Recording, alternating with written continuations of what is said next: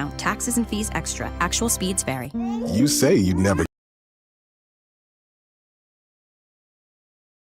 for the house and never fill your feed with kid photos. You'd never plan your life around their schedule. Never lick your thumb to clean their face. And you'd never let them leave the house looking like less than their best. You say you'd never put a pacifier in your mouth to clean it. Never let them stay up too late. And never let them run wild through the grocery store. Peanuts on aisle 6 and aisle 3. So when you say you'd never let them get into a car without you there, know it can happen. 1 in 4 hot car deaths happen when a kid gets into an unlocked car and can't get out. Never happens. Before you leave the car, always stop, look, lock.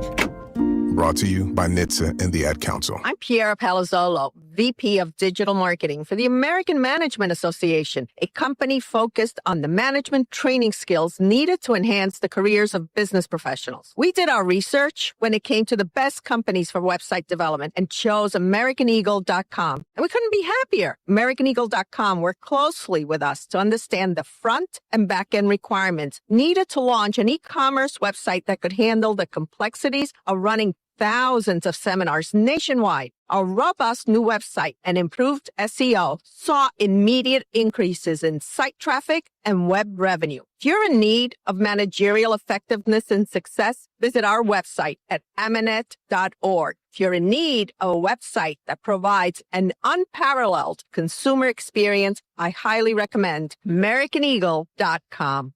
Transform your business today. Dial 877-WEBNOW1 for a free digital consultation with AmericanEagle.com. Hey guys, it's Rob Brenton from The Drive on 96.5 The Fan. We're excited to launch Beyond the Pitch KC, a limited podcast series documenting the run-up to the World Cup with our friends at 98.1 KMBZ. And I'm Scott Parks from Dana and Parks. This is about Kansas City, not about soccer. Telling the story of how our town ended up hosting the world's biggest sporting event. New episodes drop every Wednesday starting on March 4th, plus video clips on 96.5 The Fan and KMBZ social channels. Subscribe to Beyond the Pitch KC Follow on the us on Odyssey app or Instagram for wherever you behind-the-scenes get your content podcasts. at The Fan 965, KFMC FM and AM, HD1 and HD2 Kansas City, in Odyssey Sports Station.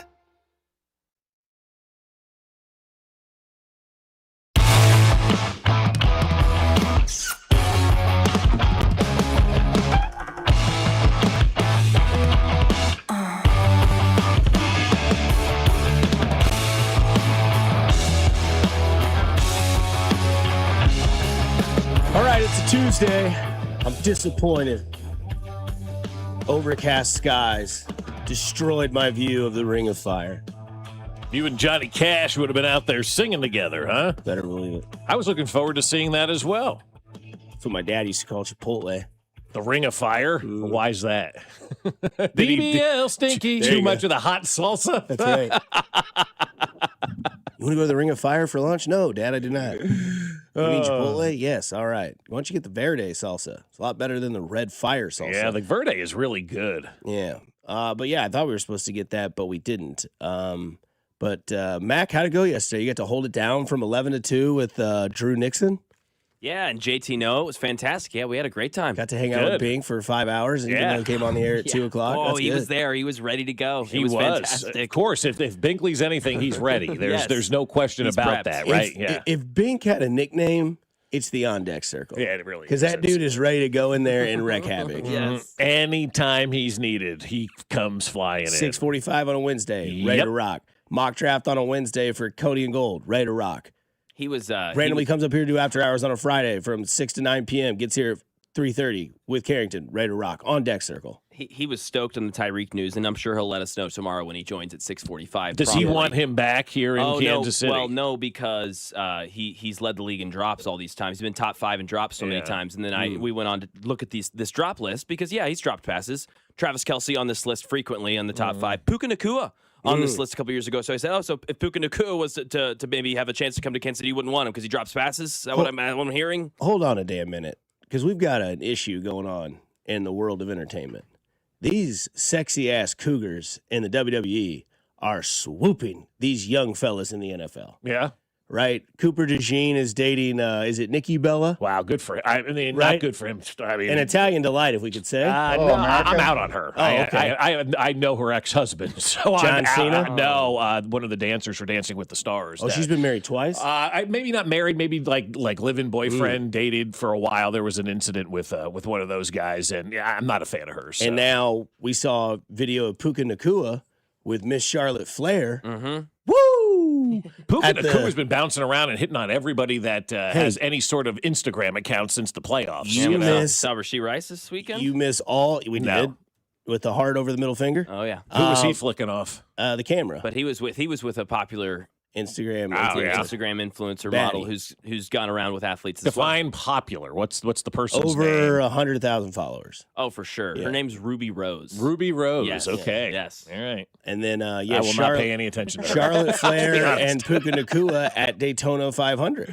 Daytona was this weekend. I totally forgot about that too. That's the biggest event of the year for NASCAR. I forget who the comedian was that did the Start Your Engines, but before he goes, "This is the most American thing I've ever done in my life. Gentlemen, start your engines." Was it Larry the Cable Guy? No, because he's done way more American things than that.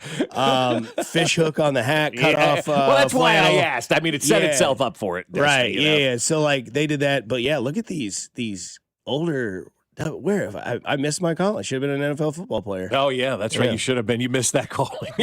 Who knows? Maybe I'd have Trish Stratus wanting to hang out. You missed your calling as an NFL player. Yep, I did. Long snapper. If I'd have just put in the time. That's what it is. Because you never know. You might have had the drop of been like, yeah, congratulations on your 200th win, Andy, and his Dusty Like is going to play. That's right. His Dusty Like is going to play today. Yeah, he's a good kid, and, if he could just keep his head of the WWE ring. Absolutely, Andy. Trish Stratus could have been, should have, could have, would have been an NFL star. But speaking of an NFL star, Chris Jones. That's like horseradish. Does he get what he wants again? Because he wanted Mike Pennell. He wanted Frank Clark. Now he wants Tyreek Hill with a tweet that said, "Tyreek, it's time." Yeah. Do we discuss Tyreek Hill? And the answer is yes, because it is obvious of what this situation is. And I will give you my take on this and let you guys take away with what you want. I am okay with Tyreek Hill coming back to the Chiefs if and only if we see what the Chiefs have done in the past with players like this before, because the writing's on the wall. This, to me, should be no different than what they did with Juju Smith-Schuster the first time around. Hey, come here, prove to everybody that you can still do it. It's going to be a cheap contract. You are a superstar, but if you do well with Patrick Mahomes and Andy Reid in this offense, maybe you can go get that bag. And Juju Smith-Schuster did end up getting signed by the New England Patriots, I believe, for a handsome amount of money. And then eventually did come back to Kansas City. It didn't work out in New England. But we have seen the Chiefs do this with players before. We are now just in a time period where Bob says time just continues to flow, whether you like it or not, it will not stop, that the Chiefs have been this dynasty for a decade. And Tyreek Hill has not been here for 5 years. It seems like it just was yesterday that number 10 was rocking down the field with a peace sign and you were scoring a touchdown. But it's been 5 years. And if Tyreek Hill does, in fact, want to come to Kansas City, it's going to take a major personality change for Tyreek Hill, which I don't know if we'll see that because the man has 11 children. And he's going to want a lot of money, but you're going to have to look at Tyreek Hill and say there is only one way that you can get on this team. And that is if you take a major team-friendly deal to gamble on yourself to then become a player where somebody might give you that 3-year major deal before you leave the NFL. And that, to me, is the only case and scenario that I think I could see Tyreek Hill coming to Kansas City. So as of today, I would give it about a 10% chance that he is a member of the Kansas City Chiefs. Well, and I'm very anti-Tyreek Hill coming back to Kansas City for a number of different reasons. And the first and foremost is putting the band back together again never works. And that's something that Andy needs to look in the mirror and realize. You tried that in Philadelphia with old talent, and it went downhill, and you ended up getting fired. And so that's number one reason why I don't want Tyreek Hill coming back to Kansas City. Number two is he still has to have another leg surgery. I was talking to someone around the league last night. He still has to have another leg surgery. And so they have to wait to see how that goes as well. And then if LCL. And if it goes okay and it gets back, it's something the Chiefs, I was told, may consider in June in bringing Tyreek Hill in. But I just don't want him because I think he's a major distraction. I think it's going to take away from what this organization is really trying to do. I don't think he makes you better right now as a team. I think he makes you maybe the same or even worse than where you are right now because he is in his 30s. is coming off major leg surgery, and the expectation for Juju Smith-Schuster wasn't much here. But you bring Tyreek Hill back, and now all of a sudden the expectation for every fan out there is that he's going to get you 1,000 yards, and he's Tyreek Hill when he was 24 years old versus Tyreek Hill coming off, 2 leg surgeries in this year, after that injury, and over 30. And so I just think it's a bad decision to bring him in. I'd rather go with younger guys. I'd rather go with an undrafted rookie free agent at wide receiver, of somebody maybe that you can develop that's in their 20s, as opposed to going back to this well. Because what are you going to do next year? You're going to have a quarterback with a busted knee, potentially a wide receiver with a busted leg, and a tight end who's well over 30, and those are your 3 main things that everybody's going to look at. You didn't get better if you do that. And that's kind of like running it back with the Royals. They didn't really get better this offseason. They kind of ran it back with the same dudes, right? Speaking of dudes, we'll get to him coming up next. But I just think right now with where this organization is, we can't continue to piecemeal this thing together and whatnot. You've got to go forward, get young players, redo the roster. You've got a great wide receiver coach in here. Let the young guys learn from him. I don't need a 30-some-year-old Tyreek Hill with 2 leg surgeries taking reps away from Rice and Worthy. And so from where I stand on this one, I'm just not a fan, because it's the expectation that would come in here. Everybody's going to think he's going to be a 1,000-yard receiver and the speed demon again, and that's just not the case. And so I would rather just not have Tyreek Hill here, and I would rather go young with wide receivers, because we need to turn the roster over. The number one thing we said, guys, going into this offseason was old and slow on defense, old and slow. I don't need any more old and slower players. I need young, quick, new players on this team. So that's where I stand on Tyreek Hill. Yeah, I'm okay with signing a veteran wide receiver, and I am slightly intrigued by the Tyreek Hill thing, but I that would not be in my perfect offseason layout, and I'd rather go for Mike Evans. Absolutely, honestly. If you're talking about veteran wide receivers, how about a guy who didn't just have a gruesome leg injury and is still great, probably a Hall of Famer, won Super Bowl. He's going to bring a lot of the things that Mike Evans brings, or that Tyreek Hill brings, plus he's a foot taller. Yeah, that's the other thing. The size difference is huge, and we've said all along, we need these big wide receivers. We've got a lot of Tyreek Hill-built wide receivers. Guys, we don't have that Mike Evans type guy, and I think he would be a wonderful fit here. I'd love for him to come to Kansas City. But if Tyreek's like $8 million guaranteed, and you can get up to 13 for incentive, I'm starting to think about it. I'm intrigued. Yeah, because you're going to get $20 million off the books, or $20 million onto the books once Juwan Taylor's gone. Plus, you're going to make other adjustments to create money as well. He fits the narrative of a veteran on the offensive side. Now, the other thing that came with Tyreek Hill news is that Bradley Chubb was also released, and I think that's the sexy name out of Miami. That's a sexy name that I would go. And I know that I'm hard. I think that's where everybody leans in Kansas City. Is you talk about, you want to get younger and faster on defense, and Bradley Chubb, who has had good years in the league, right? Like, he's bounced around from Denver to Miami to now he's an unrestricted free agent as well. He's a guy that out of the Miami releases, that's who, is more attractive to Kansas City than Tyreek Hill. Yep. And depending on what he would cost or what he would be, that's an upgrade on your defensive line, and that's where you need more help. Yep. Now, you said that Tyreek Hill, we don't have receivers built like Tyreek Hill. And one thing that we always say about Tyreek Hill is that he does play bigger than he is. Now, again, that's pre-leg injury. I don't know if the same hops are still there. Well, but that was I think 5 years ago. Right. But, I still think that he's still built differently than Worthy and Rice. No doubt. He's and stronger. Who's to say that if you cannot go get a guy like Mike Evans, maybe Tyreek Hill is, if all those things do line up, it has to be a perfect alignment for Tyreek Hill. The surgery has to be successful. The rehab has to look like it's got a chance, and then he's got to be able to fit this team. And really, with the speed, too, and you have that busted up leg, that does concern me because that was his calling card, obviously. And he has got great hands, and I'm not taking anything away from him. But again, he's over 30. Don't tell Binkley that. But I think Tyreek Hill's got really good hands. Too. And for me, who's not a Tyreek Hill fan, when you get 150 targets, you're going to have some drops. It happens. Yeah, you're not a magnet. You're not going to catch everything. You're not machines. This isn't AI wide receivers out here making plays. Wasn't he like 6th in the league in receiving yards, like 4,000 over the last 4 years? Yes. So he's like, your competition's like Justin Jefferson, Jamar Chase. So Cooper you're Kupp, not Larry Fitzgerald. There's going to be some he's got. I think he has very good hands. But again, he's over 30 years old, and he's got 2 leg surgeries, and he's been on the downside of his career. And he's a pain in the ass too. He just is. He is. He's a pain in the ass. I don't need another pain in the ass around here. You do if you go to Lake the Ozarks. That's true. Yeah, great cocktails. Okay. Yeah, I'd wear a paper bag too if I was them. Thanks a lot, fellas. God bless. Well, he's next here on 96.5 The Fan. You're listening to Fescoe and Dusty on your home for Chiefs football. 96.5 The Fan. Fescoe and Dusty is brought to you by Golden Oak Lending. Do you need extra cash? Golden Oak Lending can convert your home's equity into cash in as little as 14 days. Let Golden Oak Lending cure your blues.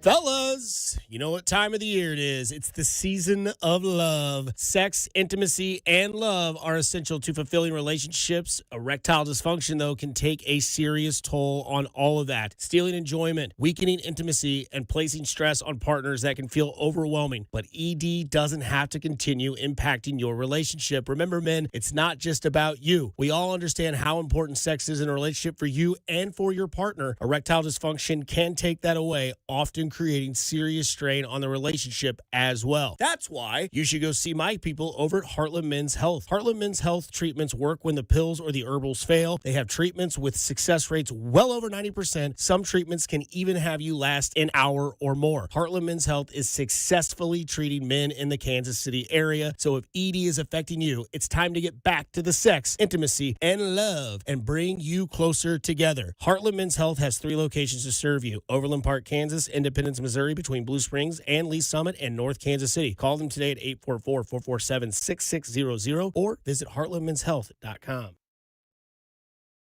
Blue Creek Wagyu is here to prove there's never been a better time to follow through with your resolution to eat better. Heart-healthy, low-cholesterol, authentic American, full-blooded Wagyu steaks and beef will help you hit all your goals this year. Booth Creek has 2 convenient locations at 95th and Knoll and 135th and Metcalf, where they sample mouth-watering Wagyu every day, and their beef experts will lead you to the perfect cut, crafted for exceptional beginnings. Join the Booth Creek Revolution at boothcreekwagyu.com. Looking for the best deal on TRT? Don't pay hundreds of dollars out of pocket or settle for a one-size-fits-all dose from your doctor just because they take your insurance. At Synergen X and Low T Center, you get powerful TRT dose for your body and covered by your insurance. Synergen X and Low T Center work with most insurance plans and customize each TRT for maximum effectiveness and safety. And this February, we're offering free testosterone tests and discounted peptides and GLP-1s to make getting your life back as easy as possible. Don't miss this opportunity. Go to SynergenX or LowTCenter.com and book today. Football season is over, but there's still plenty to bet at Circa Sports. From pro and college basketball, hockey, and everything in between, Circa Sports has it all. Circa Sports isn't just sports betting, it's sports betting the way it should be. High betting limits, player-friendly pricing, and exceptional customer service. Whether you're looking for futures on March hoops, props on your favorite players, and more, Circa Sports has you covered. Download the Circa Sports app or visit circasports.com today. Must be 21 or older. Gambling problem? Call 1-800-GAMBLER. Stay warm and worry-free with Hamilton Plumbing, Heating, AC, and Rooter. Get a new furnace absolutely free with the purchase of select HVAC systems. The pros at Hamilton make upgrading easy with flexible financing, expert installation, and energy-efficient options that can help lower your monthly energy bills. Over 40 years experience and more than 8,000 five-star reviews, plus our exceptional service guarantee, are great reasons to trust Hamilton. Visit callhamilton.com/radio for details, terms, and conditions. License number 2025-11121. Shopping with your parents can be embarrassing. Why would they sell jeans with holes in them? I'm going to speak to the manager. Mom! That hoodie is giving. You should get it. YOLO. Thanks to the Chase mobile app, your kid can shop independently while you keep an eye on their spending. So you can go from, we can be twinsies, to, how was shopping? Saw you stayed on budget. Thanks, Mom. Freedom for kids, control for parents. That's family banking from Chase. Account subject to approval. Chase mobile app is available for select mobile devices. Message and data rates may apply. JP Morgan Chase Bank N.A. member FDIC. This is the story of the one. As the purchasing manager at a manufacturing plant, she knows the only thing more important than having the right safety gear is having it there when you need it. That's why she partners with Grainger for auto reordering, so her team members can count on her to have cut-resistant gloves on hand, and each shift can run safely and efficiently. Call 1-800-GRAINGER, click Grainger.com, or just stop by. Grainger, for the ones who get it done. Wouldn't you like to take a vacation from your bills? Well, you can. The new year is here. Home values are up, and you have more home equity than ever. Now is the time to put that home equity to work for you. This is James Hawkins, president of Golden Oak Lending. Credit card balances are at an all-time high. Why pay 25 to 30% interest to them when you could be saving thousands of dollars after a simple phone call? Golden Oak's mortgage rate is 4.5%. We have no fee to apply and no out-of-pocket costs. And if you call today, you could make no payments for 2 months. But don't wait. This rate won't last forever. Imagine how good it will feel to have those bills paid off. At Golden Oak Lending, we can make that happen in as little as 14 days. And if for any reason your loan doesn't close, we will pay for your appraisal. Call today and take advantage of our 4.5% fixed rate. Call 913-890-GOLD. Golden Oak Lending cured my blues.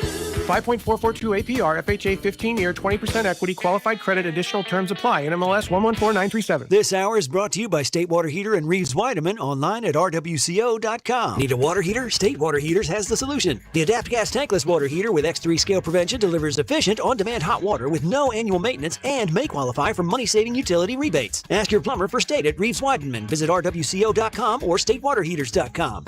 You're listening to 96.5 The Fan from the DM Injury Law Studios. Mike's got this. Car, truck, or motorcycle wreck?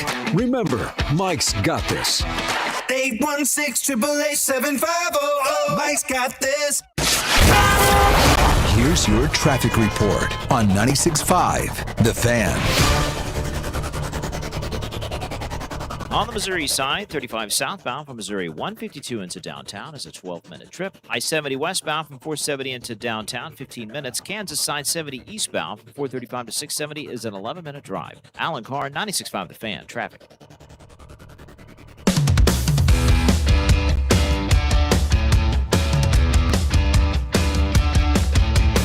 Get a contract extension and then get fired the second year. Because that's what they do in the NBA. They hire you to fire you, right? So get fired the second year, but then they have to pay the rest of my contract. And then my wife and I, Ray, we're going to fly around and go travel the world and build schools and orphanages. Well, I guess we should have seen it coming. Talk to you later. That was the, what was that news 2 days ago? That K-State and Jerome Tang were parting ways. But wait, there's more. Jerome Tang was fired, and then K-State is looking into the contract of the buyout and saying that things are a little bit more detailed than maybe we might think they are, right? Because on a scale of vagueness, you fire me, I have a buyout, I collect buyout, deuces, it was nice knowing you. Mm-hmm. What K-State is trying to say is that basically Jerome Tang held the university's nuts in his hand and said, I can do and say whatever I want, and they think it was in an unprofessional way, and they want to take away some of that money. Mm-hmm. Well, here's my take. Word is bond. If you say you're going to do something, you do it. And K-State said, if we fire you, we have a buyout. Jerome Tang knew that, and we talked about this on Friday. When we talked about his comments about everything, and we thought, we made fun of he's not pissed, he's like pissed. Now he's just pissed because they're messing with his money. And I think what this is a learning lesson for everything that has happened in this situation. If you are going to get your feelings hurt because a coach is going to go out there and say whatever the hell he feels because that's what he does, then you need to put those things in the contract of the buyout. Like if you go out in an unprofessional way, or if you have ways that you are maybe shunning the university, at least it sounds petty from K-State's point of view. And Jerome Tang obviously was petty because maybe he saw the writing on the wall, or he heard the spiders talking between the cracks and saw himself as like, okay, well, no matter what, I'm going to get fired at the end of the year. I mean, I think we said, is he going to make it before the end of the March or the Big 12 tournament? We're like, oh yeah, he'll get fired. No.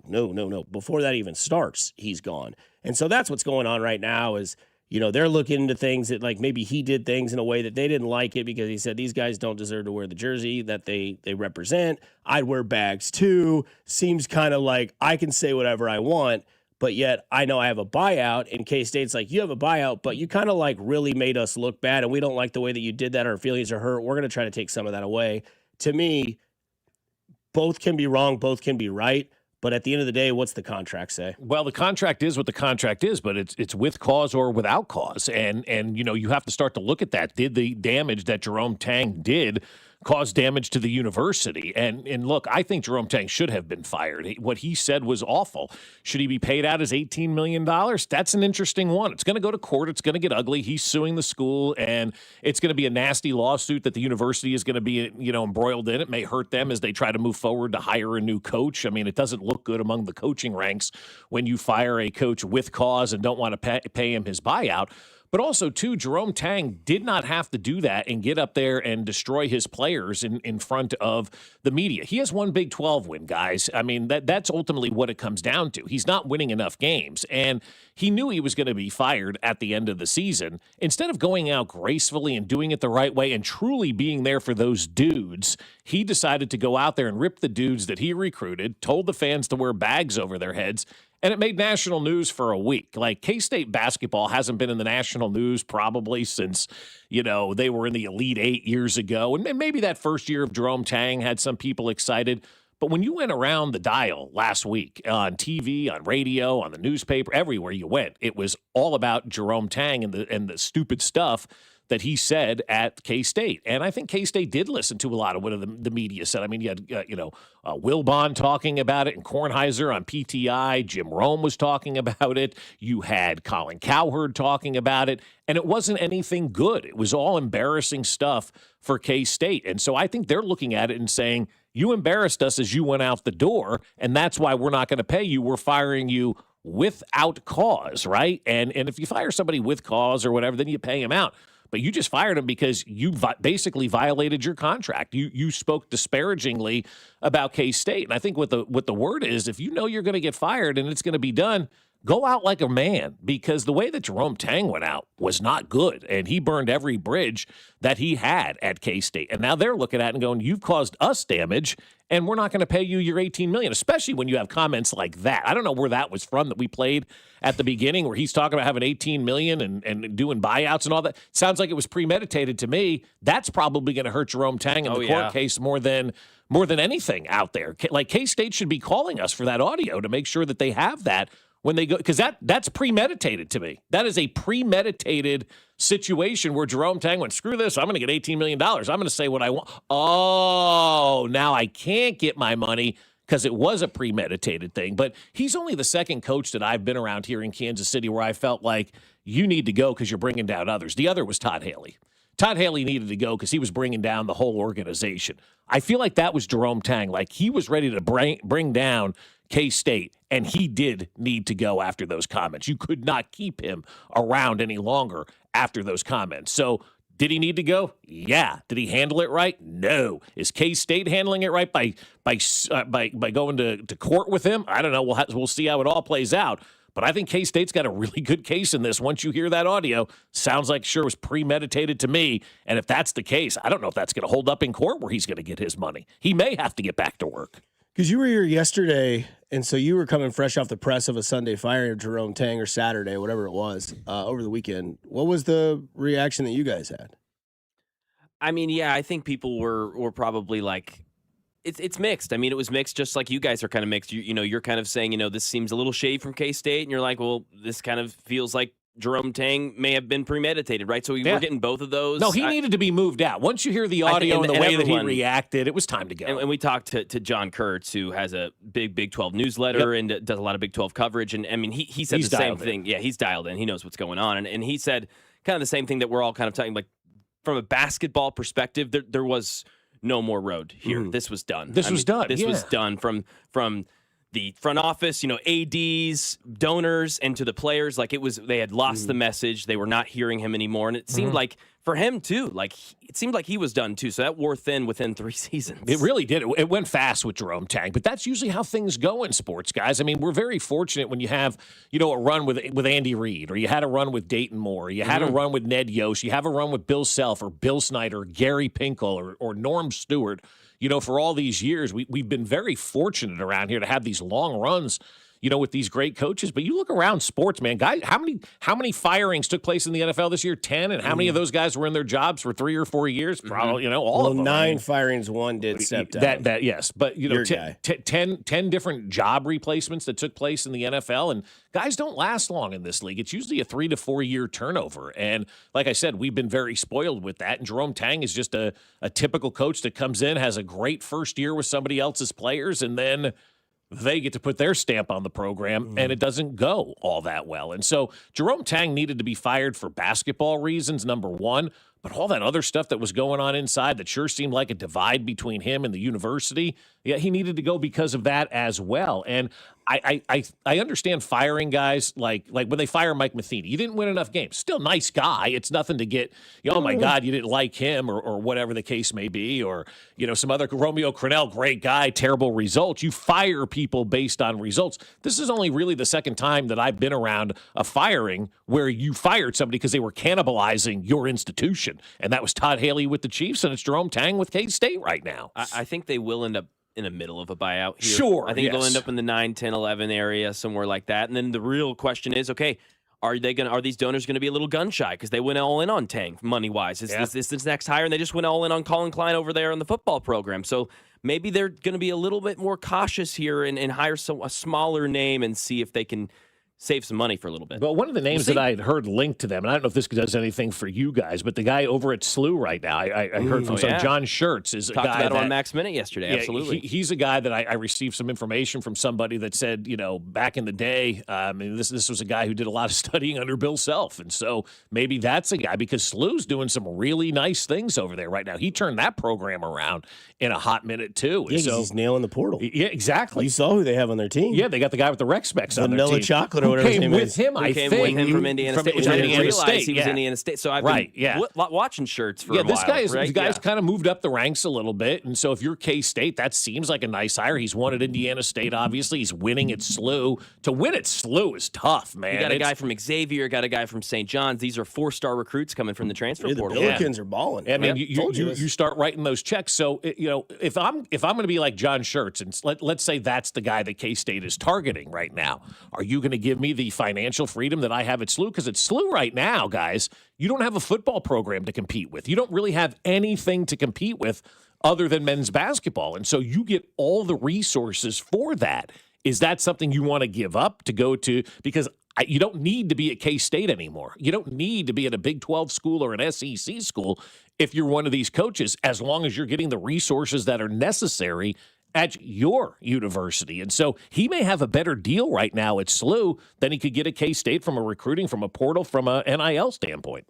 The number 18 ranked Billikens play tonight at Rhode Island. They're 10.5-point favorites. I would suggest if you'd like to, go hammer SLU. I told Mac this last week. They're a fun team to watch. They're just different than like other teams that you watch every day if you do watch a ton of college basketball. And if you want to rah-rah the new coach at K-State tonight, 4.5-point underdogs at home against Baylor.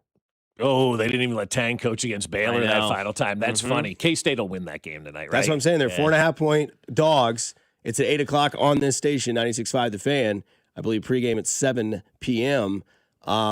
With Wyatt Thompson, the man, on the call. I mean, that guy's got the strongest heart in all sports right now. Right. I mean, just a professional and a G all at the same time, but going through all this emotion. But think about it, a year ago, who would have thought K-State would have been replacing both of their coaches? I mean, that's all I saw with the fire and Jerome Tang was like, hard to believe that this was 2 years ago, and they're in the locker room all in unison celebrating. But again, like, that is a video of what college basketball is, because what K-State was 2 years ago is not what K-State is today. No. And that's where players move, players go on. Can you stay above it? And that's why you've seen some of these coaches get to the point of no return, like a Bruce Pearl at the beginning of the year was like, I'm out. Yeah. My son can take over. He understands it more than I do.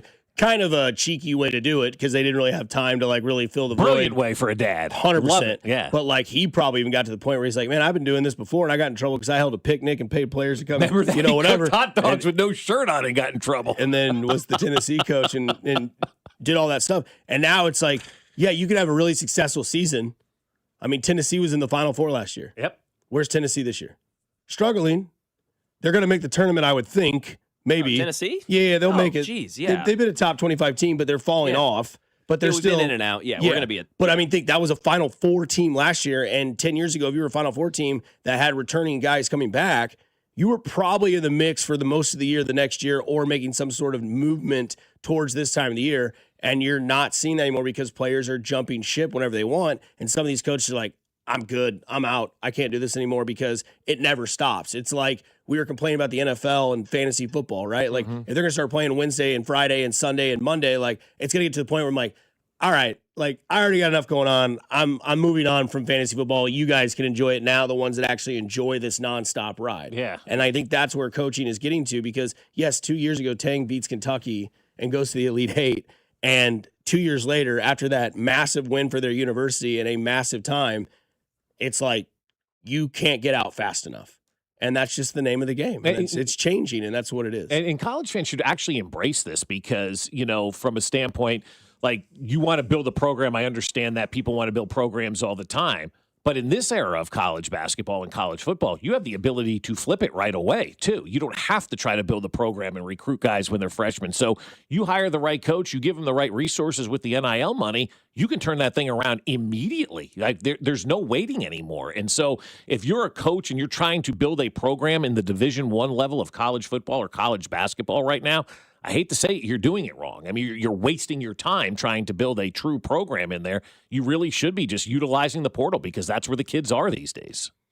Time to get tough on a Tuesday. Bob, your name's first on the list, so go ahead and start us off on a tough Tuesday edition. Well, I think we're going to do – are we doing overreactions here? I'm sorry, overreaction Okay. Monday on a Tuesday. I'm going to overreact to this Darren Peterson situation. So I'm going to give you a hot take, and I don't know if it's a hot take, but it's just how I feel. KU plays better without Peterson on the floor, but they're not a better team without him on the floor, if that makes sense. Like, I feel like Darren Peterson has become that guy – for KU when he's out there. Everybody's just waiting for him to make a play. We have seen this over the years in basketball and sports. You get that one dominating player who goes out there, and everybody's waiting for him to make a play. Watching them at Iowa State, that was the worst game I've seen KU play in years. I mean, that thing was terrible. Darren Peterson was 3 for 10, standing around, not doing much. It just kind of felt like everybody was waiting for him to take over instead of being that team that took over against Arizona, a week ago or whatever that was. It feels like they were just waiting for him to kind of take over. And when you have a star player like that, sometimes it does hold the entire team back because you're waiting. And then by the time you realize he ain't taking over today, it's too late into a game. And so I think they're a really good team without Darren Peterson on it. I think they're a great team when he plays and can perform. But who's to say he's going to be there for big games? It was another big game no-show for DNP over the weekend. DNP versus Arizona and UConn and Duke. 3 of 10 against Iowa State. Didn't show up in the games that were out there in Las Vegas. Just feels like when there's a big moment, DNP is DNP at this point in time. Yeah, that's fair. That's fair. It feels like we're going to have to have a referendum on KU after every week with this Darren Peterson thing. It really is. It's going to get a little tiresome, but I get it. It does, yeah. But every week it's something different, It's crazy. It scores 30. Oh, now he didn't score at all. Yeah, well, then he was 3 plays for great. 10, down lose by 20. It's bizarre. Team wins without him. Melvin Council wasn't good in that game. The whole team was JT bad. Tiller wasn't good in that game. Yeah, Bryce, yep. But again, Darren Peterson, you've put yourself in this situation, so this is what's going to happen. Melvin Council had 4 turnovers and played. The whole team was bad. The whole team was terrible. The whole team was bad. Game. The whole team was bad. And to give credit to Iowa State, they were ready. I mean, they just had – sometimes we overthink it, right? Best one of the season for KU coming off of it. Worst loss of the season coming off of for Iowa State at home against TCU. They lose that game. They're coming in fired up, right? Yeah. Ready to prove DNP wrong and ready to prove Bill Self wrong, all those things. So it is what it is. I'll say, Dusty, if you could play this audio because I'm having to play. I'm one computer down over here right now as far as audio is on the concerned. Wemby? Yeah, so Wembanyama's the face of the league. I'll explain what I mean by that. Let's just hear this audio first. Is that something that you crave, or how do you view the status of being potentially the next face of this league? Oh, of course, definitely see it happening. I think it's the natural course of things, supply and demand, and I'm here to supply. Hey, guy gets it, right? No, he does get it, and I think he's the face of the league, not because he's the best player, and he's up there, right? He's amazing, all those things. He's a phenom. He has to have that elite talent to be this, but he's the face of the league because he sets the tone. The All-Star game had energy. Guys were playing. Guys were trying. That was because Wembanyama's there early. He stays late after practice. Fans come in. He's practicing chants with them so they are ready in their home arena to be loud and be unified like you would you see a European soccer team or something like that, of that ilk. Wembanyama's the face of the league because he's setting the tone and he's getting this younger generation to give a rip. And you're seeing it happen. Yeah, because he said he decided to play defense in the All-Star game and everybody else followed. The whole rest of the young guys followed. Now, KD, LeBron, those other guys, They're fine. That's fine. out. That's fine. I don't need them to try. That's okay. Did you see that Wembanyama's signature comes with an alien face? Oh, that's cool. Sick. So cool. Team Wembanyama all the way, awesome. dude. Aliens exist. Yes. Mom, there's something in the back room. I hope it's not those creatures from above. If you know, you know. My overreaction is Iowa State's going to lose in the first weekend of the tournament. Ooh. They can't play outside of Hilton Magic. Wow. They have 3 losses. They're all on the road. Yeah. Mirko Momavikovic, who could not miss a shot against Kansas, 8 points last night in a game against Houston. Now, they win against Houston because of Hilton Magic. They go on the 17-4 run at the end of the game. Last like 6 minutes. Great game last night if you stayed up and watched it. And they won the game. But I have seen this Iowa State team before. They live and die by the 3. And when you do that and you go into the tournament, and they will go into the tournament as a 2 seed, and they'll lose on that Sunday or that Saturday in the second game they play in the Big 12 tournament, or in the March Madness tournament. They just don't play the same away from Hilton. And you can say the same thing about Kansas. I was just saying, does anybody really play the same away as they do at home? College basketball's got like a true home court advantage. Give me one win away from home then. They have 3 losses away from home. They haven't won on the. They don't. I mean, they have wins on the road. But I get what you're saying. They just always seem to only fit their game when it's in Hilton. They got blown out by Kansas by 21 at Allen Fieldhouse, and that wasn't like the Kansas team that we had started to see come to fruition that we have seen. And I've seen this Iowa State team before, and this is again an overreaction segment. I think Iowa State loses in the first weekend of the Big Dance tournament. I don't think they make the Sweet 16. I love it. I love it. Is there any more better home field advantage in sports, though, than college basketball? Think about it, right? College football? I don't even know if it's college football, guys. I mean, when you look at the way that college basketball arenas come alive, like we always used to joke at the NCAA tournament, when's the building going to flip, right? And usually we meant like Kansas would be in a close game with some scrub team, and they would get a lead, and the building would flip. And you could feel the building turn, right? You could feel the momentum swing to that other side. So cool. And the timeout, and the whole place is going crazy because Bucknell's got a lead over Kansas. The building is flipped, right? And then we always say, when's it going to flip back? And then you could feel the building flip back, and you get that momentum. I don't know that any other venue in any other sport provides that kind of momentum and boost than any home arena does, or even during the NCAA tournament when you have the neutral crowd and they start rooting for the underdog.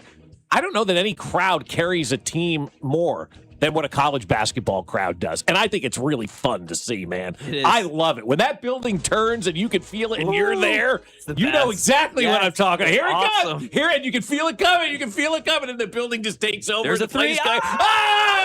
The timeout happens, and they go to break, and the announcers don't say anything, and it's just the crowd yelling. It's awesome, baby, with a capital A. Yeah, nothing does that. You don't get that in any other sport. Yeah, it's the best. I got goosebumps. I love basketball for that reason. For that so reason, great. It's fun, right? So great.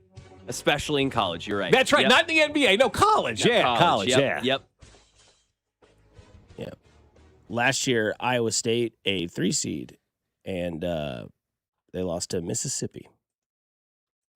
Ole Miss, 91-78 last year in the second round. There we go, Ole Miss. Old Mississippi. That's right. And then 2 years ago, they lost in the first round as well, or the second round as well, or in the first weekend as well. So it is a history. Prove me wrong. Go take Hilton Magic and take it to wherever you guys play. You should root for them in the regular season. That way you can bet on them to lose. Don't give me ideas, man. Coming up, we will now do Tough Tuesdays on the other side here on 96.5 The Fan, your home for Kansas City sports. This is Fescoe and Dusty on your home for Royals baseball. 96.5 The Fan, brought to you by Golden Oak Lending. Do you need extra cash? Golden Oak Lending can convert your home's equity into cash in as little as 14 days. Let Golden Oak Lending cure your blues. Well, I'll tell you what, my friends over at QC Kinetics are wanting you to feel better right now, right? We're starting to get into that spring weather. You're doing a lot of stuff outside, and you don't want to be achy in your joints when you're trying to go for a beautiful walk or play tennis or golf or whatever it is. And you know what? QC Kinetics can help you feel better. Stop it before you replace your knees or your hips, before you put your life on hold for months. There has to be another way. 40,000 people have found it at QC Kinetics, the nation's leader in cellular-level treatments that revitalize your joint tissue naturally. Patients who thought surgery was the only answer are getting their lives back thanks to QC Kinetics advanced regenerative treatments. As you know, surgery isn't always the answer. That's why QC Kinetics uses safe, natural treatments to activate your body's healing power with zero downtime. You can get started now to ease inflammation and slow that progression of arthritis. So call them today before you say yes to surgery. Get on the phone with QC Kinetics for that free consultation. 816-412-6299. That's 816-412-6299. QC Kinetics off 435 in State Line and in Gladstone. 816-412-6299. Advent Health welcomes the KC Golf Show February 27th through March 1st at the Overland Park Convention Center. Test drive golf's big brands, shop 100 exhibits, and swing and putt for prizes. Front door rounds of golf and tickets at kansascitygolfshow.com. Well, I'll tell you what, over at State Water Heaters, they can have you getting hot water in a second. That's exactly what you want, right?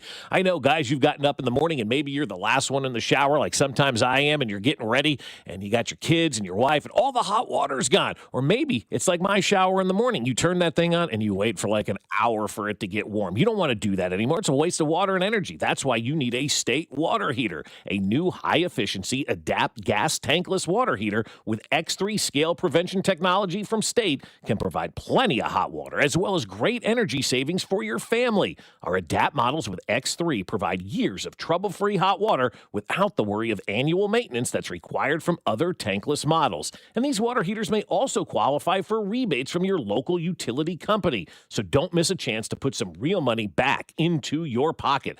Act now and tell your plumber to visit their local Reeves Weideman store. You can do that in person, or you can check them out at rwco.com, or just visit statewaterheaters.com to learn more. If you love seafood, pull up anchor and set sail for Hy-Vee's annual fish and seafood sale. Get a whale of a deal on all your favorites for Lent: salmon, tuna, trout, and catfish. Seafood lovers shrimp, crab legs, and lobster mac and cheese. Eating seafood twice a week has major health benefits. Count on Hy-Vee to sell only the freshest seafood backed by the Responsible Choice Guarantee. All hands on deck for the annual seafood sale going on now at Hy-Vee. One thing I love doing is going to Hy-Vee. I love going up and down the aisles and finding everything I need. But sometimes we're just very busy. With two girls in high school right now, we are swamped. So we use Hy-Vee's aisles online. I go to the Hy-Vee app or at Hy-Vee.com. I choose the store I want, I select my items, and then Hy-Vee does all the shopping for me. All I have to do is pick it up, or better yet, have it delivered to my home. So I'm going to save time and I'm going to save money. What could be better? Only at Hy-Vee. My name is Whitney Allen, and I'm a widow. My husband, Ryan, died. We never thought we'd ever have to use life insurance, but the unexpected happened. With Ethos, signing up was fast and 100% online. You can get a quote in seconds, apply in minutes, and get same-day coverage. No medical exams, and you can get up to $3 million worth of coverage. I'm grateful we were prepared. Get your free quote at ethos.com/radio. That's ethos.com/radio. Paid spokesperson. Time spent on application may vary. Online health questions required. Honey, that flu keeping you up? Did you take NyQuil Intense Flu? Nah, I got this. Okay, I don't got this. Yeah, you need NyQuil Intense Flu. Undo your flu with NyQuil Intense Flu. NyQuil Intense Flu provides powerful relief of your flu symptoms so you can sleep. You do got this. NyQuil Intense Flu. The nighttime sniffling, aching fever. Best sleep with the flu medicine. Use as directed. Keep out of reach of children. You like saving money, right?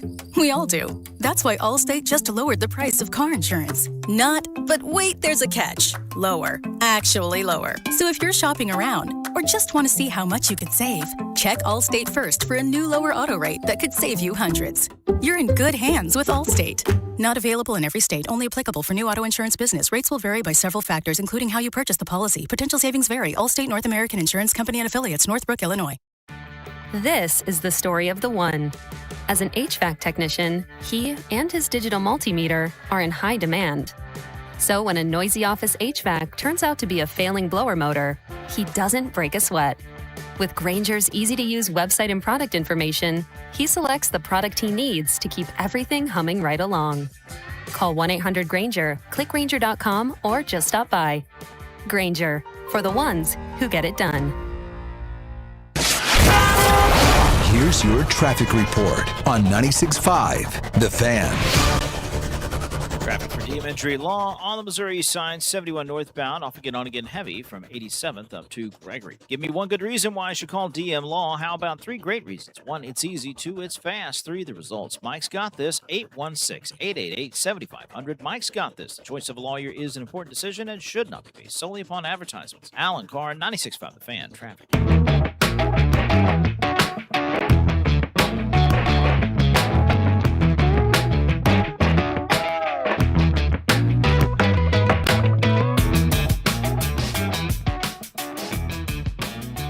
Right on cue on another Tuesday here on 96.5 The Fan. We're off yesterday, but Mac held it down with Drew from 11 to 2. Had Logan Weber on from 8 to 11, and then the Binkster was on from 2 to 5. That guy's an idiot, man. Tomorrow at this time, Jay Binkley. You better believe it. I know that I'm hard. His song plays, and we listen. That's exactly right, and we listen to what he has to say about the draft, because that is coming up fast. Maybe I'll put that on my sign on Friday night when I go see Eric Church at the T-Mobile Center. Ooh, nice. And just put, can you play Jay Binkley's song? Yeah. Well, I'll bring that to Rascal Flats on Saturday in Oklahoma. Yes. Yeah. I mean, because if Eric Church goes from harmonizing to he's Jay Binkley. Yeah, because if Church were to go from like singing Hell of a View, it's a hell of a view. He likes beer, boobs, and football. He knows Bobby about. Does he really know Bobby? Yeah. All right, back to the concert, Eric. That'd be great if that Bobby's happened. now dead, so. Did Jay go to that funeral? Do we know? I don't know. He probably was invited, but probably tried to give his funeral ticket to Rob Maloney. That is probably true. Did we lose? But we may have lost Bowden during COVID, though, so there may not have been that type of deal. I'm not quite sure, but it was a recent death. I don't know if Binkley went though. Later on in the show today, we'll have Field Yates on of ESPN, who Mac has stolen his hairstyle from. We'll bring that up as well, and we'll also have Josh Verner on live from Surprise, Arizona. 9 a.m. And don't forget, 9 a.m. Vern. Our spring training coverage on 95 The Fan is brought to you by Park and Go, the best deal on airport parking. But it is a Tuesday. We have to pay our respects to a tough Tuesday. Mac, you're first on the list. Something that you know a lot about is this. Yeah, you know me. Were you in it this year? He could have been. Could have been. Yep. If they wanted to have another Mac. McClung. Which, by the way, he did post the dunks that he would have done in the dunk contest. They were pretty sick, but cool, man. It's exactly cool, dude. You're just a dunker at this point. Yeah, you don't even play. You weren't basketball. there. Yeah, exactly. You didn't get invited. You won it 3 years in a row. We're tired, and the dunk contest sucked. That is my tough Tuesday. Can I jump in real quick? Absolutely. Does anything piss the sports fan off more than the NBA All-Star Weekend? Well, the game was a success, Game they was say. a success. They say. The blinds were firmly closed. It really was fun. But I every year it's complaints. I feel like the commissioner's always battling with people during the All-Star game. The players are battling with people during the All-Star game. It just seems like it's a nasty fight every year. To me, the best thing the NBA did was they leaned into what they should have leaned into, which was round ball rock. That man came out there and airballed a guitar or a basketball bouncing, and he was so stern about it. And then he hit the band, and then the dun dun dun dun dun dun dun dun, and then the way he ended it as if he was spent. That was fantastic. That was great. Very performative. Loved that. 3-point contest wasn't a fan of. Yeah, Dame Lillard won. Doesn't even play. Don't need Damian Lillard in there. Yeah, the Rising Stars game. All that stuff sucks. Saturday was terrible. Sunday success. But the dunk contest, totally, man. We just got to get. Did the guy whiff? Jackson Hayes was terrible. I just don't need 7-footers dunking. I said it on Max Minute the other week. 6'4" and under. Make sure you're an NBA player. 6'4" and under. We want to see guys flying. Why don't guys want to do the dunk contest? Because they end up like Caleb Wilson. I don't know. It's lost all of its aura. It's lost all of its shine. But things happen. What's the incentive for them to win the dunk competition? Bragging rights? I think they get money. Is there $1 million check? Now, if you have $1 million, maybe you get someone. How much of it also is this? Every dunk's been done. We've seen every dunk. Yeah, of course. Like, we're out of creativity. We've seen every dunk. That's part of it. And that's why at this point you just want to see guys flying. You just want to see guys flying through the air. The last good dunk contest we had was Aaron Gordon and Zach LaVine. That was 5 or 6 years ago. Do people still want Michael Jordan to do it?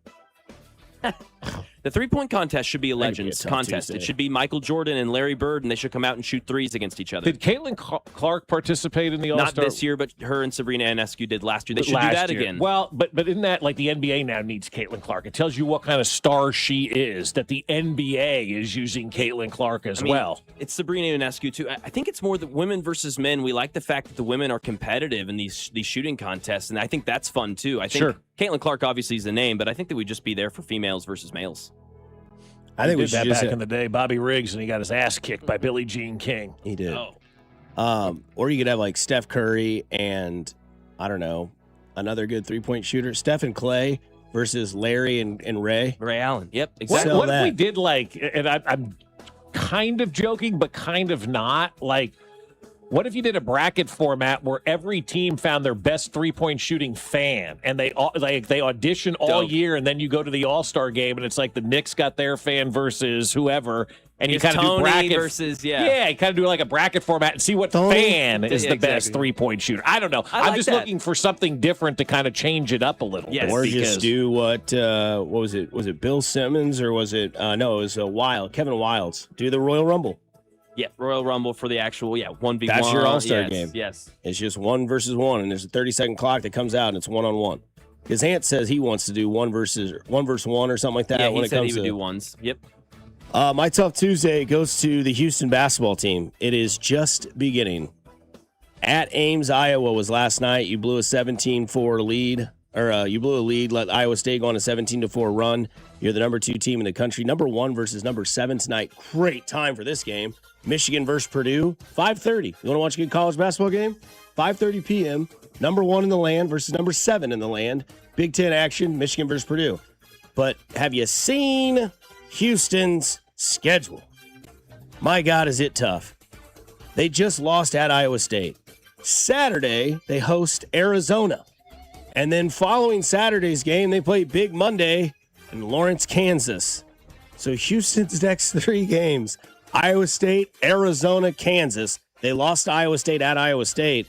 They want to be a number 1 seed. They got a tough Tuesday today to get through the next 2 games, which are very, very tough. All right, my Tough Tuesday goes to a group of folks, and these people are the Kansas State donors because you guys and gals better get ready to scratch some big checks. You're buying out a football coach. You're buying in a new football coach. You're buying out an old football coaching staff. You're buying in a new coaching staff. You're buying out an old basketball coach. You're buying in a new basketball coach. You're buying out an old basketball coaching staff. You're buying in a new basketball coaching staff. There are 8 different groups that they are going to be. Forgot the NIL you got to pay for as well, too.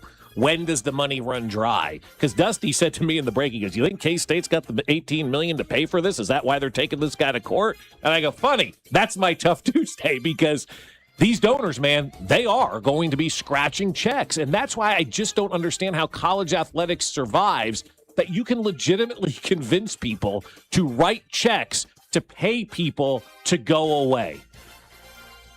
You're giving Jerome Tang potentially $18 million to go away, and there are donors that are willing to write those checks. How about you take that $18 million and you divide that up between 200 families in western Kansas that are struggling right now? And I know it doesn't work that way, but you get what I'm saying. Yeah. Like, there are people that are willing to write these checks. They got to stop writing these checks for these coaches to go away. Jerome Tang alone could potentially cost K-State $18 million. And that doesn't factor in Chris Kleiman and his staff, and Colin Klein and his staff, and then the new staff that comes in. Whew! It's a check-writing season at K-State, I'll tell you. Wrong people collecting checks. Well, I guess half of people collecting the checks are not the people you want to be paying. But, yeah, that is a Tough Tuesday here on 96.5 The Fan. Max got the dunk contest. I've got Houston college basketball program because it's just going to be tough. Doesn't mean they're going to lose. It's going to be a tough 3 games. I mean, you think about that. I feel like the Big 12 everybody has tough games coming up in the rest of the schedule. Like, they backloaded this thing, right? Yeah, I mean, it's a good conference. Yeah, stellar conference. I mean, you're going to have, Probably a 1 seed, whether it comes to Houston, Arizona, or Iowa State. Probably going to have two seeds, a couple of 3 seeds. You're going to have a lot of teams in the Big 12 making the tournament that are going to be awesome. But yeah, Michigan, Purdue tonight at 5:30. What a time. Love that start. Yeah, love that time. Of course, not on national television. Peacock, right? Yeah, probably. Yeah, I believe so. Easy for me. No, yeah, I'm fine with that. It doesn't say it's on Peacock on this app that I'm on. It just says it's at the Mackey Arena, which is where the Purdue plays. Peacock. Nice. Well, that's easy. 5:30, Peacock, don't touch it. You don't need to watch anything at 5:30 anyway, unless you want to watch Dateline News. Coming up next, some people don't want to repeat history. Some people do want to repeat history. It is a line divided by one name. We discuss it next on 96.5 The Fan, your home for the Kansas City Chiefs. That's like horseradish. This is Fescoe and Dusty, brought to you by Golden Oak Lending. Do you need extra cash? Golden Oak Lending can convert your home's equity into cash in as little as 14 days. Let Golden Oak Lending cure your blues. Your home for K-State Athletics. 96.5 The Fan.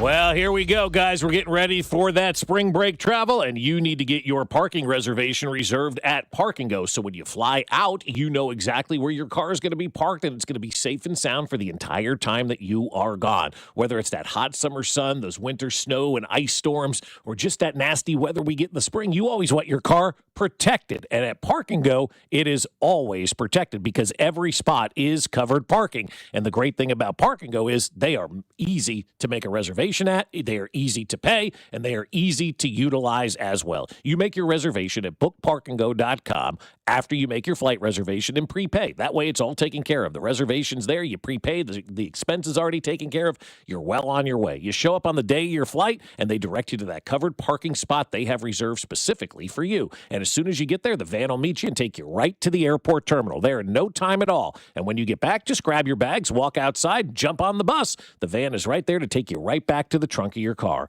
So do what we did and join their frequent parker program and earn points towards free parking. Reserve your spot today at bookparkandgo.com. The best deals in parking. Bookparkandgo.com. Park and Go, family owned and operated. Don't let winter catch you off guard. Keep your family cozy with the $69 heating system tune-up from Hamilton Plumbing, Heating, AC, and Rooter. We have pros available 7 days a week to keep your system running at peak efficiency, helping prevent costly breakdowns, lower energy bills, and keep your home warm all winter long. Over 40 years experience and more than 8,000 5-star reviews are great reasons to trust Hamilton. Visit callhamilton.com/radio for details, terms, and conditions.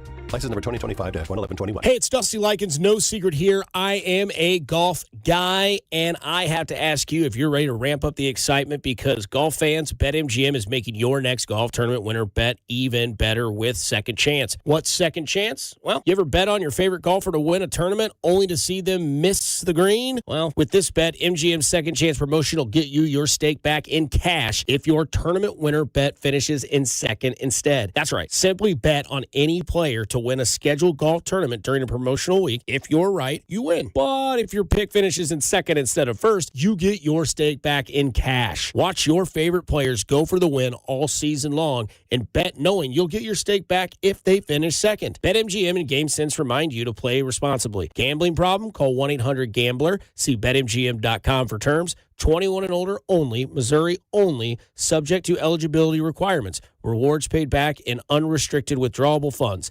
Please play responsibly. Think switching to T-Mobile's a whole complicated thing? Nah, it's easy. You could do it almost anywhere in just 15 minutes.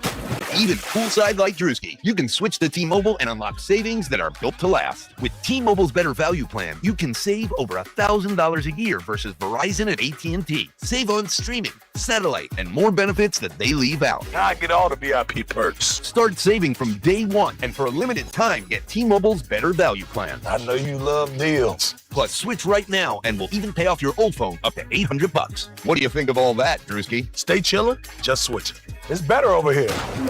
Check the maps at T-Mobile.com/better value. Savings versus comparable plans at AT&T and Verizon, plus the cost of optional benefits. Plan features and taxes and fees vary. With 3+ lines of Better Value Plan. 3+ new lines and 2 eligible ports, or 3+ lines and 5+ years on T-Mobile postpaid plan required. Qualifying credit required. Check out in 15 minutes or less per line. Get up to $800 per line via virtual prepaid card. Typically takes 15 days after rebate submission. Qualifying unlocked device credit service ported 90+ days with device and eligible carrier, and timely redemption required. No cash access and card expires in 6 months. Card issued by Sunrise Banks N.A. member FDIC. Ollie's deals are so good, you won't believe the prices. This has to be a joke. It's no joke. Ollie's Bargain Outlet sells Royals famous brand name merchandise at up to 70% off the fancy store prices. Hurry in. Ollie! Good stuff, cheap!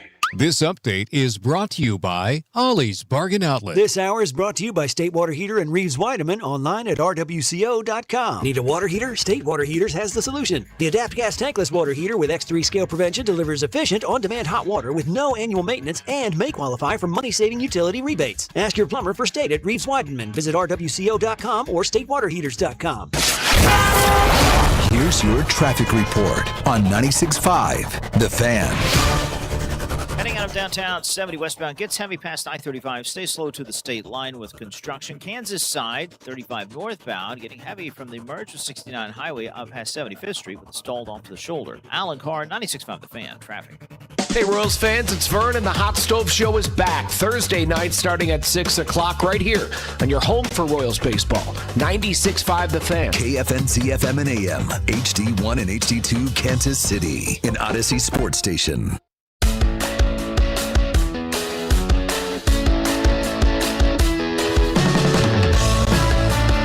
7 o'clock rolling through on a Tuesday here on 96.5 The Fan.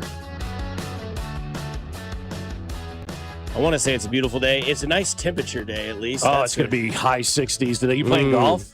Not today. Too windy. Gonna hold off and gamble and play Thursday. It is a little windy out there today. Yes. I saw that, like, obviously you have to. I don't know why we have to dive into this. I'll go as fast and quickly as possible. Story of my life. When it's warm like this, obviously you might think about this, but when it's warm like this in February, you got to think, well, why is it so warm? Probably because there's a warm front moving in from the south. Yeah. Why is there a warm front moving south? What caused it? Well, wind comes with that, right? So you go out there and play. It's not really that fun to play in 25-mile-an-hour winds. I can imagine it sucks. It's tough, dude. Like, it's tough. Now, it's fun when it's behind you. Yeah. But it so happens that most of the time when it's behind you, you have a par 3. So it's like, 135, 140, and I got all this wind behind me. That actually messes you up more. So, like, I text my buddies that we play with. I'm like, I know Tuesday looks like the day. Tuesday, 68, almost 70. Wednesday's going to be great. But on every news and every app that I looked at, that wind icon. Yeah. And then Thursday, 61. I'm not going to be that guy that's going to be like, it's not 68. It's 61 in mid-February. Yes! And it might not be as windy. And then Friday, Saturday, Sunday, I think we get back to like that typical like 38 to 40-ish degree weather. Yeah, next week. So going to gamble, going to bet on myself and say, you know what, we'll just wait till Thursday to play. So, yeah, Thursday, going to play. And then shout out to Winterstone Golf Course. I had left my rangefinder up there for about 3-4 weeks. Yeah. Went up there. They had it for me, safe and sound. Said, hey, man. That's cool. I said, we'll do anything for you as long as you keep plugging us on the air. Well, I mean, it's nice to say. Like, how many times have you lost something somewhere and they go, well, look in the lost and found. The lost and found is useless most times. You never find what you're looking for. Here's a little tip for everybody, though. Go to any hotel in town. Say you left your phone cord in the room, and they got a box of them. If you ever need one, you just take them. That's your cheat code right there, right? So if you need a phone cord, just walk into any hotel and say, I was here the night before. I left my phone cord. They got a box of them. They'll let you rummage through it. They don't really care, if you got it or not. So, but that is the ultimate hack because everybody leaves their cord in a room, right? You do, and you got one sitting there at the front desk. I love this when people try to piss on my parade. Thursday is going to be so much worse for wind. Today, wind gusts up to 15 to 25 mile an hour with also gusts up to 45 miles per hour. That's today. Yeah. Yeah. Thursday, winds as high as 10 to 15 to gusts at 20 miles per hour. Well, I mean, it's not as... It's not like it's a whole lot, but it's not worse. Right. Yeah, but, you know, I can relate. So we got to play that. We really do. I'll get it cut in the break. That way people know we've been doing this for a week now. Yeah. And I think you and I are the only two. Yeah, it's more than a week. More than a week. Do you know what we're doing? Yeah, I've seen this bit. Okay, you have. Yes. Okay. I've seen this bit. I'm sure other people have, but I'm sure there are others who, what are they doing? Yeah, but the funny thing is, I didn't know about this until like 2 weeks ago that this thing existed, and I should have known that this existed. Well, that makes sense then. So then you're just like, you're doing it. You just saw it, so you're like, it's Howard Stern. He had a late night talk show in New York back in the early 90s. I had no idea this was happening. Yeah. He's like, have you seen this? I'm like, no. Well, he's basically making fun of Corey Feldman. Because, like, Corey Feldman wants to sing a song called What's Up with the Youth. And he's like, and Howard Stern's just being the shock jock that he is. But either way, something that shocked all of us is that the conversation, it shouldn't have shocked us, that is equally divided. Like, we have done this before as a poll question. Now, it would take a lot of searching to go back to this poll question. So I can't really remember the numbers, but it was like, would you bring back Tyreek Hill to Kansas City? Because he had said, I want to go home too. That was the text originally that we were like, all right, here we go. And we kind of saw that Miami is essentially, I would gamble and say that that's where Arch Manning's going to be quarterback. Where did you say, Miami? Miami. They got rid of Bradley Chub. That was the name that I think took away everybody's attention first. And then you have the Tyreek Hill being released. So Tyreek Hill being released and all that happens, he can go somewhere else. And if he wants to go to the Kansas City Chiefs. Now, again, we all saw the leg injury. And we also know that Mahomes has had an injury, plans to be back by week 1. We know that George Kittle had the Achilles injury. He says he wants to be back by week 1. There's a chance we see Jason Tatum come back and play for the Boston Celtics quicker than maybe we thought that he would come back. Mm-hmm. And Tyreek Hill's leg was a gruesome injury. We saw it just laying there, just blasted on the side of his knee when it was over there, and he's doing the cheer. I think he was in shock when he was getting taken off the field. God, yeah, that was, that was pure like, oh, I'm alive, I'm okay, it's fine. I'm but not it was more feeling so the like, pain yet. Just don't look down. Whatever you do, just look straight ahead, look up, don't look at your leg. And now Tyreek Hill is a free agent, and it is quite interesting that the divide between everybody is, I think where most of the people are intelligent is, I'll bring him back if A, he's good to go, and B, he wants to do a team friendly deal. Like a 1 year prove it for like 11 kids, you said? Right. So that's where I'm saying like the things that have to line up have to kind of go against what history is. Right? You need Tyreek Hill to be humble and bet on himself and be like, hey, like, you don't need to go get all this. You need to prove this and then do it. I don't know if Tyreek Hill does that. You have to have a team that wants to get younger and faster and move on from the past. I don't know if the Chiefs are like, we're going to do all of that, but we're going to bring back Kelce, we're going to bring back Hill, and we're going to bring back Kareem Hunt. I think Kareem Hunt does come back, but I don't think it's for the reason of what you might think. I think it's just going to be for goal line and 1 yard runs. I think everybody should be okay with that. If that's his only role. Yes.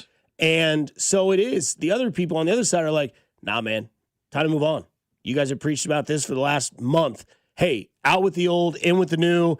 Let's bring in these guys that don't have the same sort of, connections with an Andy Reid type of, thing. Let's go get, this, Chad O'Shea. Let's go get McFadden. Let's go get, all these other guys that don't really necessarily have the Andy Reid connection. And let's move on and create something new.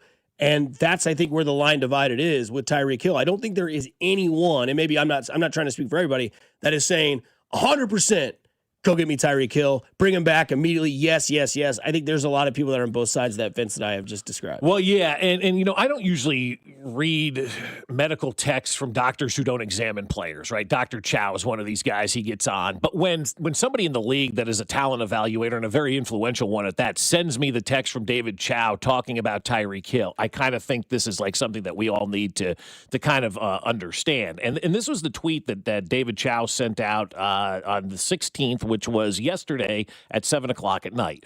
Tyreek Hill was released by the Dolphins with another surgery still ahead. He's unlikely to return until late this season, and it's possible he won't even be back until next year. This type of injury, given his style of play, falls into the career-threatening category. And so, that tweet was out there yesterday. I got it sent to me this morning by somebody that is a very influential talent evaluator in the league. And they're like, look at this. So that kind of tells you maybe what, the Chiefs and some other teams are thinking about Tyreek Hill. Tyreek Hill may end up being one of these guys, fellas, that just doesn't get signed by anybody because nobody knows what the situation is with his leg. And so now he's coming off an injury. Now he's over 30, still has one more surgery to go, most likely won't be ready until the end of this season or possibly next season.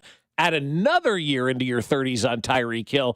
Like, to me, this just becomes more of a hard pass every single day, and kind of reminiscent of what the Eagles tried to do in Andy's last run, where they created that dream team and they went out there and they loaded the roster with older guys in one last opportunity to go out there and win, and it went absolutely, terrible for Andy Reid and the Philadelphia Eagles. They went 8-8 and 4-12 in his final years with the Nnamdi Asomugha's, the Dominique Rodgers-Cromarties of the world, and Vince Young, Steve Smith. They went out there and tried to sign all these guys to go out there and be this dream team. and it didn't work. I don't want that same mistake to happen here. I would punt on him. I would move forward and see, what you can get in the draft from a wide receiver standpoint, or maybe somebody different on the free agent market. I just don't think Tyreek Hill is an option right now that we should be looking on to help this team this year or even potentially next season as well. He mentioned his LCL yesterday on his live stream that it still needs to be repaired. Like it was like something that that's almost ready for dinner. Like, oh yeah, dinner's ready. The fries just need to get out of the air. For like, no, your whole LCL needs to be repaired, Reek. Like he's trying to make that seem like, oh no, it's good. I'm ready to go. Like you need a whole other surgery. You're not going to be back. Lindsey for a while. Vaughn had 4 surgeries already from that crash last week. That's 4 nuts. leg surgeries. Yeah, it's nuts. And Tyreek still has 1 to go. And it's almost March. Yeah, good point, too. Yeah, go get Mike Evans and Nick Chubb. Yeah. Easy. Yeah. I mean, the other thing, too, is like, does that make his contract that much cheaper if he isn't going to play a full year and has to come back off injury? And you're like, I would not pay somebody to rehab, especially where the Chiefs are financially at this point in time. Right. Because I'm with you guys. I'm all good just moving forward. Like, yeah, we got to go forward. Like, have you guys ever dated someone, broke up, and then like a year later tried to run it back? No, I never did. Has anybody ever done that? Have you ever done that? No. Mac, have you ever done that? Be honest. I mean, it's okay if you have. No, I've never really had ugly breakups, but like normally when it does happen, like the pictures of me fade away. Wait till Jen and I break up. It ain't going to be pretty. I kid. Good luck. Well, you'll have more hot water. Yeah, it's true. But like the thing is that it's like I don't really know a lot of my friends that have done that. Now I know people that have had like marriages where they've separated and then went and got counseling or got into like some sort of like program together and they've really renovated their marriage. But like not that's a marriage though. Yeah, but this isn't like I don't know. And like that's what I'm saying. Like, have you ever seen like that in your life? I got friends who got divorced and they still sleep together. Damn. No, but pounded this week. Yeah, but I don't know. Like people do run that thing back a lot though with relationships. Oh yeah. You see it how you get comfortable. Yeah. And comfortable's, not the best thing in the world. I don't know. I just don't think you need Tyreek Hill. I don't either. I'm 100% with you on that. I'd rather go have like a Mike Evans. Yes. Or Make it draft happen. somebody that you don't have to pay a ton of money to. Yeah, that's the other thing. You got this new wide receiver coach too. Like let him mold young guys because you're not just building a team for tomorrow. You're building a team for the future. And wouldn't you want the young guys to come in, be drafted, learn from Chad O'Shea, and kind of fit in and get that, chemistry with, Patrick Mahomes? Instead of going out and finding Tyreek Hill, let's go out and find the new guys because we need a new era here in Kansas City. Yeah, the Chiefs need a running back. They don't need to run it back. And we'll discuss why here on 96.5 The Fan. You're home for the Kansas City Chiefs. Fescoe and Dusty. Every Hardee's is closed. Well, that's dog. Brought to you by Golden Oak Lending. Do you need extra cash? Golden Oak Lending can convert your home's equity into cash in as little as 14 days. Let Golden Oak Lending cure your blues. 96.5 The Fan. Hey guys, it's Cody Tapp, and Synergen X and Low T Center have been highlighted for having the highest quality testosterone on the market. They only use pharmaceutical-grade testosterone, and that means never compounded and individualized for you. So look, maybe you didn't get the New Year's resolution that you wanted, and you're trying to get back on track. All of those things are possible because over at Synergen X and Low T Center, they're extending their promos into February, which means you can book a free testosterone test at Synergen X and Low T Center with no risks, no commitments, just answers. Pick up discounted peptides and GLP-1s while you're there. These clinics have been the highest quality testosterone covered by insurance and tailored to your body so you know that it's effective. Don't wait any longer. Don't wait longer into the year and get back to the regular you. That same workout, that same sex drive, and go to Synergen X and Low T Center. Go to synergenx.com or lowtcenter.com and book your free T-test today. The excitement of the Winter Games is well underway. Want to know why betting the Winter Games on FanDuel just makes sense? From game lines to medal counts to finding your angle on the events you care about, FanDuel is giving you more ways to stay connected to the winter action. The Winter Games are on, and there's no better way to follow them than placing a bet over with FanDuel, America's #1 sportsbook app. The Winter Games will be over before you know it, so make sure that you're catching up with all the actions with our friends over at FanDuel. So whether it's on curling matches that start slow and somehow get tense fast, or speed skating decided by inches, hockey games that feel different from the opening face-off, and so much more. You can bet all of the Winter Games action with our friends over at FanDuel, packed with action and different events and contenders every single day to keep you going. Remember this. Visit FanDuel.com/local to get started. FanDuel.com/local. FanDuel, play your game. FanDuel is the official sportsbook of 96.5 The Fan. 21 President, Missouri. Gambling problem? Call 1-800-GAMBLER. The last 3 days of the winter sale is happening now at Peter's Clothiers. Save up to 50% off all suits, sport coats, and sportswear. Save big with sizes to fit every man. Peter's Clothiers, 124th and State Line Road. Shopping with your parents can be embarrassing. Why would they sell jeans with holes in them? I'm going to speak to the manager. Mom! That hoodie is giving. You should get it. YOLO. Thanks to the Chase mobile app, your kid can shop independently while you keep an eye on their spending. So you can go from... We can be twinsies. ...to... How was shopping? Saw you stayed on budget. Thanks, Mom. Freedom for kids, control for parents. That's family banking from Chase. Account subject to approval. Chase mobile app is available for select mobile devices. Message and data rates may apply. JP Morgan Chase Bank N.A. member FDIC. At Uline, the prevailing opinion is, if you don't live it, you don't believe it. The people at Uline believe in hard work, and they live it by being there 24/7 to answer your call, having 41,000 items in stock, and offering same-day shipping from 12 locations across North America. Business owners, sellers, buyers, shippers, and packers believe it. Uline is the hard-working, dependable source for your shipping and industrial supplies. Visit uline.com. Are you 50 or older? This news is for you. The CDC recommends you get vaccinated against pneumococcal pneumonia. Even if you're healthy, your age puts you at risk. People 50 or older are over 6 times more likely to be hospitalized with pneumococcal pneumonia compared to adults 18 to 49. Just one shot can help protect you. Learn more and schedule at vaxassist.com. That's VAXassist.com. Sponsored by Pfizer. That's another amazing run by Team USA. Mom, think I'll be on Team USA one day? Well, I'll take this one. What? Are you speaking to us? Yes, and to answer your question, anything's possible, especially with Xfinity. So, I can be the best snowboarder ever? Well, I can't guarantee that, but Xfinity can guarantee that your internet price won't change for 5 years. Okay. What if I practice every day? Then maybe you'll be snowboarding for Team USA at the next Olympic Winter Games. And Mom, you'll still be paying the same price for Wi-Fi. Ooh, really stuck the landing there. It's the Xfinity Gold Medal Celebration. Now through February 22nd, get our best price on gig Wi-Fi for 5 years guaranteed, just $50 a month. Plus, get Peacock Premium included for 2 years. That's a $10.99 value per month. Xfinity. Imagine that. Proud partner of Team USA. Restrictions apply. Requires paperless billing and auto pay with stored bank account. Taxes and fees extra. Actual speeds vary.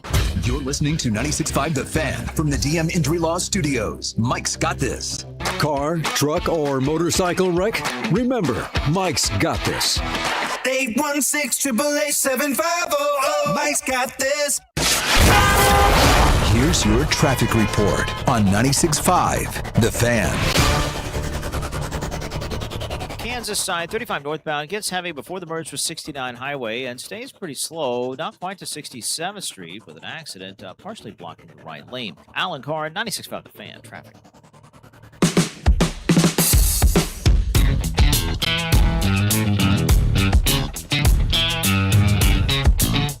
You guys ever wonder why Major League Baseball's in trouble?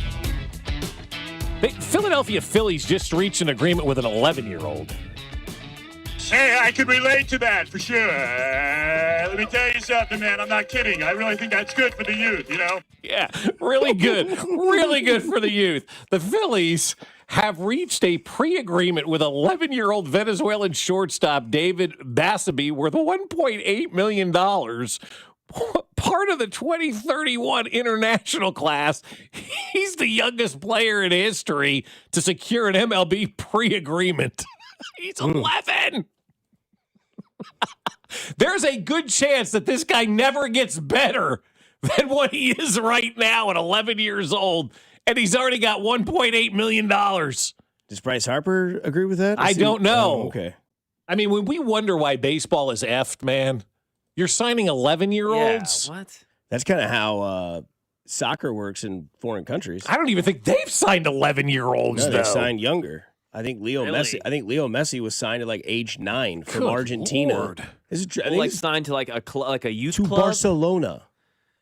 But they have youth clubs, exactly. right? So they have a whole system that they start. Yeah. Like Sporting Kansas City has that here, where they've given scholarships to kids to come in and play, on their youth teams and so on and so forth. To hopefully be a part of their club at the end of the day. To be part of the actual Phillies, you know what I mean, or the actual soccer team saying, all right, here it is. Yeah, but like 11, I don't even know that Major League Baseball has teams for 11-year-olds. So what do you do now that you've signed this $1.8 million contract? Pokemon cards. Right. But go to recess. He's 11. I don't know. But what do you do? Like, are you indebted to the Phillies? Are you really asking an 11-year-old kid now worth $1.8 million to start committing to playing professional baseball? He's 11. He wants to pick his nose and scratch his ass and spray cootie spray on girls. 11 years old. This kid may not even want to play baseball by the time he reaches 17. You may burn him out at this point in time. And Major League Baseball is like, here's what a waste of money. You're talking about CAGs and the pressure the Royals put on. Now, this 11-year-old, talk about pressure. Talk about pressure. 11 years old. Here's $1.8 million. We'll see you in 10 years. See you in 8. Hell yeah. Jackson Holliday was 19. 19, yeah. Andrew Jones was 19 in the World Series. Adalberto Mondesi Jr. was, I think, 19 in the World Series when he came up, or 20, something like that, when they played the Mets. Fair point, yeah. Leo Messi, December 14, 2000, famously on a paper napkin to immediately secure a 13-year-old talent to Barcelona. So he was 13. This kid's 11. Yeah. This guy's not even a teenager. Do you remember when you were 11 years old, what you were focused on? Mm-hmm. Not this. The WWE. You're a kid. Making imaginary games outside. Well, yeah, some. Honestly, yeah, dude. Yeah. Playing war, hanging out. Yeah. Absolutely. Going into the woods, making dirt bike ramps. Trying to convince my mom to sleep over at my friend's house. Your dude. mom goes over there, you go over there. Trying to convince my mom to sleep over at my friend's house. Yeah. Said it pretty. Yeah. Yep. Okay. But yeah, I didn't see. This is when I found out this. I didn't know that this agreement was done on a napkin. Chiefs are out here drawing up plays on napkins. Yeah, that's crazy. Barcelona's signing a 13-year-old kid on a napkin named Leo Messi, who just becomes the greatest soccer player in the world. Right. And napkins are where it's done, man. That's where all the deals get done. That is crazy. But yeah, I don't know. We'll see what happens with baseball. But you look at what's going to happen with the Kansas City Chiefs. Yesterday, the news, obviously, of Tyreek Hill being released also came maybe because it was unnoticed because Tyreek Hill is such a bigger name, but Bradley, and he talks. Right. But Bradley Chub is, to me, the guy that was released by Miami that should have all Kansas City Chiefs fans' attention. Mm-hmm. We have said, I have said, I don't want to speak for everybody. I have said that I think the best way that you could do this in this offseason is draft your defensive talent with youth and with cheaper contracts, and then go sign your offensive players with veteran talent because you want to surround Patrick Mahomes with proven people. Well, you've tried to draft those guys to become proven people, and it hasn't really worked yet fully with Rashee Rice, Xavier Worthy, and guys like that.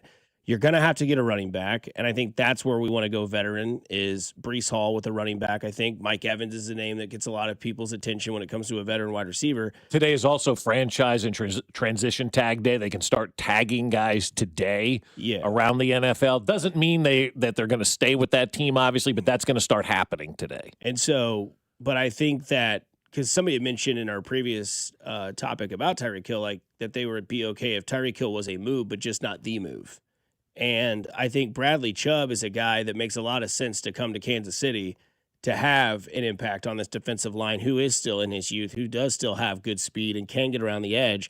And then you don't have to worry about can Karlaftis get there. It's like, okay, well, Chubb's here. I think he's got potential to be that guy. Yeah, he does. He had a really nice year last year from a pressure standpoint. His sack numbers, I don't think, were up there. Now, he has had 2 knee surgeries, ACLs on both of his knees. But I like this move as a move, but not the move. Like, if you want to go out and sign Bradley Chubb, that doesn't mean you're done. And all right, we're good now at defensive end. You need a lot of depth on that defensive end. And I think it could be good, too, for George Karlaftis to kind of have a veteran guy. I mean, fellas, he really hasn't had that veteran guy on the other side to kind of help him and teach him and learn him the game, of the NFL. And so I think that would be good to have a guy with that kind of presence in here to maybe help, George Karlaftis out a little bit. But I think that's also just the beginning. And I really think the Chiefs can get well on the defensive side of the ball. Daniel Jeremiah, who does draft stuff, tweeted out the other day, he said, if you need an edge rusher, this is as good a draft as any to double up. The depth of the class is impressive. I've got 10 guys worthy of a spot in the top 50. There's another layer of players beyond that group as well. And so if you start to think from a Chiefs perspective, you've got pick 9 and pick 40, you could essentially get 10 guys that are worthy of top 50 talent at that defensive end position when you're drafting with your 2 picks in the top 40. And so the area that needs to be helped the most, guys, for the Chiefs this year, thank God they've got a lot of depth at that position in the NFL draft, because there's a lot of dudes that they can potentially go out there and draft that are young. And if they went D-end, or D-line, D-end in the first 2 picks in the top 40, I would be absolutely thrilled by them going on that side of the football. You had Bradley Chub, 2 rookie defensive linemen at pick 9 and 40. Now you got yourself the makings of, all right, let's go, man. Let's go. We got youth now on that defensive line.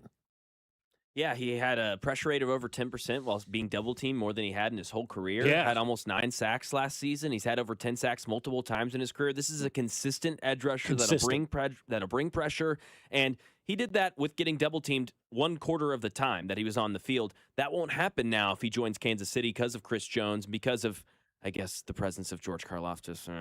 So yeah, I think this is an easy ad. I think Binkley was talking about his market value yesterday, around $12 million.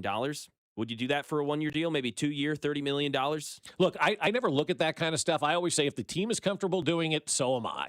And so if they're going to go out there and they want to sign Bradley Chubb and they feel he can be a contributor and they offer him X amount of dollars, they figured out the salary cap thing. They'll be great with it. But yeah, he's definitely somebody I would absolutely sign here. I wouldn't do it any more than a 1-year deal. I wouldn't get in bed with a lot of these guys for multi-year deals. But I think he could have a major impact, and a huge impact in a good way on this organization. Do you think Derwin James is old? He's got to be like late 20s. He's the same age as Bradley Chubb. 29? Yeah. Yep. Bradley Chubb finished 3rd in Rookie of the Year award voting for Defensive Rookie of the Year. Shaq Leonard won it. Derwin James finished 2nd. There we go. Bradley Chubb finished 3rd, had 12 sacks. Shaq Leonard also had 111 solo tackles and 7 sacks. So he'll be 30. So that's that. It's a magic 1 year. Yeah, give him a year. That's that Chris Jones. You don't want to give him more than, like he said, not want to get in bed with him because you don't want to spend, 2-3 years, but it's like a 1-year prove-it-year deal with a guy like a Bradley Chubb, who I think fits what you need more than what a guy like Tyreek Hill fits. Absolutely, yeah. No, there's no doubt. I mean, the defensive side of the ball needs just massive amounts of help, guys. Massive amounts of help on that defensive line. How much belief do you have in Lott, and how much belief do you have in Gelati? Because those guys are still there too, and they're young, and they're cheap, and they're pretty good. And we saw what Lott had, but obviously got hurt. Right. We saw what Gelati had. We hope they're pretty good. And I'll say that. We hope they're pretty good. But you do have that as well. Yeah. So, like, if you were to go draft DN, and maybe not sign a guy, you're looking at, and, I think this is why there's that pressure that is on Brett Veach. Because, you're going to pick 9th in the draft. Where are you going to go? Are you going to go, you going to go Ruben Bain? And then trust the guys that you had last year that didn't get a full year, but now that you know that they need to play because of what the talent you saw, and then maybe it all works out. I don't know. I just think that we're all in agreement that the D-line has to get better. And the only way it gets better is to add people to it, whether that's the draft or whether that's free agency. I think that's where you look first. I think what you do with running back is you say, here's our number 1 target. It's Breece Hall. That's our guy. But there are other guys out there, and I love this line of, like, I hope it's a move, but not the move. Like a Kenneth Gainwell. Yeah, Kenneth Gainwell's was a nice piece. I don't want that to be the move, but I think that you have Kenneth Gainwell and a guy that's already currently on your roster in Brashard Smith. Yeah. You just got to utilize him and use his skill set because that is Kenneth Gainwell. Kenneth Gainwell is a guy that catches passes out in the flat, that runs on a delay between the tackles, and has that little burst of speed that if you don't know it right away, he's going to get that 5-6 yards right out of the chute. But he's also going to give you that sort of Swiss Army weapon where it's like he can be in the backfield. You can fake it to him. He can quick enough to get to the outside, dump it off, and then let him do something like that. That's essentially Kenneth Gainwell's game. No, fine. I love that game. They didn't let Brashard Smith do that game last year, but I think you need depth at running back too. I think he'd be a nice little addition, Brashard Smith, and then you go get Breece Hall as well. You don't have to break the bank, at running back this offseason. I don't think you will. As we've talked about, it's cheaper to sign somebody in free agency than it is to draft somebody at the running back position in the first round because of the fifth-year option and how much guaranteed money is there. So I would love them to sign a guy like Kenneth Gainwell, not at the move, but a move. You have to start with a couple of moves before you get the move. And, we're not saying sign Bradley, Chub, and Kenneth Gainwell, we're done for the day. That's a nice start. What are you going to do for me next is what you have to ask. One word. First name is blank, and he goes on a cruise. He goes on a Caribbean cruise. Katie Holmes. No. Ah! Are you listening? What's your least favorite thing about working with yourself? Body odor. You get one word. On the count of 3, name your favorite dinosaur. 1, 2, 3. Velociraptor. This is one word on Fescoe and Dusty. 1, 2, 3. Oatmeal raisin. A lot of news this weekend. We'll start with what happened over in Manhattan. Kansas State firing Jerome Tang, their now former basketball coach, for what they say is for cause, so that you don't have to pay him that full $18.67 million on the buyout. This is Manhattan, or K-State's athletic director, rather, Gene Taylor, on the cause for that firing of Tang. There's language in his contract that addresses, certain things that could potentially bring embarrassment. Basically his comments about the student athletes and the negative reaction to those comments from a lot of sources, both nationally and locally. One word there. Media. They don't listen except when they do, right? I mean, he literally said the reaction by national and local had contributed to Jerome Tang being fired. Ultimately, it's the right move to make. He was a detriment to your university. It reminds me of Todd Haley. You weren't doing what was best for the organization. You were doing what was best for you. And when you do that, you got to go. Yeah, I think this is just, my one word would be messy, as in not the soccer player, but as in it's just a mess, because this is what it was. It was a guy who knew he had a buyout and felt like he could do and say whatever he wanted. And then the university's like, well, actually, because contracts are brutal and there are little things in between the lines where it's like, well, we have cause. Well, what is cause? Well, you're asking the same question that we're all asking each other as well. Like, we don't know, but it's a wonderful word to put into a contract that you can then spin and skew any way you want to do so. Either way, both sides are in a conundrum, and it's messy. And also that audio that you had earlier, guys, I don't know where that's from. Do you know where that's from? That was just some K-State social media video, just kind of for fun. From when was that, though? I don't know. Because get a contract extension and then get fired the second year. Because that's what they do in the NBA. They hire you to fire you, right? So get fired the second year, but then they have to pay the rest of my contract. And then my wife and I, Ray, we're going to fly around and go travel the world and build schools and orphanages. I mean, that sounds premeditated to me. Orphanages. That's premeditated. Like, if I'm K-State, I'm taking that to court. This is what the guy said. I'm playing that. This is, that right there is evidence that he's probably not going to get the full $18 million. Now, they'll settle on something, but we're going to get ourselves in some big trouble. Oh, no. I mean, don't say stuff like that. We're going to get subpoenaed. We're going to get served. If that's on K-State's, if that's on K-State's athletic, that's on K-State's athletic Twitter.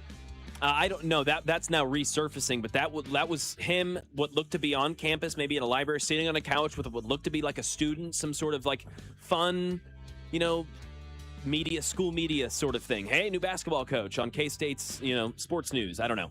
That's what it looked to be like. Go to college, kids. I have cause. It's because I hate him. One word on KU loss this weekend. They got their asses kicked over in Lames. Yeah, it was bad. Darren Peterson was not good. Bad. Yeah, it was bad. They lost by 20. It was just never much of a game. I mean, that was one you turned off. Ugly. My one word would be turnovers. They had 11 turnovers in the first half. You're playing in front of that crowd, and then Iowa State came out in the second half and hit 7 of 8 threes. So you could have the theory of like, well, everything they threw up, it just hard went in. threes, like yeah, I mean that faders. One dude, what's his name, like Mirmovic or whatever his name is, in the corner, falling away, hit that 3. At that point, I was like, y'all can stop watching now. Like if he's making that, and there's 7 of 8 from the arc, you can't play defense. You keep turning the ball over.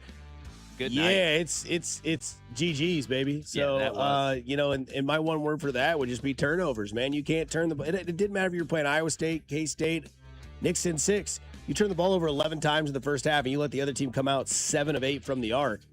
I mean, that's 21 unanswered, plus whatever you're giving up. So, back in my day, they always used to say, keep it under 10 for a game, turnovers, right? You keep it under 10 for a game, you're doing a good job. 11 in the first half, you're not doing a good job. My dad used to tell me to look in the sports page back in the day and be like, look at the teams that have the most turnovers, and I'll bet you, every team that leads that game in turnovers is the losing team. Yeah. It happens. You give teams extra possessions at that type of level, they take advantage of it. I mean, it's why Vermeil was always so steadfast about the turnovers and your percent chance to win if you're -1 versus +1, +2 versus -2. It's extremely different if you are -2 or -3 in the turnover category for your chance to win that game in the NFL. In college basketball, it's the same way. Can't give teams extra possessions. All right, from college basketball over to the NFL, obviously some news that came over yesterday. The Dolphins, I mean, they are cleaning house, saving over, I think it was $60 million over in cap over the next 2 years. Tyreek Hill, part of that savings, now an unrestricted free agent. One word on signing Tyreek Hill. No. Okay. My one word would be pass. Great. I'm okay on that. I don't need to have Tyreek Hill on this team. Yeah, we've done that. That's like horseradish. By the way, there's people coming in saying it's called Hang with Tang. It's on YouTube. It was right after he just got hired. He sits on the couch with the students who would ask him questions. There you go. Wow. Hang with Tang. Hell of a title. Jealous of that title. I do like the title. Binkley came in the studio yesterday when we were done. He's sick. Yeah, Jerome Tang, Tang Gang, Tang Bang. I was like, what are you talking about? I'm like, please say that on the air. Not a chance. No. One word on signing Nick Chub. Yeah. I would sign Nick Chubb. Bradley Chubb. No. No. One word on Nick Chubb. No, Nick Chubb. No, but yes, Sorry Bradley Chubb. Yes, absolutely. Yeah, he's coming off a very nice year. You can get him on a 1-year deal. I wouldn't do anything more than a 1-year contract, but I think he could be used as kind of a mentor, I think, for George Karlaftis, who, say what you want about the guy, really hasn't had that mentor at that same position. So maybe you can use, Chubb to come in, help him out a little bit, but also make you better. What'd you say? He pressured the quarterback on 10% of his snaps last year, which is the best of his career. Yeah, while getting double teamed on 25% of them. Not bad. That's pretty good. Yeah. I would absolutely sign. That's a Dolphins defense he was on that they weren't worrying about anyone else. You know? Well, and also, too, with the Dolphins, Phillips, I guess. Smart moves by the Dolphins just to clean house and get rid of everybody. Give your new coach whatever his name is, because the owner doesn't know his name either. but give that guy an opportunity, man. Stop piecemealing this thing together. Either strip it down or go all in. And I think with the Dolphins, you got to strip it all down, man. Yeah, I think the Chubb thing is interesting. I think my one word would be interested. Obviously age, couple injuries in the past. The ACL was 2 years ago. Both knees, too. Last year, I think 11 sacks. That'd be 4 more than anybody else on our defensive line. So imagine if we had 4 more sacks in the season. Where they are, I don't know. But, man, it would have been great if he had one in that week 1 against the Chargers in Brazil. Or even in that game against the Dallas Cowboys. Jacksonville. Yeah, we could go on and on, right? This is that Dolphins owner, Stephen Ross. Enthusiasm, the knowledge, the background. Go, man. Jeff stood out amongst them all. 7 seconds. Sure stood out. Oh, that was great. One word on no draft and tanking in the NBA. This has been now kind of elevated as a possible idea. Get rid of the draft. You don't have any incentive. I'm good for it. Yeah, absolutely. Force these teams to have to compete. I do it in every sport too. Screw it. These teams just consistently tank for draft picks and then do nothing with their draft picks, then trade those people and tank again. It's a never-ending cycle. If you got rid of the draft, teams, there's no incentive to tank at all. Just make everybody a free agent. Let's go. You guys did this to yourselves because you tanked. Yep. Jerome Tang. Maybe Binkley has that one up his sleeve too. Yet, sure. I don't know, man. Until the NBA can prove it to me, then let's see. Until Adam Silver can actually do something and find his testes and live up to the commissioner role instead of getting walked over, then I'll believe it. Hell, I do it in football too. I do it in baseball. Get rid of drafts all around. Adam Silver reminds me of what's his name? Nick Swartzen in Benchwarmers. Just hides in a closet and drinks sunscreen. Is terrified of the sun and everybody that's in the NBA. I can't do that. They'll get mad at me. Yeah. Be a man. Stand up. Know your wealth. Know your worth. Fix the game. You're the effing commissioner, dude. Help. Goodell doesn't care who you are. Doesn't care if you're Patrick Mahomes, Travis Kelce, Dak Prescott, or Sack Prescott. You're getting the same treatment. Adam Silver, I don't know. And he's got the owners, though, man. He's usually beholden to until they tell him what to do. He's just all these commissioners are empty suits carrying out the will of the owners. That's all it is. And they're smart to do so because they're getting millions of dollars to do it. Mean with the stick. You got as much power. Yeah, but you got as much power as any commissioner doing things until the owners, buy in and they want to do it. There's nothing you can do. We'll have Vern at 9 a.m. here on this show. We'll have Josh Brisco at 9:15 and coming up in about 30 minutes. We'll have Field Yates of ESPN as well. But Bob's got a question for success in the Royals this year. Which one you take it? 96.5 The Fan, your home for the Kansas City Royals. This is voice of the Wildcats, Wyatt Thompson, and you're listening to Fescoe and Dusty on your home for K-State Athletics, 96.5 The Fan. Brought to you by Golden Oak Lending. Do you need extra cash? Golden Oak Lending can convert your home's equity into cash in as little as 14 days. Let Golden Oak Lending cure your blues. Well, I'll tell you, my friends over at State Water Heaters want you to have hot water all the time in your house, right? You're tired of waking up in the morning and maybe you're the last one in the shower and your family has stolen all the hot water. Or maybe you get up early like I do and you have to let it run for about 15 minutes before the hot water even shows up. That's wasting energy. That's wasting water. That's wasting resources. Stop with all of that and replace your water heater with a State water heater. It is a new high-efficiency Adapt gas tankless water heater with X3 scale prevention technology from State that can provide plenty of hot water as well as great energy savings for your family. And the Adapt models with X3 provide years of trouble-free hot water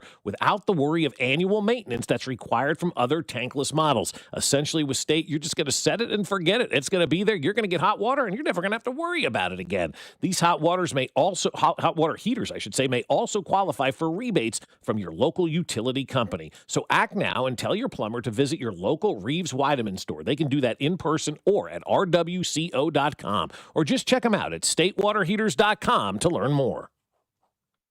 This is Kevin Harlan, and I'm here with Rob Seid of Rob Seid Ford. Fresh off a record-breaking year and a successful run at Ford's 2025 Top Volume Award. Rob, how did you do it? Kevin, it's simple. We pulled out all the stops on price, on trade values, on inventory, and made sure our customers got an experience they couldn't find anywhere else. Well, the race isn't over. 2026 is here, and you're back in the chase again. That's right, and we're going even harder this year. More inventory, more aggressive trade-in values, and a buying experience other dealers just can't match. Well, you're not just talking, you've got the receipts. Kansas City's only top-rated Ford dealer on Google, 4.8 stars with nearly 3,000 reviews. Voted best car dealership in Kansas City by KC Magazine. The recognition matters, but what actually matters is how you feel when you call or visit Rob Seid Ford. Inventory, value, transparency, and no pressure. That's why people keep coming back. Come see us at 135th and State Line or visit us online at robsight.com. Rob Seid Ford. Buy right. Drive happy. Men, we all know how important sex is in a relationship, both for you and your partner. But erectile dysfunction ruins sex, which can often have serious impacts on your relationship as well. This is Jeff for Heartland Men's Health. And if ED is a problem in your life, you understand the impacts it has on you and the one you love. But I'm here to tell you that ED is a treatable condition, and almost without exception, you can have really good sex again. At Heartland Men's Health, we're experts in treating ED. We've treated tens of thousands of men with protocols that are effective in well over 90% of cases, which means if you're like most guys, good sex will be the norm.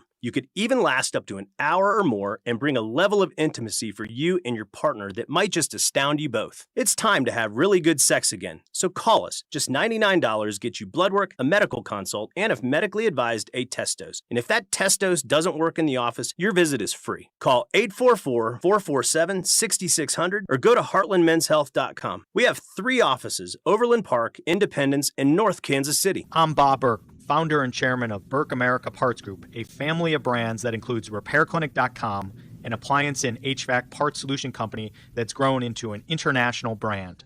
Before AmericanEagle.com, we partially launched a new technology platform developed by another firm. American Eagle helped take our technology to a whole new level with digital marketing, software development, and business insights into our key markets, appliances, HVAC, and outdoor power equipment, and did so both on time and on budget. AmericanEagle.com has the resources, experience, and talent needed to produce solutions. Our new technology platform, developed by AmericanEagle.com, has produced tremendous results with higher traffic, conversion, engagement, and online revenue. If you have any home repairs you need to take care of, check us out at RepairClinic.com.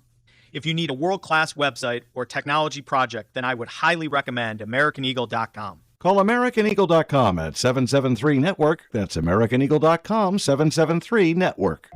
Ah, the most beautiful time of year is upon us. Tax season. And Tax Slayer is here to help you file. We guarantee 100% accuracy and your maximum refund.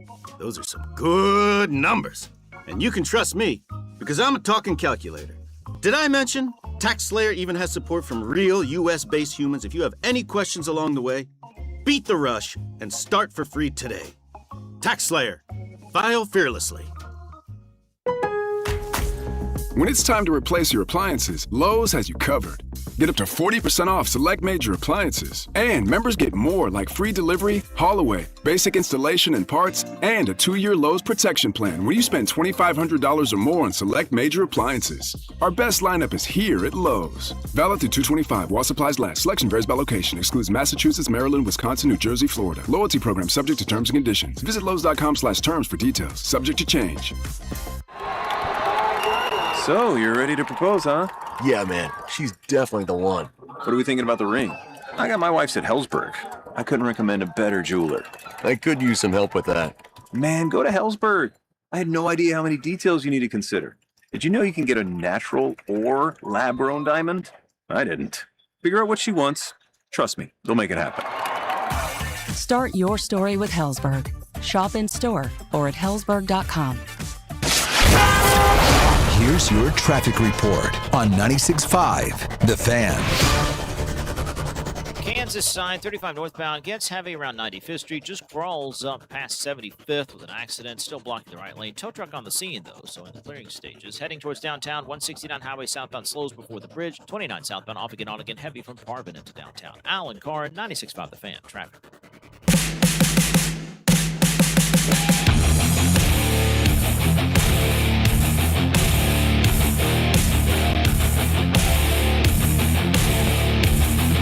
Somebody in the text line says that Adam Silver looks like Slugworth from Willy Wonka.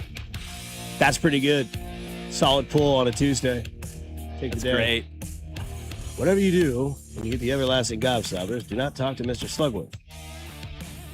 That guy did always creep me out in that movie. That movie's just creepy in general. And then Tim Burton said, "Hold my beer."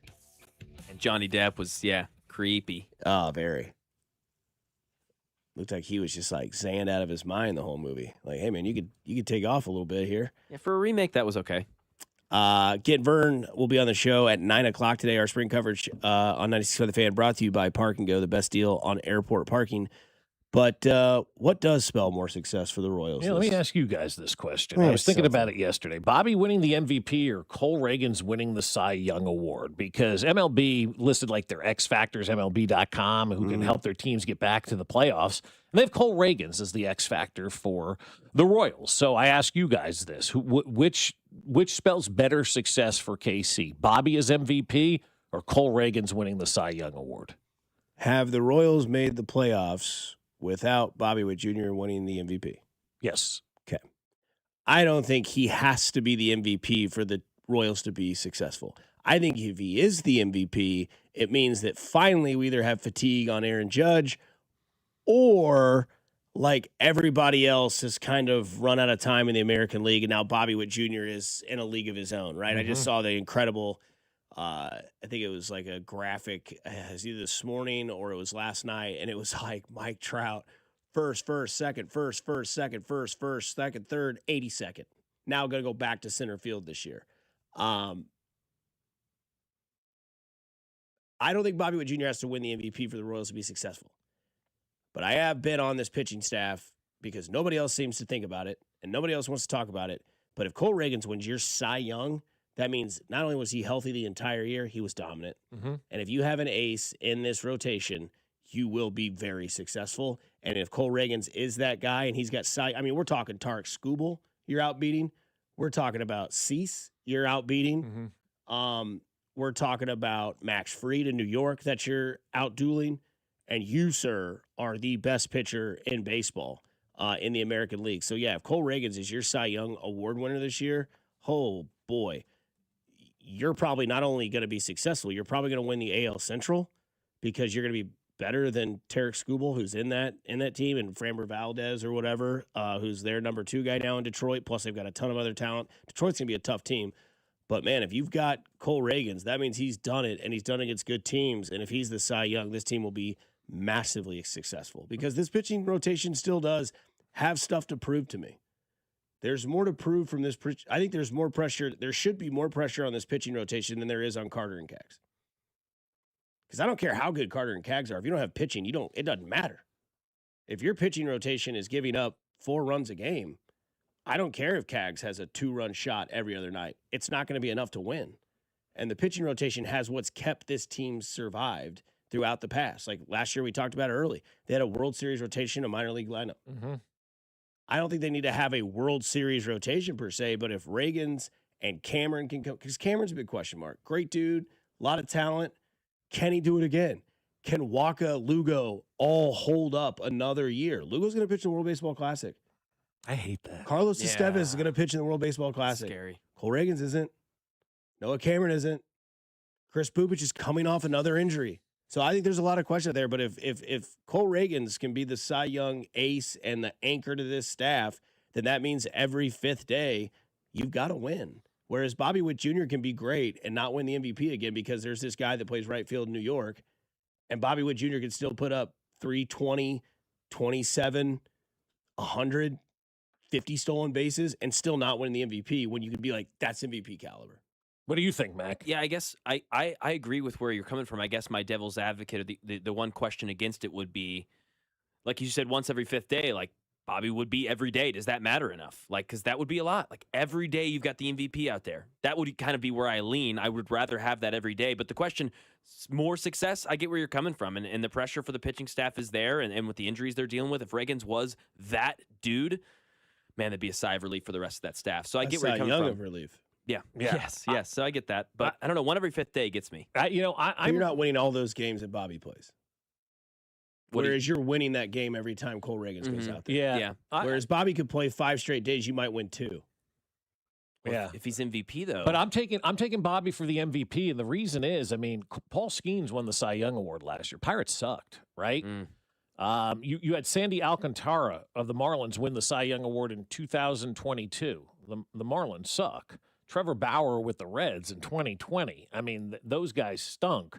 I don't know how good the Guardians were in 2017 when Corey Kluber won the Cy Young Award, or 21 when Robbie Ray won it for the Blue Jays. Now, you look at the MVP, Judge Ohtani, Ohtani Acuna, Judge Goldschmidt. Like, all of those teams seemingly ended up in the postseason. And so and Zach Greinke's another one. He was a Cy Young Award winner, and the team was a 100-loss team. But Zach Greinke was good that year. But it didn't make the team that much better. So I would go the MVP route. I think if you've got an everyday player putting up the numbers that Bobby does, he's going to be able to carry your team. Because I do think there's a lot of good pitchers on the Royals, but every single one of them, as Dusty just mentioned, I didn't realize it, they all got big question marks. How's Cameron going to bounce back?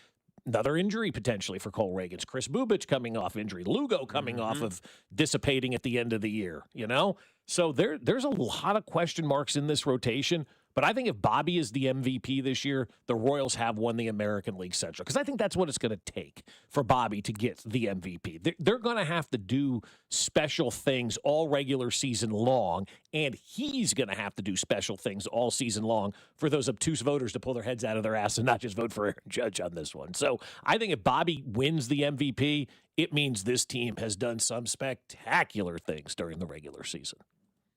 I would just love to see it, because I think somebody made a good point on the text line. Like, I feel like he's had MVP seasons already and just hasn't won them. Like, he could have won it 2 years ago when Judge won it. And, I think he finished, 4th or 5th this past year and has finished in the top 3. Somebody asked, how many times has Mike Trout won the MVP? The answer to that question is 3 times.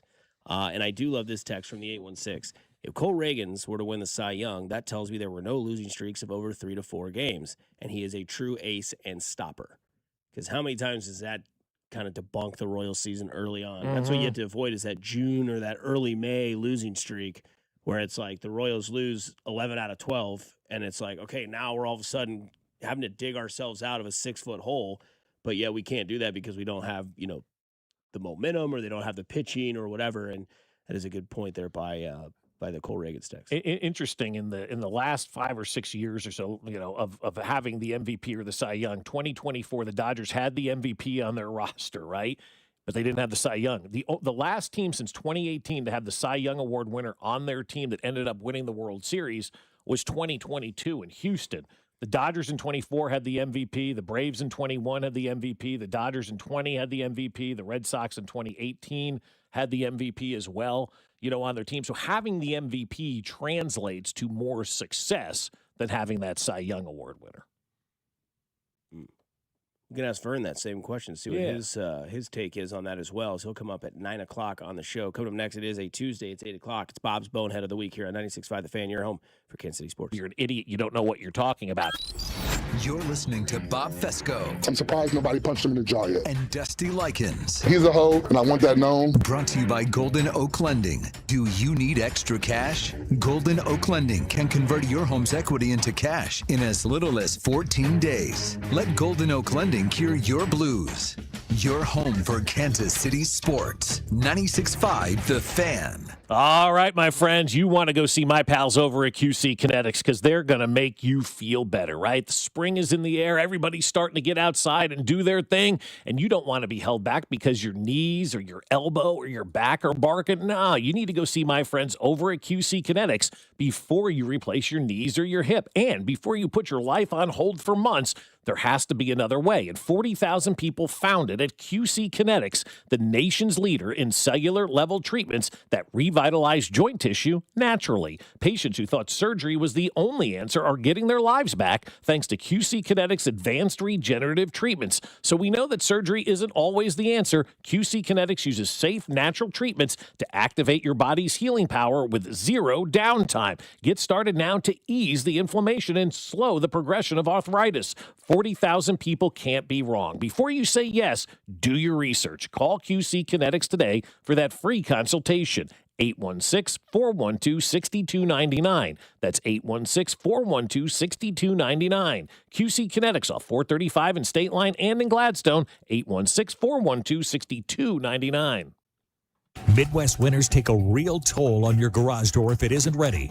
Let Overhead Door Company of Kansas City come out and perform their 14-point tune-up on the garage door and 12-point tune-up on the opener. One price covers 3 garage doors and openers. The work is guaranteed. Overhead Door Company of Kansas City. Trusted here since 1927.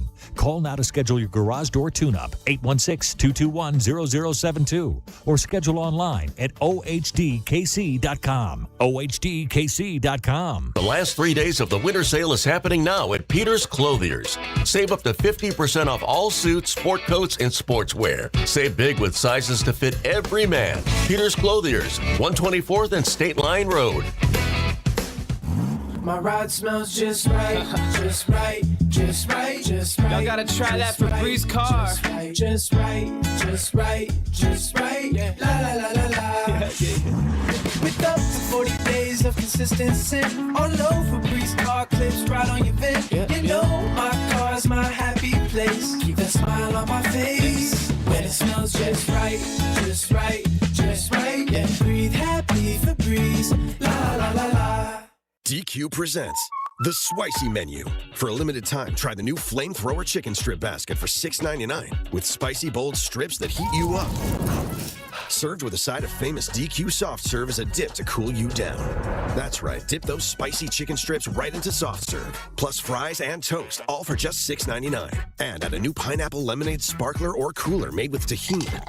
It's the limited time only Spicy Menu. Get it delivered in the DQ app. Happy tastes good. Participation may vary. This update is brought to you by Ollie's Bargain Outlet. The smartest people on earth know how to spot a good deal. That's why they shop at Ollie's first. You'll save up to 70% off the fancy store's prices. So you go, you smart and savvy shopper. You know where the real deals are, where they sell good stuff cheap. Ollie's! Good stuff cheap! This hour is brought to you by State Water Heater and Reeves Weideman online at rwco.com. Need a water heater? State Water Heaters has the solution. The Adapt Gas Tankless Water Heater with X3 scale prevention delivers efficient, on-demand hot water with no annual maintenance and may qualify for money-saving utility rebates. Ask your plumber for State at Reeves Weideman. Visit rwco.com or statewaterheaters.com. Here's your traffic report on 96.5 The Fan.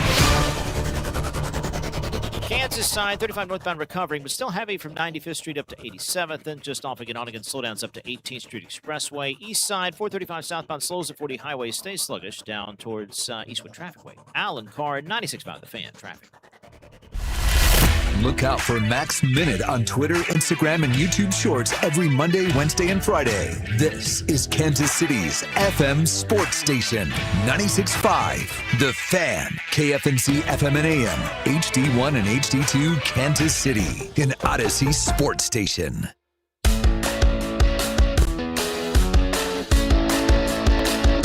we at the point now where like the Olympics feel like they've been going on forever? It's getting there a little bit. Like, I noticed myself, I've watched now reruns of stuff I've watched live every day. Still don't care. Enjoying every minute of it. Because was I the only one that thought it was awesome the Australian speed skater won the way that he did? Did you see that? No, I didn't see that one. Oh, dude. So, final lap, all the contestants, and he was like literally like 50 meters behind them. And all the contestants crashed and slid into the wall, and he just walked across the finish line and won gold. Oh, cool! That's awesome! Oh, it's crazy. Yeah. Just coasted across like it's like it's trying to like get up on ice with a blade for your shoe. Oh yeah, once and you're all down, the guys you're trying out. to get up, like trying to finish, and they kept getting up and falling, and he just walked right in. And then the ceremony on the towers was great because he was just like, I won, but hey, here we are. Hey, it happens, right? I mean, you got to take advantage of it. Gotta love Australians too. I mean, the short track speed skating has been really fun, especially when they do the relays and they try to have to push each other to get to the next level to get around the track. Or the guy yesterday, I think it was a guy yesterday, cheated and pushed the guy in front of him down, and the two of them collided and crashed and were out of the race. I'd beat the hell out of that guy if he pushed me down in the Olympics. Because that American guy, what's his name, like Stoltz? That guy is awesome. Jared Stoltz. Did you see him win a couple of days ago where he was like a mile behind and was like right at the end? 2 Olympic records this Olympics. Yeah. And he's got, I think, 2 more medals to race for. He's already got 2 gold. So. What'd you say his name was? Stoltz. Eric Stoltz, the guy who played back Marty McFly before they got... Jared Stoltz, I believe. Okay. Ah, damn it. That was 20 years ago. See, I don't know what I'm watching on the Olympics. I don't know what's today and what's not. Well, that's the problem, and that's my bonehead of the week, honestly. I don't know, because then there was the guy that got hit in the rod by the pole. That was 07. I thought that happened this year. I thought that was... But I don't know. Play the music for the bonehead. Play because that is a great lead into what I'm going to talk about here, because I don't know if you guys saw this. My bonehead of the weekend goes to... You don't know what you're talking about. It goes to Meta. It goes to Meta, and this is right on what Dusty's talking about. Meta has secured a patent for an AI system designed to simulate deceased users by analyzing their past data, enabling the account to continue posting, sending messages, and even conducting video calls in their behavioral style. What? That's what we're up next for. When you're dead, you're not dead anymore, and your legacy and your life is going to live on. So if you think right now, at this moment, you don't know what's true and what's fake, which is, I consider everything on TV and online fake, because you just have to at this point in time. Wait till this stuff starts going forward, and we have every dead person holding video conference calls. I mean, we thought it was creepy that Tom Brady stuffed this dog, and that some people, like, who said they created the AI wife? Was it Suzanne Summers' widow who created the AI Suzanne Summers that now hangs out with him? Ooh, I don't like that. That gives me the ick. Yeah, I think that's.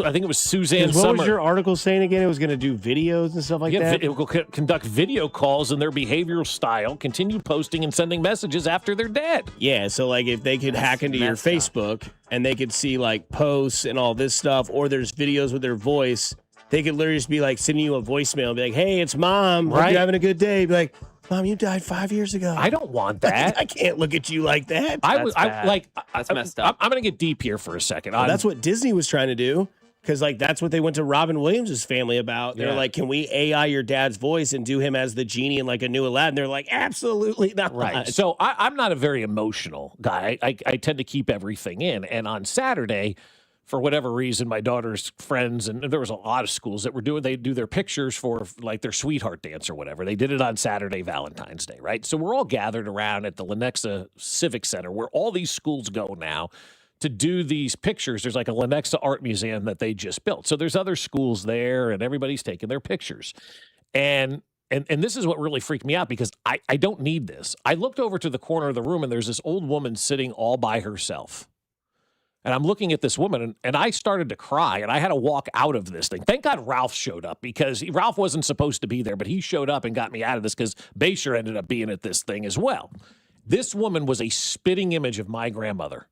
I'll show you the pictures of the two of them, because I was floored by it. I was like, oh my God, like I don't believe in a whole lot, but I do believe in being kind of, watched and taken care of. And here's my daughter at her freshman sweetheart dance, and this woman that looks just like my grandmother, who was the most important, loving person in my entire life, and probably, as I think back about it now, was really the only person who understood me as a child, I'm realizing. And I see her sitting there. I absolutely lost it. And so it was unique in the moment, and it was strange in that moment to see somebody who resembled my grandmother so much. I don't know that I would want that, though, ever again, because it caused me to go through a bunch of different feels, and life moments flashed before my eyes. I started thinking about, like, it was really bizarre. I don't know how I would react if, somebody that you love and they still posting on Facebook or doing video calls. Like, once it's over, we have to heal and move on. And this was something, my grandmother died 20 years ago, and it's something that now I'm looking at, I'm going, damn, I'm starting to go through all the stuff that she's missed, and I don't need that. I don't need dead people communicating from the grave. Why do we have to have that? Why can't we just let people die and move on, Yeah, like I feel like I see my mother through things. Like, you do, there is literally, I don't know what it is, but like for some reason, a cardinal nest right outside my window. And it hasn't gone anywhere since I moved into that house. Like after she passed, after she passed, this random cardinal has now nested in a tree right across my window. Every day I see this cardinal. And my mom was one of the nosiest people in the world. And I'm like, there it is. Yeah. And that's how I accept it. Yeah. I'm going to hold this picture up of my grandmother on top and this woman who looked like my grandmother on the bottom. I mean, it's really, can you see that, Mac? Yeah, we can kind of see So you went up and took her picture. No, I took it from a distance. I tried to go talk to her, and I started crying. Because I started crying. I tried to go up to her.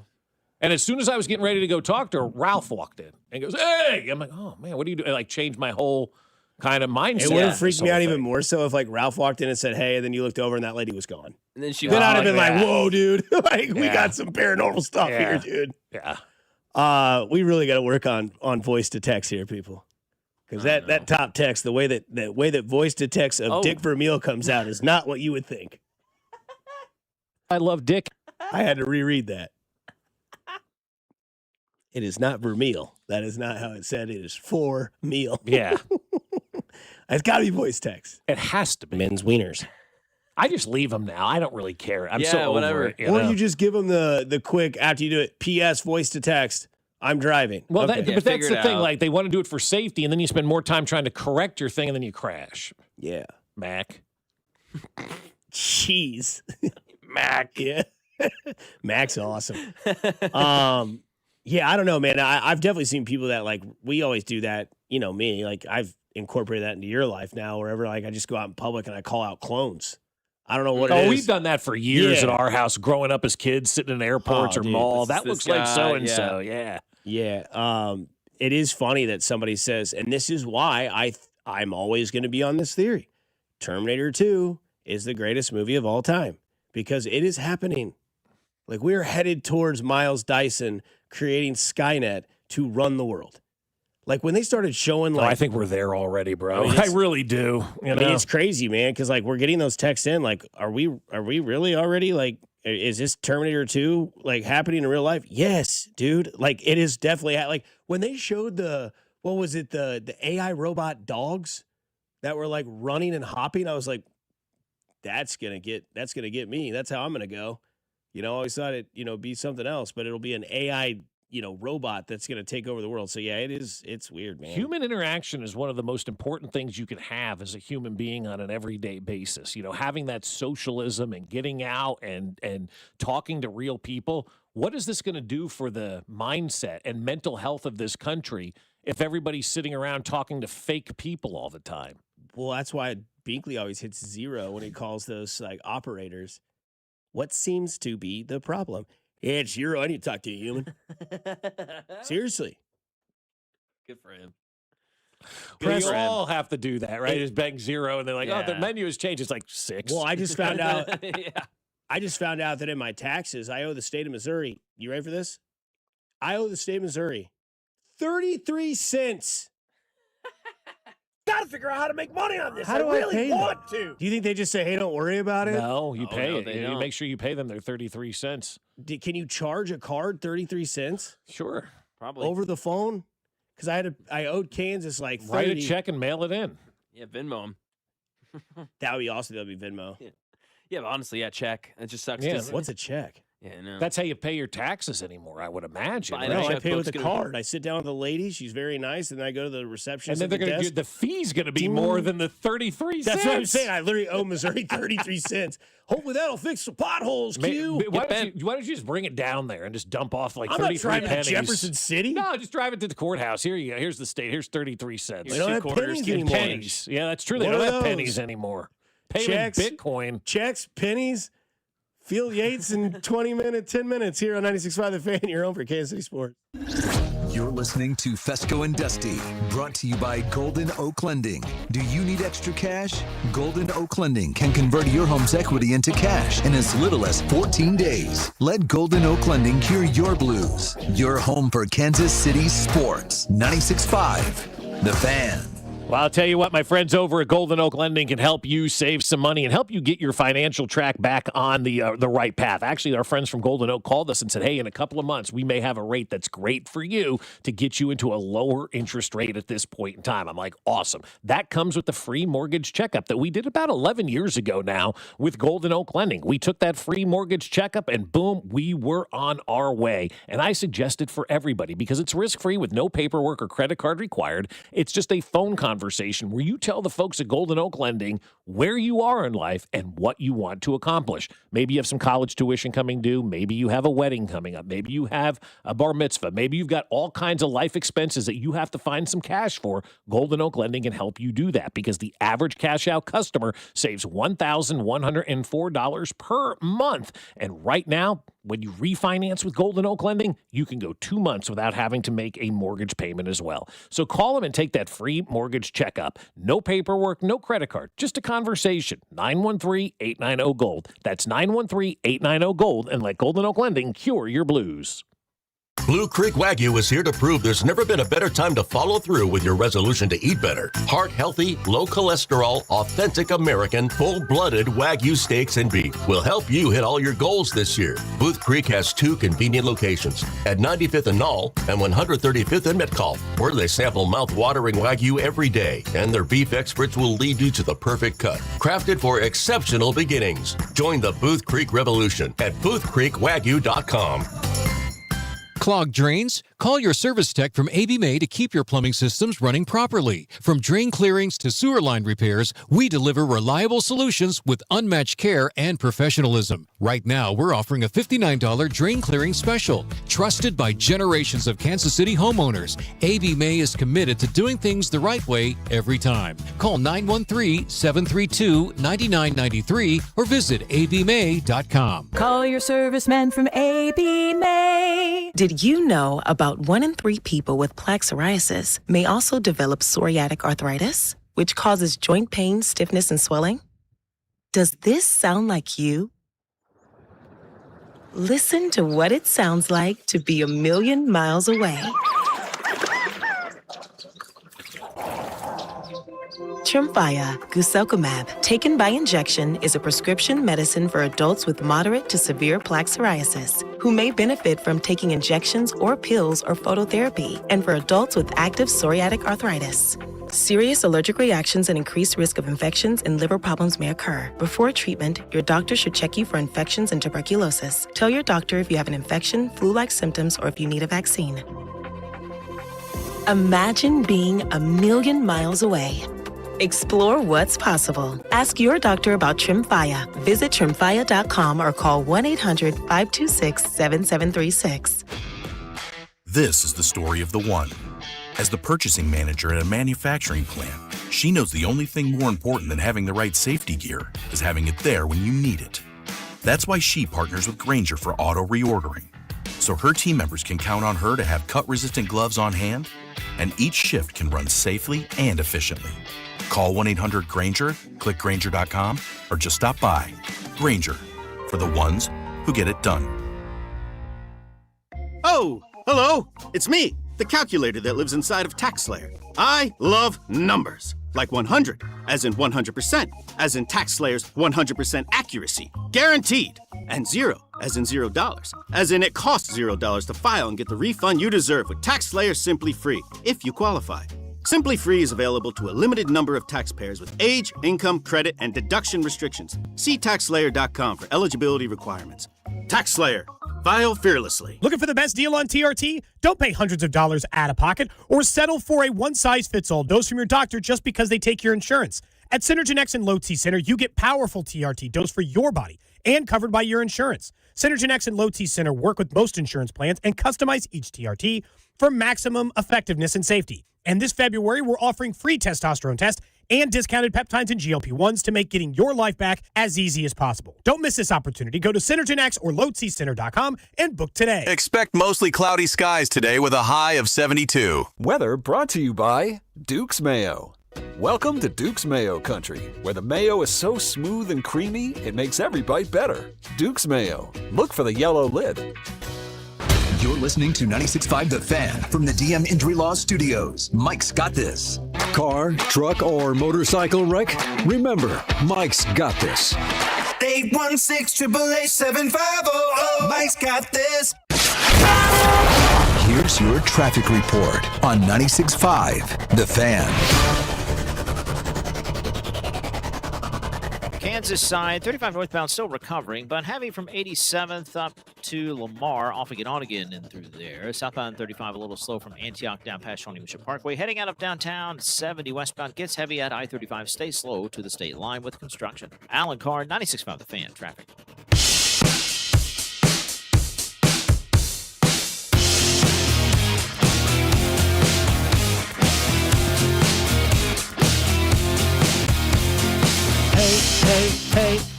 Hey.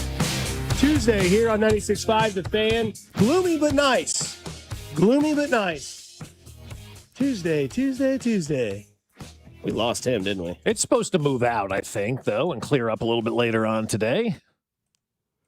I think so. It says partly cloudy, 53 degrees at 8 o'clock in the morning on a February. Yeah. That's insane.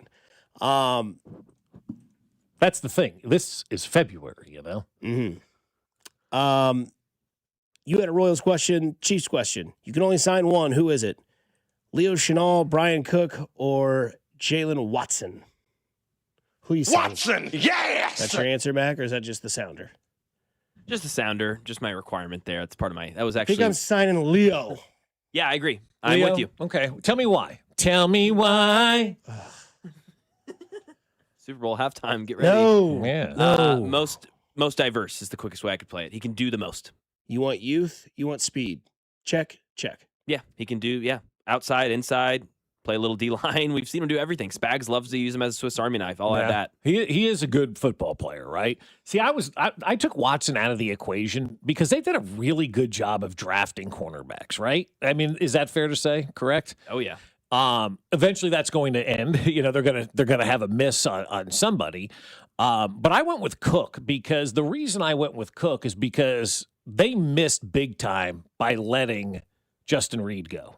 And they never really truly replaced that leadership at the back end of the defense. Brian Cook is a guy that now has played that position, can be that leader in the back of the defense. I don't know that I want another new young safety playing back there. I need somebody that has seen the game, has understood the game.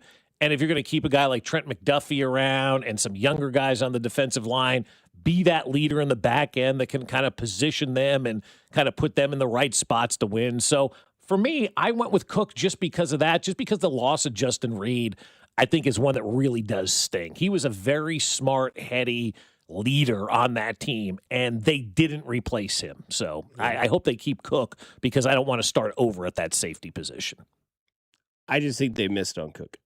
Yeah, I don't know how they good, may have. I don't. Cook's good, but 3rd round pick out of Cincinnati, I believe. Yeah. I thought he was gonna be better than maybe we thought he was. Thought him and Hicks were both going to be better. Yeah. Yeah, and I think that there's a lot of people that would be willing to take Cook out there as a free agent, and maybe that's somebody else's project now. And that's not. I don't mean that in like disrespect. Sure. But like, those guys, right? And I'm not saying, again, I'm not saying this. I'm just trying to paint the analogy. Those guys you had neighborhoods that you've grown up in where for some reason he's got an old beat up car. That Carl's not fixing that car. But you know what he could do is sell that car and let somebody else have it. And then somebody else might fix it up and might get a couple of years out of it. That's Brian Cook. You went into this being like, all right, Justin Reed, might not re-sign him. We want somebody that kind of fits that mold, kind of quick, kind of can hit, kind of can cover center field. Maybe that just wasn't it for you. And maybe that wasn't the guy that Spags needed. And instead of continuing to try to make it work, it might just be better to be like, I just don't have it in me to fix this. If someone else can, lucky you. But like they say, one man's trash is another man's treasure. I don't think he's trash. I don't think he's that, but I don't think he's what they thought he was going to be in this system. In fact, where they drafted him as a 3rd round pick out of Cincinnati. Is there another guy out there, a Reed or a Tyrann Mathieu, that is reaching free agency in that safety position that the Chiefs could go out there and get? Because I do think it is a very important part of this team. Just talking to people after it was all said and done, including people within the organization who said, yeah, that Justin Reed thing, we misread that one, right? We misread the leadership that Justin Reed brings to the table. He is a true leader. Not everybody is meant to be a leader. Not everybody is meant to be the director of the defense, if you will. You have to find the right guy for that. Justin Reed was that guy, and I think they really lacked a lot on defense this year because they didn't have that direction of the on-field general who was seeing things that coaches weren't and could position guys and tell guys what to do. They really didn't have a leader on that defensive side of the ball this year. And so I think they need to go out and find that guy. Easier said than done, right? DeMar Hamlin's a free agent. Yeah, easier said than done to go out there. Hey, now you go be the leader. But when you went from Tyrann to Justin, it was seamless. You had it. You had those two alpha dogs that were great being the leader, great at putting people in position, great at telling those guys what they needed to do. And then the first time we lost that guy back there in the last 5, 6, 7, 8 years, guys, that defense fell apart and wasn't able to make the plays that they normally made. And a lot of that had to do with no pressure coming from up front, but they didn't have that leader in the back end. I got to have a strong safety. I don't know who that answer is at this point in time. I don't think there is that answer, and I've had this same conversation with myself, Bob, and that is why, and we can talk to Field Yates about this, about the draft. That is why the more I think about it, the more I lean towards Caleb Downs at number 9 if he's there, because he is the best overall player. He fits the need, what the Chiefs need, and you've talked about how important that safety position is, and he is a leader. This is a guy who was the only freshman to start for Nick Saban in the Alabama era, then went over to Ohio State for one season. In one season, guess who was out in the middle of the field for that coin toss in the national championship game? That was Caleb Downs. And that says a lot, One too. year, he's with and those are the guys like, that's our leader, that's our guy, that's our captain. So, yeah, the more I'm like, yeah, maybe we could talk to Field about that, but Caleb Downs may be an option because there's no free agent who's going to come in and fill that void. How old is Justin Reed? 33? Is he that old? No, I'd say he's 29. He's younger than 30? I think he's right at, he might be 30. Yeah, he's right there. Because 29. So safeties that are that 30-year-old age, you have Jamal Adams, Jabril Peppers, J.T. Gray as names. You've also got guys at the top of this list that are named like Kyle Duggar in Pittsburgh, Jalen Thompson, the safety in Arizona, Jimmy Ward, the free safety in Houston, but he's 35 years old. I don't think you're taking a chance on that. Nah. I like the Caleb Downs pick, though. I don't hate that at all. Yeah, I mean, Caleb Downs, safety, corner, somebody that can be in that secondary. If, in fact, you do use, veteran free agency to use that to your advantage, like going out and getting a veteran, D lineman and a Chub, or going and getting somebody like that can do that. That means you don't necessarily need maybe that much help. Because, look, part of the reason why maybe Brian Cook wasn't as successful in this system is because they didn't have a pass rush to help him out, and he's just out there in lost cause trying to hold on to guys for all those times. But Brian Cook will be one of those guys that a lot of people will look at or try to bring in if the Chiefs do not bring him back. But we'll see what happens when they do that. I think it's all, it all just goes together, right? Like that's why football, they always say, is the ultimate team sport, because if one position is down, the entire defense is down, or the entire offense is down. You just can't accomplish what you want to accomplish if you don't have everybody playing at that high level. And so just having one person out of whack changes everything for these teams, man. Like, and so you don't realize it in the moment. Some of the, I don't want to say off the field stuff that Justin Reed brought to the table, but a lot of that off the field stuff that we don't see, that we don't hear about, the communication that takes place right before the snap that coaches don't even see, man. Like those are some big shoes to fill, and they haven't been filled yet by the Chiefs. Maybe they do get filled by Caleb Downs or somebody else this offseason. No doubt. We'll see what they do in this offseason, because they've got a pretty big, important draft pick coming up. They picked 9th overall. We're now joined by Field Yates of ESPN. Field, how are you on this wonderful Tuesday morning? I'm doing well, guys. How are you? I'm good. I can't complain, man. Glad to talk to you for the first time and following your stuff for quite a while. You love in Kansas City, don't you? Yeah. It's time of the year, right? We're just 3 days removed from Valentine's Day. It seems appropriate to have Jeremiah Love going high in a mock draft. Kind of a perfect storm here, guys. Is one of the things I've been consistent with Jeremiah Love at this point of the offseason is that before the dust has settled on free agency, or at least most of free agency, there are teams that are picking very high in the draft and have such dramatic needs and are not close enough to competing for a championship that you should be taking a running back very early on in the draft, because it's a position where you can find so many quality replacements later in the draft.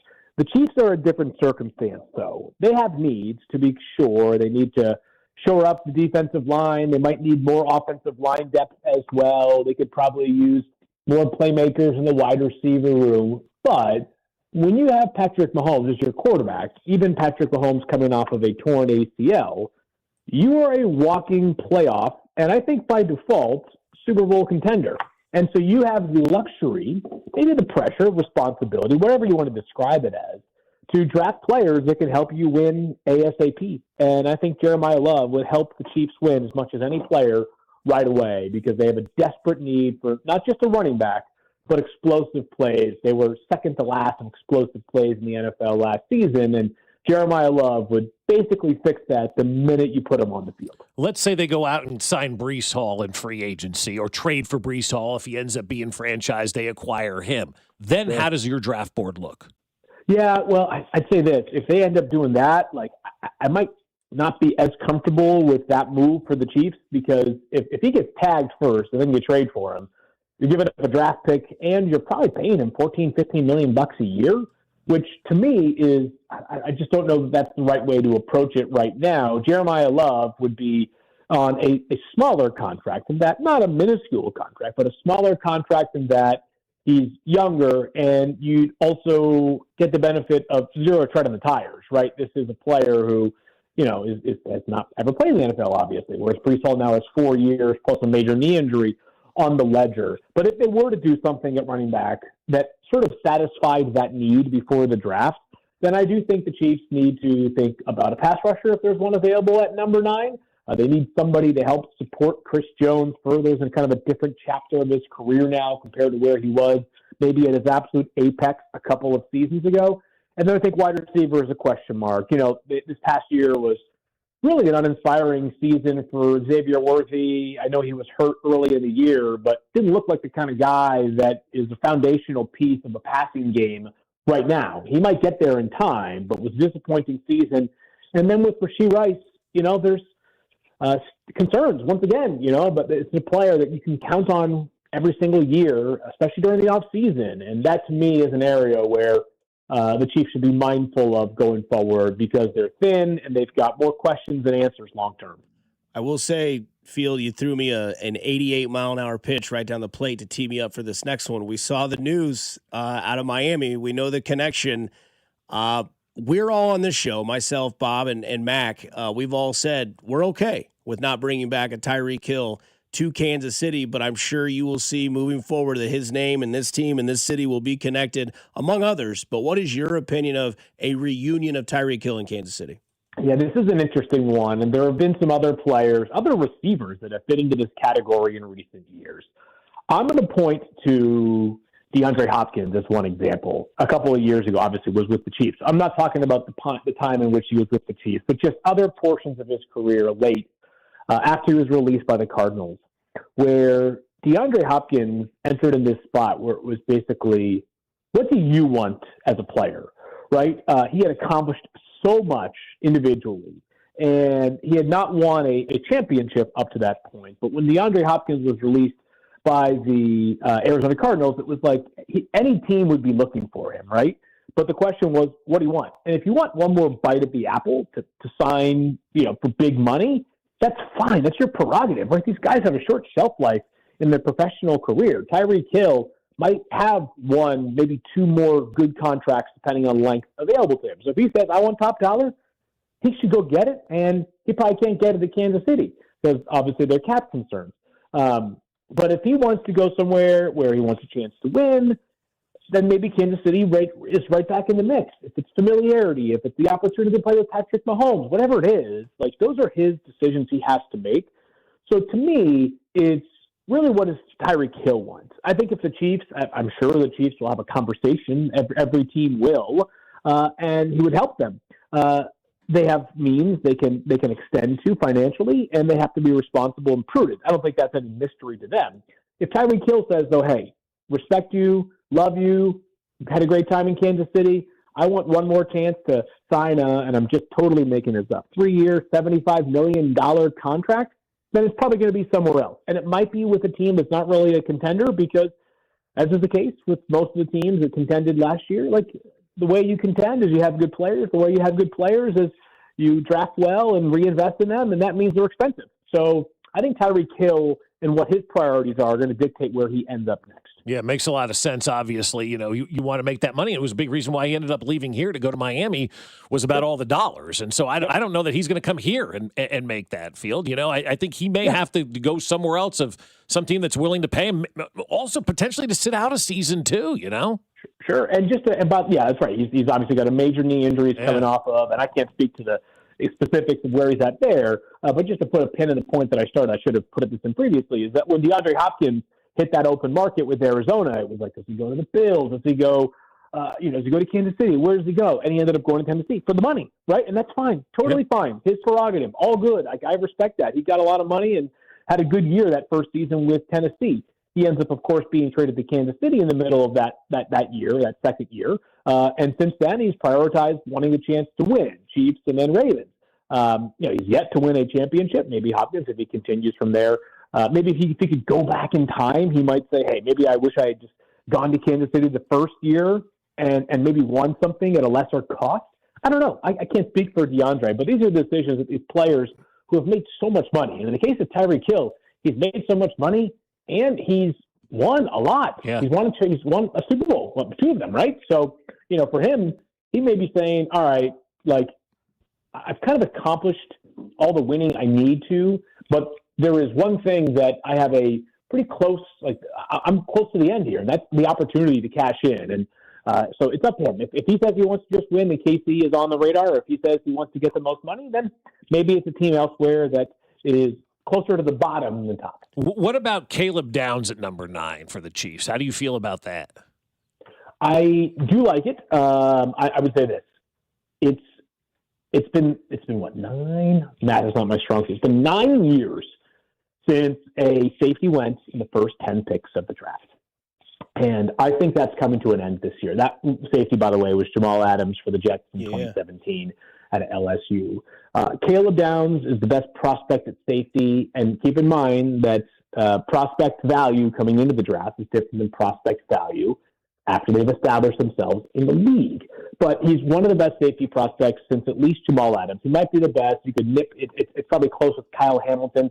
Hamilton nowhere in a 4, 5, 7, 40. Like, I know people say, how could he possibly have gone 14th overall when he did? It's like, I hear you, but there are also a lot of people that were saying, how can you draft a safety sooner than 14th overall if he runs a 4.57? So it's easy in retrospect to be like, this is ridiculous that this player went to this spot. I digress, though. Caleb Downs is kind of a zero weakness player. There's not really anything he can't do as a safety. The Chiefs with Brian Cook becoming a free agent have question marks there. And I think what I appreciate most about Caleb Downs is I don't know how many safeties you could say this for in the NFL right now. The Chiefs had one a few years ago when they had Tyrann Mathieu when he first arrived to Kansas City.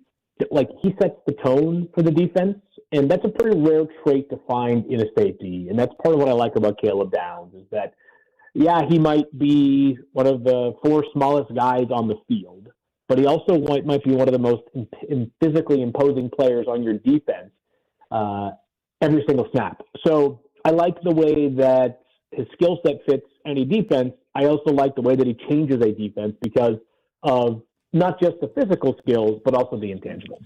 Field, I want to get inside your crystal ball that you have no idea what's going to happen, but I want you to sell me on it. What's the biggest blockbuster move that happens, in your opinion, this offseason in the NFL?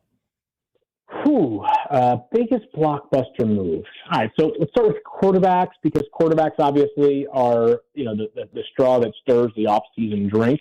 Mm-hmm. I think Kyler Murray being traded has probably fallen too far off the radar, guys, to be like, oh my God, like that's the offseason. That's the move of the offseason.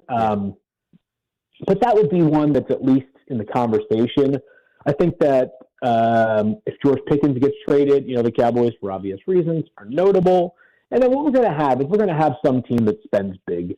Like, could the Raiders be the team that spends a ton this offseason? How do they want to treat this year? Do they want to treat this year as, hey, we're just getting started.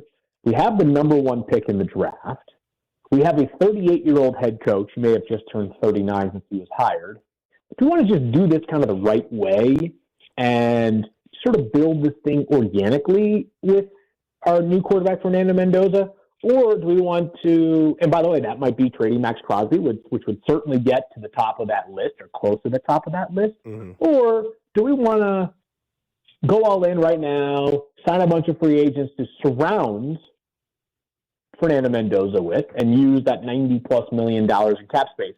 I think if it were me running the Raiders, I'd be much more comfortable trying to just sort of meticulously, methodically build this thing back up. The division's just way too good to try to get better in a hurry. I can't eat your vegetables as an NFL team, right? You gotta find a way to build the foundation up. So I would be leaning that way if I were the Raiders, but I think it's a very fascinating conversation because we just saw a team in the Patriots go from 4-13 to playing in the Super Bowl. So quick changes do take place in the NFL. No doubt. So you got Mendoza going 1 overall still. No worry about that.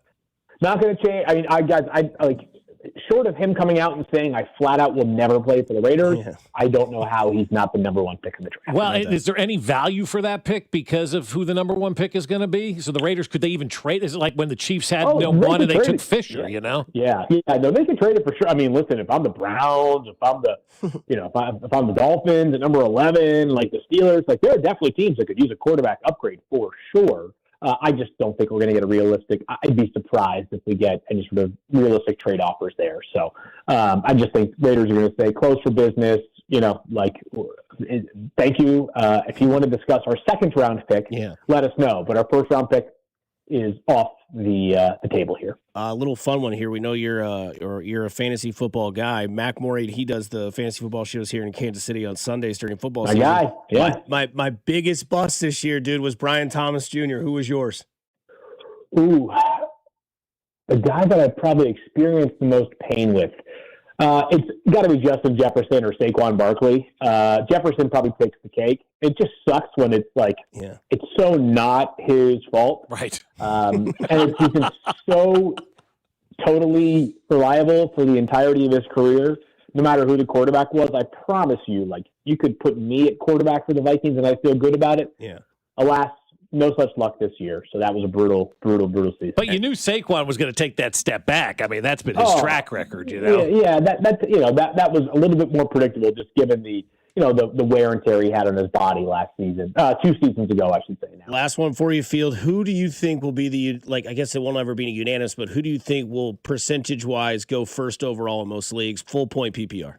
I think it will be Bijan Robinson most likely. Just the age, the position, the offense, all those things to me are, and it's such a good, thoughtful debate to have between like 5 guys. Kua, you could have it with obviously Bijan, Gibbs. JSN. I mean, there's just great JSN. Like, there's no shortage of good options here. Jamar Chase.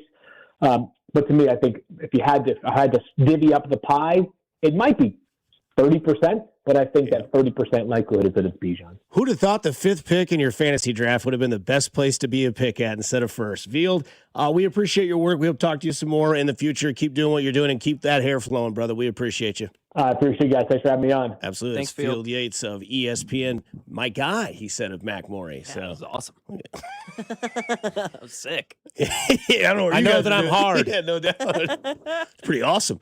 So that was Field Yates of ESPN. I kind of like what he had to say there about, where they go in the draft or what we might have, because could we see the Chiefs now maybe trade back a few slots to get Caleb Downs, the guy you want?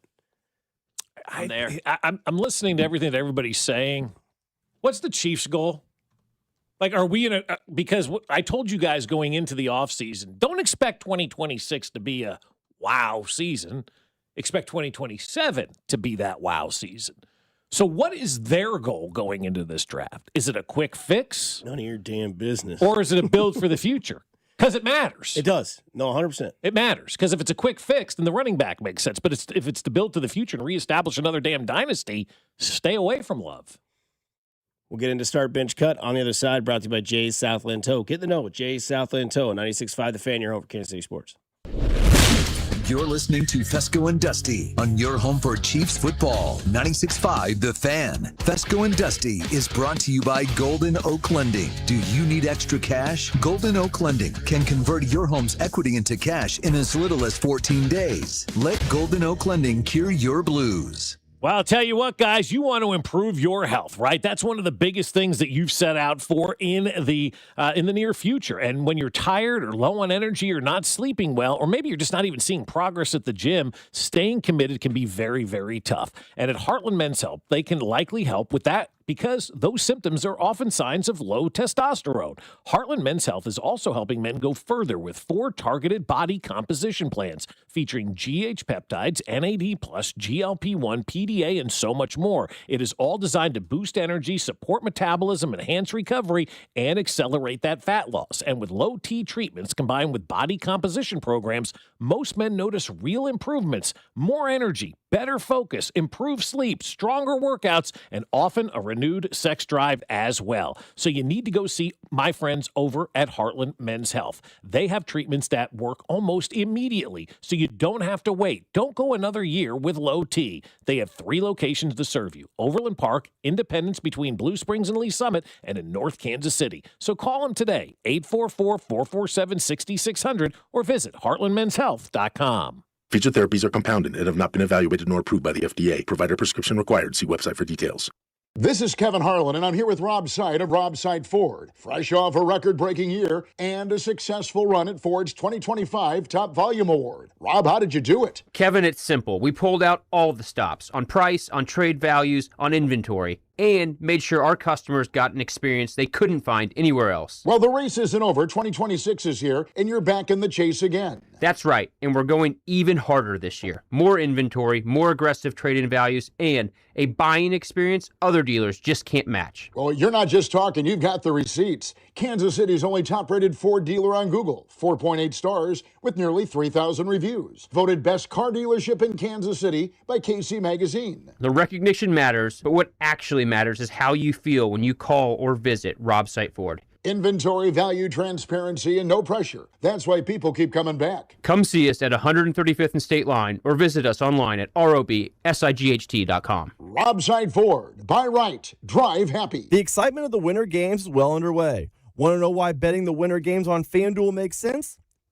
From game lines to medal counts to finding your angles and the events you care about most, FanDuel gives you more ways to stay connected to the action. The Winter Games are on, and there's no better way to follow them than with a bet on FanDuel. Curling matches that start slow and get tense fast. Bobsled runs that go by in a flash. Speed skating decided by inches. Hockey games that feel different from the opening faceoff, and so much more. Me personally, I have a wager placed on the United States to win gold in hockey. The Winter Games are packed with action, with different events and contenders every single day.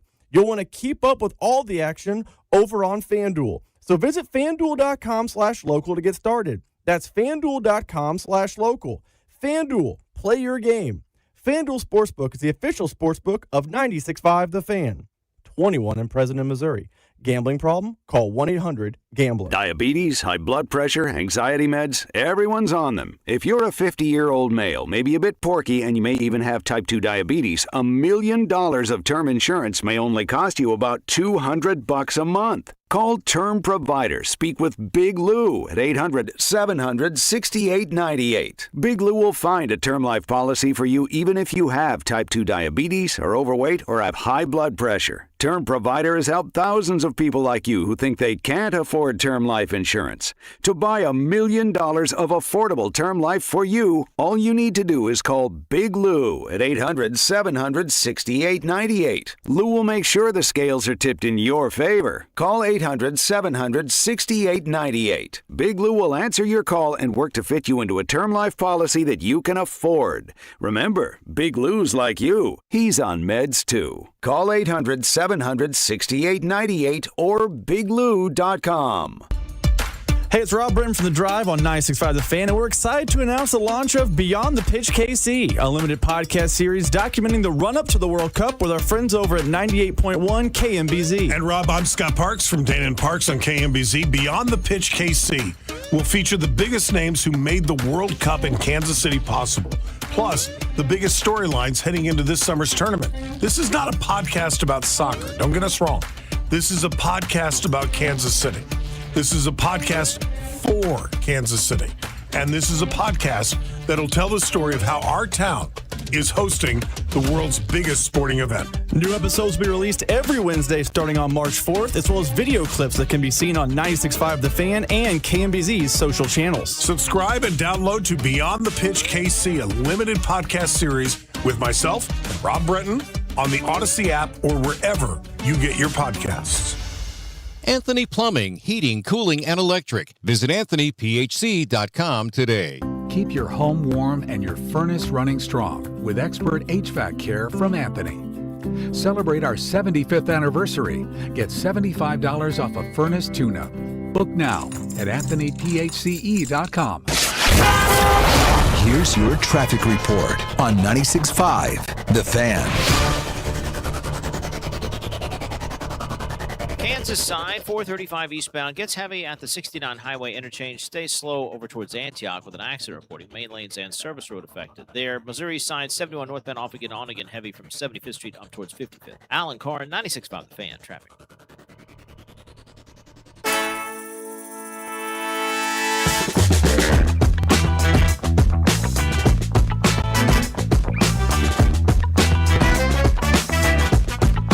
Field Yates, Chub, Mac for booking that. It's good to talk to that guy for the first time. Watched all his work, followed a lot of his work on ESPN over the years, man. I was on Field Yates when he was like, what was it? The guy that they got rid of that's now on NBC. He was like his understudy. Oh, yeah. He was, yes. Chris Sims? No.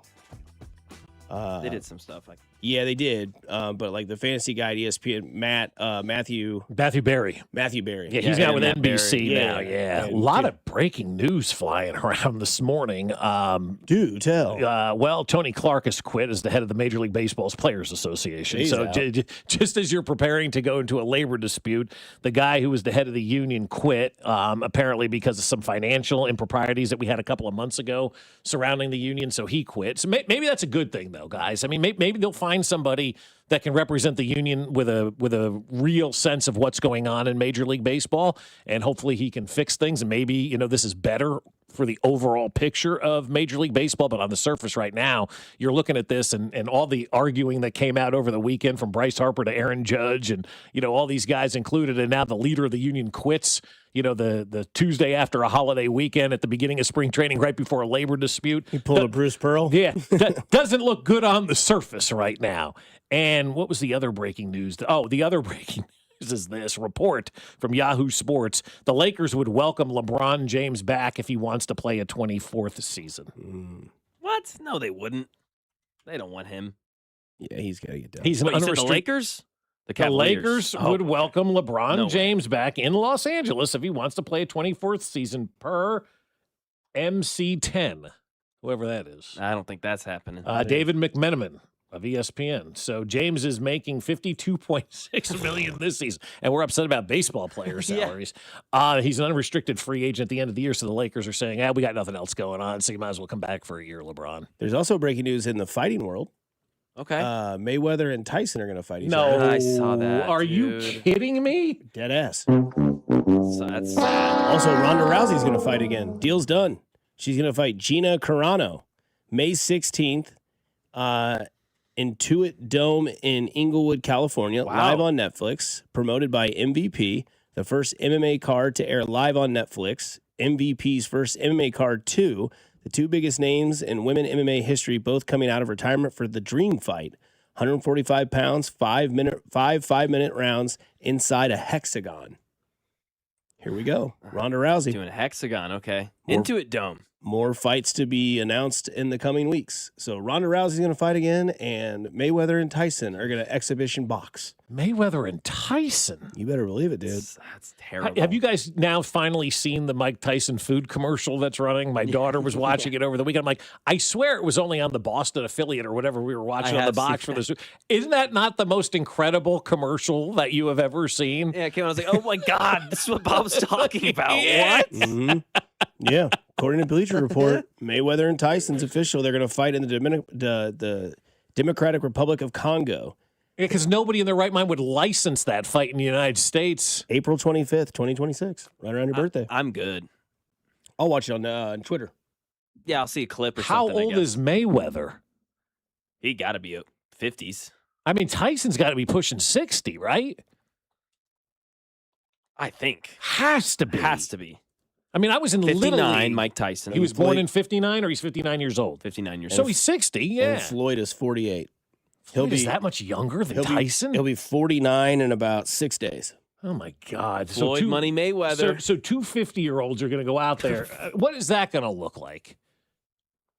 Ass. Yeah. Mike Tyson's ass. I again. mean, like, what are we doing here? This is where the state of boxing is and the state of fighting is right now. Well, We're scheduling, Ronda Rousey, who hasn't fought in a decade, and then boxing is, I mean. Yeah, I won't couple fighting into it, but boxing is down bad. But it is. But those are what, like, gets people excited. Oh, Mayweather versus Tyson. Everybody hears that. They're like, I got to watch. But you mentioned, name me two. Who's the heavyweight champion?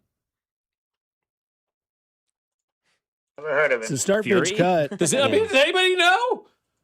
No. Fescoe, Dusty, and Mac with this week's edition of Start, Bench, Cut. I'm trying to find out who it is. Yeah, I'm not saying that name. I'm already in the dumps of botched names on this show, so I'll let you guys That's a tough one. I want to say that's like Alexander Usyk. Yeah, Usyk. I know it's Usyk because I know that last name, but Alexander. Hell yeah, Dusty. Way to go. Undisputed heavyweight champion, having defeated Tyson Fury in May of 2024 to unify all four major titles. Usyk is recognized as the first undisputed heavyweight champion in the four-belt era. There's your answer. Start, pitch, cut. We go to the draft. Never heard of him. Yeah. Love, Downs, Bane. Start, pitch, cut. I'm going to start Downs, bench Bane, cut Love. Yep, absolutely. That's my order as well. You can only sign one free agent veteran. Mike Evans. Chubb. Which Brees one? Hall. Not Nick. Men's wieners. I'll start Brees. I'll bench Evans, cut Chubb. Bradley gets the cut. Yeah, even though it's the most needed position, he's still the older, 30-year-old guy. I like Mike Evans for what he brings. Always been in love with him, and we've all been on Brees Hall since the season ended. I'll start Chubb.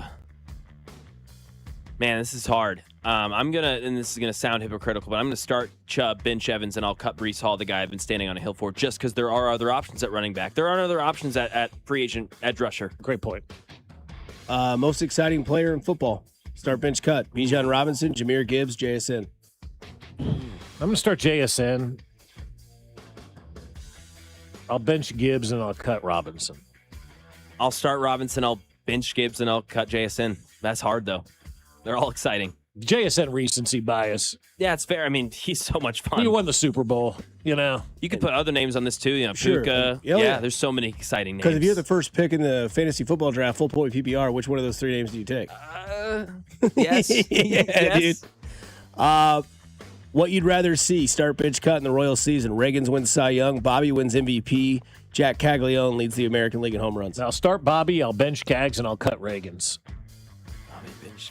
Because I think those are the way you get success on the field. Yeah, I'll ditto. Yeah, I'm in.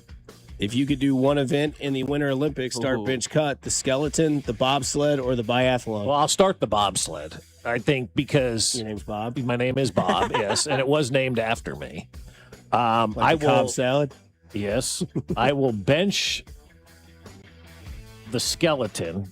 And the biathlon, I can't ski. That's complicated. I mean, you're running up a hill, and oh god, that's intense. Is that the one with the gun? Or Yeah, no? Yeah, that's a lot. The skiing shooting thing. Yeah, Yeah, skiing shooting is That's crazy. what I'd start, because I want to be known to be that badass. Yeah. I'd be the guy who runs up a hill alongside the skier to try to give them motivation. But running up the hill in those skis, man. What happened to my motivational guy? He's back there. Hang on. 1 second. Keep going. You're better than I am. Yeah, skeleton, bobsled, biathlon.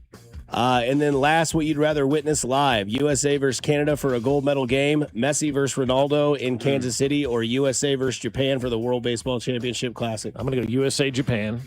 I'm going to bench the Canadian game, and then I'll cut the soccer. Yeah, Bob and I in lockstep today. I think I'm there with you. I think I'm watching two of the greatest to ever do their sport in my hometown. Fair. Winter goes on, and I'm watching both of them play in their last World Cup. Sign me up Totally for that. fair.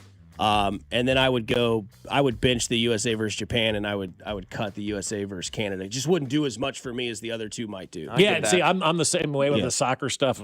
Okay, that's cool. I get it. I understand the importance, but USA versus Canada in hockey and USA versus Japan in WBC, that's us. I know that I'm hard. Yeah. Coming up next, it is Josh Verner live from Surprise, and our spring training coverage of 96.5 The Fan is brought to you by Park & Go, the best deal on airport parking. Josh Verner next here on 96.5 The Fan, your home for the Kansas City Royals.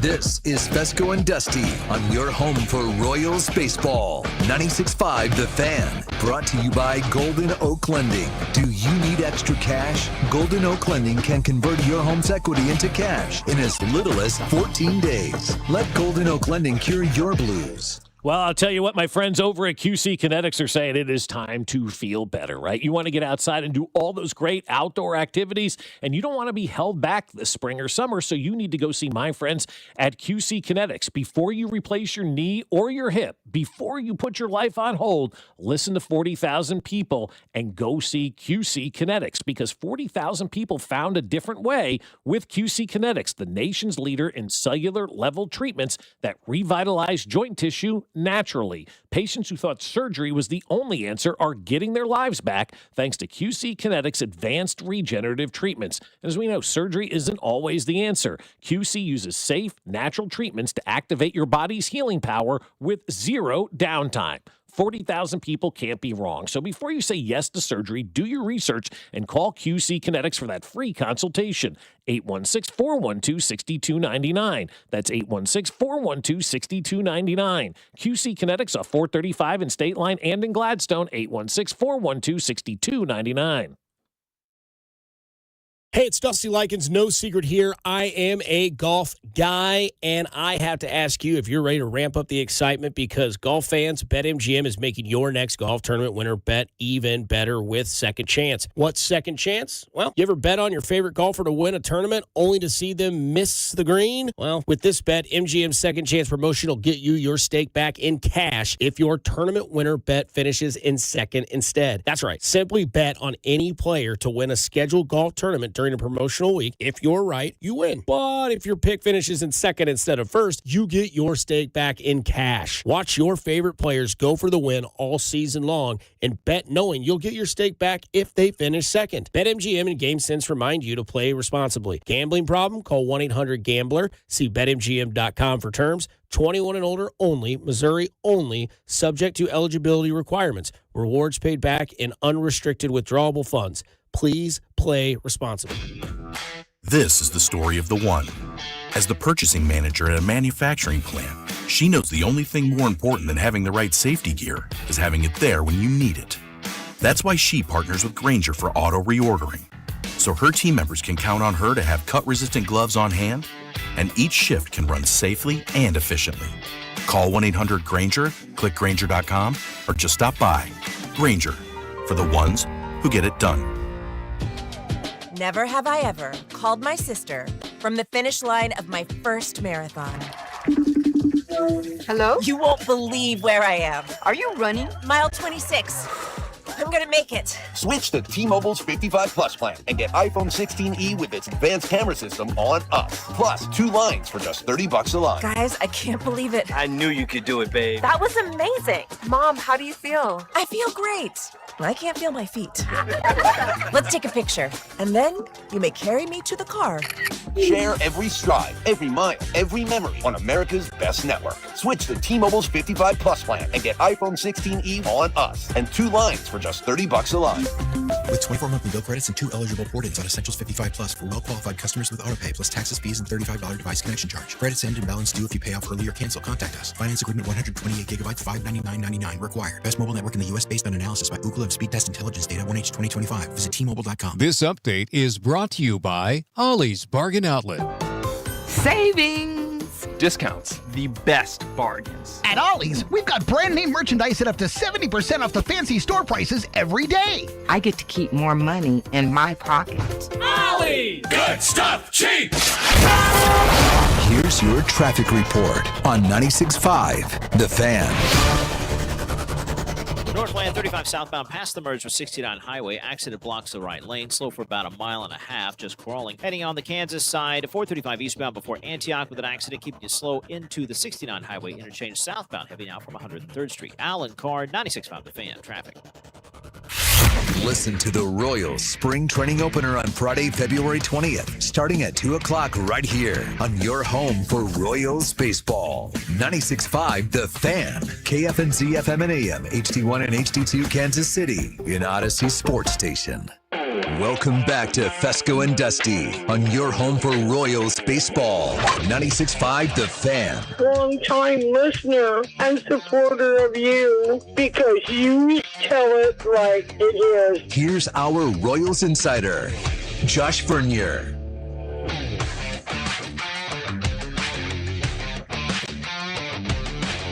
That's right. It's our Royals insider, Josh Verner, joining us now live from Arizona in our spring training coverage on 96.5 The Fan, brought to you by Park and Go, the best deal on airport parking. Vern, there's news out of baseball. Tony Clark's out.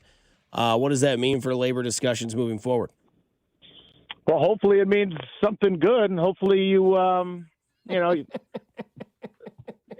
doesn't matter who they bring in. It's not as if they're going to bring in a president that is going to have a great relationship with the owners. These two sides have hated each other forever, and for good reason. Dating back to the reserve clause, to free agency. Again, Major League Baseball's Players Union is the last union standing. Every single other one has been broken, and I would imagine most people listening are pro-labor, so well, let's hope they get a good union head on there that refuses to capitulate on a salary cap. So what do you think is going to happen? Because it seemingly got ugly this weekend with the Yankees, the Phillies with Bryce Harper, and Machado. Yeah, like it was a weird weekend of players basically drawing the line in the sand. I felt like, Vern. Yeah, it comes down to, in my opinion, it comes down to the owners. And just how dead set are they on implementing a salary cap? To me, the ball is in their court. The players are not going to, as I mentioned, they're not going to give in, nor should they. I'll be shocked if they miss much next year. Okay, maybe spring training is truncated like we saw in 2021. But if Major League Baseball's owners think that they can miss time and the sports fan is going to miss them, they got another thing coming. I mean, we saw what happened during the pandemic when there was nothing going on. People just got angry at baseball. It wasn't sitting around and whining and pining for the game to come back. It was anger. Yep. So if they try to do that without the backdrop of a pandemic, sports fans will find something very quick, and baseball will drift out of the conscious of most sports fans pretty quickly. Yeah, Vern, you and I have said that numerous times. Does baseball understand that, or are they too arrogant to realize that is a possibility? Sadly, I would say it's probably 50-50. Yeah. 15 owners get it, and 15 owners are solely driven by the bottom line. And again, this to me is something that's as old as the game. It normally comes down to one simple question, and that is, does your owner want to compete? Again, dating all the way back almost 100 years ago with, when Jackie Robinson integrated the game of baseball. There were some teams, the Yankees, the Tigers, the Red Sox, they went a decade before they integrated their team because, again, they did not want to compete. We can talk about the collusion in the mid-'80s. So every owner agreed that we will not compete. We're not going to sign free agents. And then, even 30 years ago with the Yankees of the mid-'90s, the same things that we're saying about the Dodgers right now, we were saying about the Yankees back then. And now in retrospect, and you give the Yankees a lot of credit. You give Stick Michael a lot of credit for the way that they built that team, that dynasty in the Bronx. And for as much as we want to bitch and moan about the Dodgers, man, that's a great organization, top to bottom. You look at all the contracts that they signed, maybe outside of the Kyle Tucker contract, they're all smart moves that I think the other 29 teams in the sport would ink Shohei to, would ink Mookie Betts and Edwin Diaz. It's not as if the Dodgers are just throwing money at these. Again, outside of Kyle Tucker, it's not as if the Dodgers are just backing up the Brinks truck and overpaying everyone. They're making sound decisions. They're having great drafts. They are the team in Major League Baseball. The Mets are trying to be that, and they're failing. And a lot of other big markets aren't trying to be the Dodgers. So, again, a very pro player. And I'll be heartbroken if the owners allow this great sport to miss any games next year. Bob asked us a question earlier on the show. He said, what spells more success for the Royals this year, Bobby winning MVP or Cole Reagan's winning the Cy Young Award? What would you say? I'll say Cole Reagan's winning the Cy Young Award because, man, as long as Bobby shows up, he's in the top three for the American League MVP. He's just that much better of a all-around ball player than almost everyone suiting up in the American League. While Cole Reagans, you can make a case. Is he the second best, third best lefty in the division?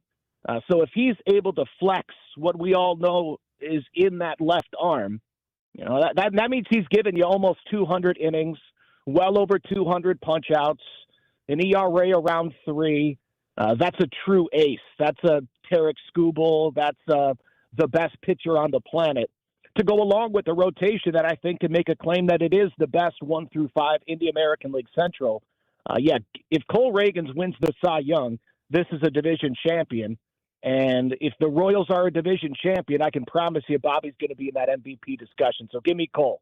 Who's the kind of like the wild card that we're not really talking too much about with this baseball team? Because I saw that Michael Massey is kind of, kinked a little bit with his batting stance, and we've obviously seen we see all those things right in spring training. Yeah. But who's maybe like a wild card that we're not talking enough about right now? I'm not going to say you need to talk about him more, but Jonathan India could be that wild card. He's had success at the big league level. Carter Jensen's the one that gets me the most excited. I had a great conversation with Jack Caglione yesterday. You'll hear that coming up Thursday nights on the Hot Stove Show. And he, it's his buddy, so it's not a shocker that he says it, but he believes Carter's going to win the American League Rookie of the Year. And, man, I wouldn't put it past him. Carter Jensen, to me, has the ability to hit, if he hits his ceiling, and, boy, that's a lot to ask in your first full big league season. This is a guy that could hit from the top of the lineup. He could be the protection for a Salvador Perez. Carter Jensen's the guy that I'll point to as the wild card. I always have my X, Y, and Z. If these three guys meet or exceed expectations, the Royals are going to the playoffs. It's Jensen, it's Caglione, it's Seth Lugo. If those three meet expectations, this team's going to October, and I believe should win the division. But Jonathan India, also a sneaky one that many of us have either looked past, have given up on, or are still frustrated with how below average he was last year. Vern, the games start this week in Florida, and surprise, is there anybody that you've seen so far where you're like, boy, I'm not feeling it with that guy? Like anybody that's kind of concerned you going in, or maybe you have concerns about, since a lot of these guys are going to be headed to the WBC and we won't see them for a while?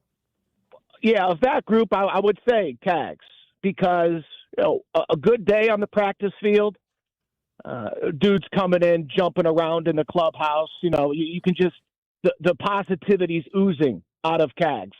But when he has that rough day, when he's abused by a pitcher, maybe in live BP or live bat, it affects him. So that up and down attitude, allowing that day's performance to dictate your mood. This game will eat you up if you allow that. So I'm hoping that Cags gets to Team Italy, has some success, and can ride that wave into April. Vern, we appreciate it. Again, I'm locked in Thursday because you said hot stove. It's you and it's Cags. That means Dusty's ears are both wired. You're going to love it. You're going to love it. Oh, gosh, Vern, you got to get me 2 more days, so I got to get there. But Vern, hot stove, Thursday night, 6 o'clock, 96.5 The Fan with Jack Caglione. Vern, we'll talk to you, I promise, next Monday at 8:20. Thanks, guys. You bet. That's Josh Verner there. Join us. We go from Josh Verner to Josh Brisco. We go from Royals to Chiefs. There's a lot of action for both teams. We dive into it next with Josh Brisco here on 96.5 The Fan, your home for Kansas City sports. This is Fescoe and Dusty, brought to you by Golden Oak Lending. Do you need extra cash? Golden Oak Lending can convert your home's equity into cash in as little as 14 days. Let Golden Oak Lending cure your blues. Your home for K-State athletics. 96.5 The Fan.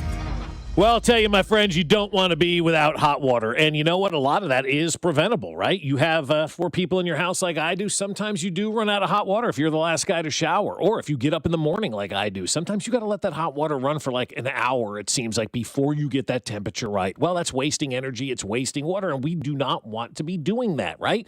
So you need to replace your water heater with State water heaters. They've got the perfect answer for you. It's a new high-efficiency Adapt gas tankless water heater with X3 scale prevention technology from State, and that can provide plenty of hot water as well as great energy savings for you and your family. The Adapt models with X3 provide years of trouble-free hot water without the worry of annual maintenance that's required from a lot of those tankless models. You essentially set it and forget it, and they also may qualify for rebates as well. So act now and visit your local Reeves Weideman store, or better yet, have your plumber do that either in person or at rwco.com. Or you can just check them out at statewaterheaters.com to learn more. Hey, it's Cody and Gold, and you guys know Centric Training is where your IT career starts, and the year has started. Have you? Maybe you were an occupational support specialist, an operations trainer, maybe just working in sales or outside and you're tired of it. You could have a new career in as little as 4 months to start this new year. IT jobs are in demand, and Centric's enrolling right now. You can get hands-on training, industry certifications, career placement support over at Centric, and the sooner you start, the sooner you move forward. Visit Centric.com or call today. Centric Training, your IT career starts here.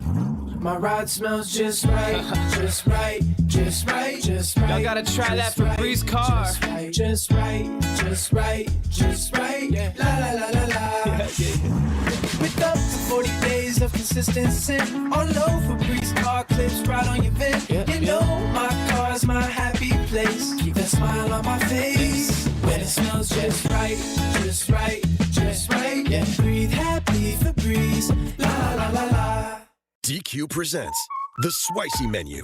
For a limited time, try the new Flamethrower Chicken Strip Basket for $6.99 with spicy, bold strips that heat you up. Served with a side of famous DQ Soft Serve as a dip to cool you down. That's right, dip those spicy chicken strips right into Soft Serve. Plus fries and toast, all for just $6.99. And add a new pineapple lemonade sparkler or cooler made with tahini. It's the limited time only Spicy Menu. Get it delivered in the DQ app. Happy, tastes good. Participation may vary. Well, I'll tell you what, my friends over at Hy-Vee do an unbelievable job. We were over at Hy-Vee yesterday doing some shopping, and what I love most about Hy-Vee right now is the Hy-Vee Perks Plus membership. Hy-Vee Plus is an annual membership upgrade to your Perks card with amazing benefits. The thing that I like most is saving money on gas, right? You get built-in fuel points already with the added savings that you get with the annual membership upgrade. You also get free grocery delivery or express pickup. That's available too, and exclusive member-only pricing on hundreds of items every day. I was clipping digital coupons yesterday in the app. So upgrade your Perks membership today. It's simple to enroll for the first time. Just go to Hy-Vee.com/perks and upgrade your card. So you're going to save time. You're going to save money. What could be better with Hy-Vee Perks Plus?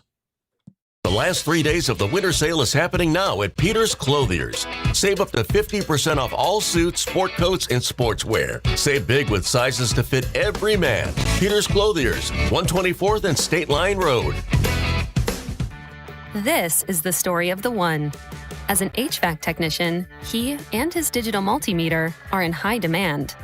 So when a noisy office HVAC turns out to be a failing blower motor, he doesn't break a sweat.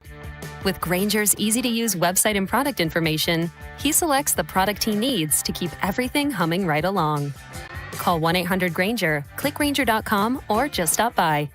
Grainger, for the ones who get it done. Wesley Financial Group is not a law firm, and Chuck McDowell, definitely not an attorney. This is Chuck. Do you feel stupid for buying a timeshare? Don't. It's not your fault. You were most likely told you could rent it, and it was a great financial investment. And the deal was available today only. If this happened to you, contact your resort or Wesley Financial Group for help today. Call Wesley now for your free exit information kit. 800-939-1441. 800-939-1441. I'm Mark Solinger, producer and one of the hosts of the Moth podcast. For nearly 2 decades, The Moth has brought live storytelling to stages around the world and to millions of listeners. These are real people telling true stories from their lives. Stories about a lost family recipe, about working to free a wrongfully convicted man, about realizing you need to leave your May-December romance. Stories that will move you, surprise you, make you laugh. Stories you can't forget. Join us. Follow and listen to The Moth wherever you get your podcasts. Expect mostly cloudy skies today with a high of 72. Weather brought to you by Staples. Staples has hot deals and low prices on everything for your business, like up to $125 off your print order. Ends 4/18. Exclusions apply. Visit staples.com/print for details. You're listening to 96.5 The Fan from the DM Injury Law Studios. Mike's got this. Car, truck, or motorcycle wreck? Remember, Mike's got this. 816-888-7500. Mike's got this.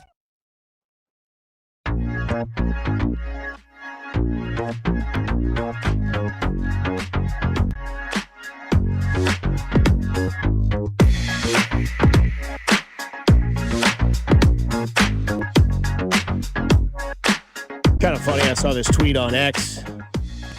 It says it's from Bitcoin Teddy. I don't really know who the person is, but it's a funny tweet. It says, nutritionist, your diet is bad. Dentist, you're brushing your teeth wrong. Friends, your life is a mess. Liquor store guy, excellent choice. It's so true. Josh Verner, great person. Field Yates, great get. Josh Brisco, amazing guy. He's the first voice you hear 3 hours before kickoff and the first voice you hear after the final whistle. Future Hall of Fame receiver, future Hall of Fame quarterback, being able to figure it out for the last half of the season. Here's the new Chiefs Radio Network pregame and postgame show host, Josh Brisco. That's right. Football never sleeps. No days off. At least that's what they say. We now are joined by our Chiefs guy, Josh Brisco, during the season, your pre- and post-game. Brisco, let's just start. Rip the Band-Aid off. Tyreek Hill, yay or nay?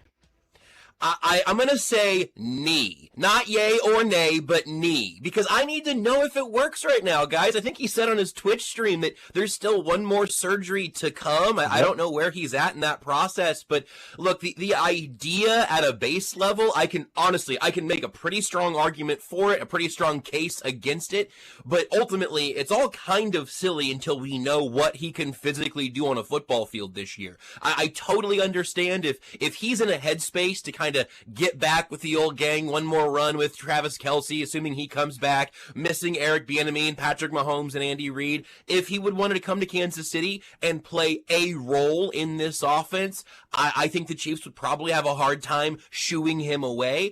I was thinking, though, yesterday when Mac asked if I could come on with you guys this morning, I thought a little bit about the 5 straight years of Odell Beckham Jr. connections to the Chiefs over the years, where it was always, well, if he's healthy, he'll be ready to go by week 8. And obviously it's very different because Tyreek Hill knows this system inside and out, and the Chiefs love a reunion.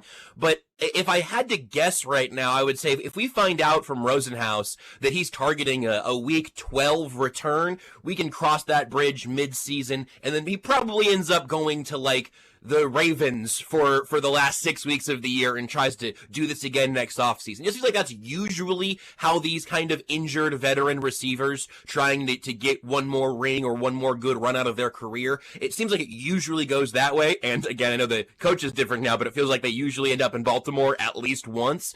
Maybe Tyreek Hill's healthy. Maybe that reunion is just so logical that they can't stop texting each other all offseason. But I'm just very hesitant right now because I don't know when we can expect Tyreek Hill to be looking anything like Tyreek Hill again. Yeah, I have a feeling like nobody's going to sign Tyreek Hill this offseason. And I don't know if you saw the tweet last night from Dr. Chow. I usually don't put much of an emphasis into what internet doctors saying because they're not examining. But when a talent evaluator in the league sent me that tweet, it made me think a little bit more about kind of where we are with Tyreek Hill. And his tweet said basically what you said, he's going to have another surgery. He may not even be ready till the end of this year or next year. So what's the incentive for any team at this point in time to sign Tyreek Hill, especially a guy who's predicated for the most part on using his legs and his speed? If that gets slowed down, I don't know how much he's of value in the NFL anymore.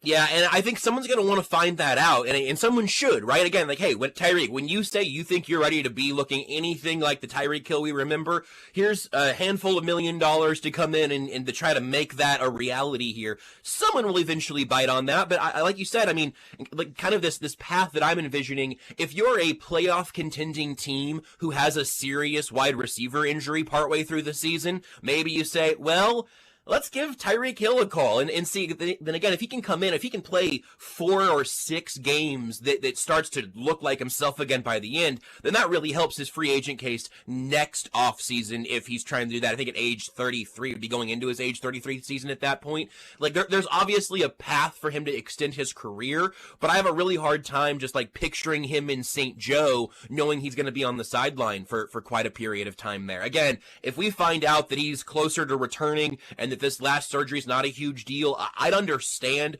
wanting to prove kind of that question you're asking of can you be this guy again, the style of player he was, also again on the other side of 30 as that kind of guy. There are just a lot of hurdles to clear before I think it's super relevant. I totally understand why everyone's talking about it so much today and yesterday, because that's news. Yesterday was kind of a newsy day by and large, kind of fun in the football sphere, but ultimately, like, we should probably talk more about Bradley Chub than Tyreek Hill at this point. Yeah, Bradley Chubb's the name I think that gets a lot of people's interest that have followed the Chiefs and knowing what their major need is, because I think it is defensive line, and he seems to be a kind of guy that, going into the age of 30, looking to kind of maybe prove some more stuff. He's the guy I think that's where the team should go towards.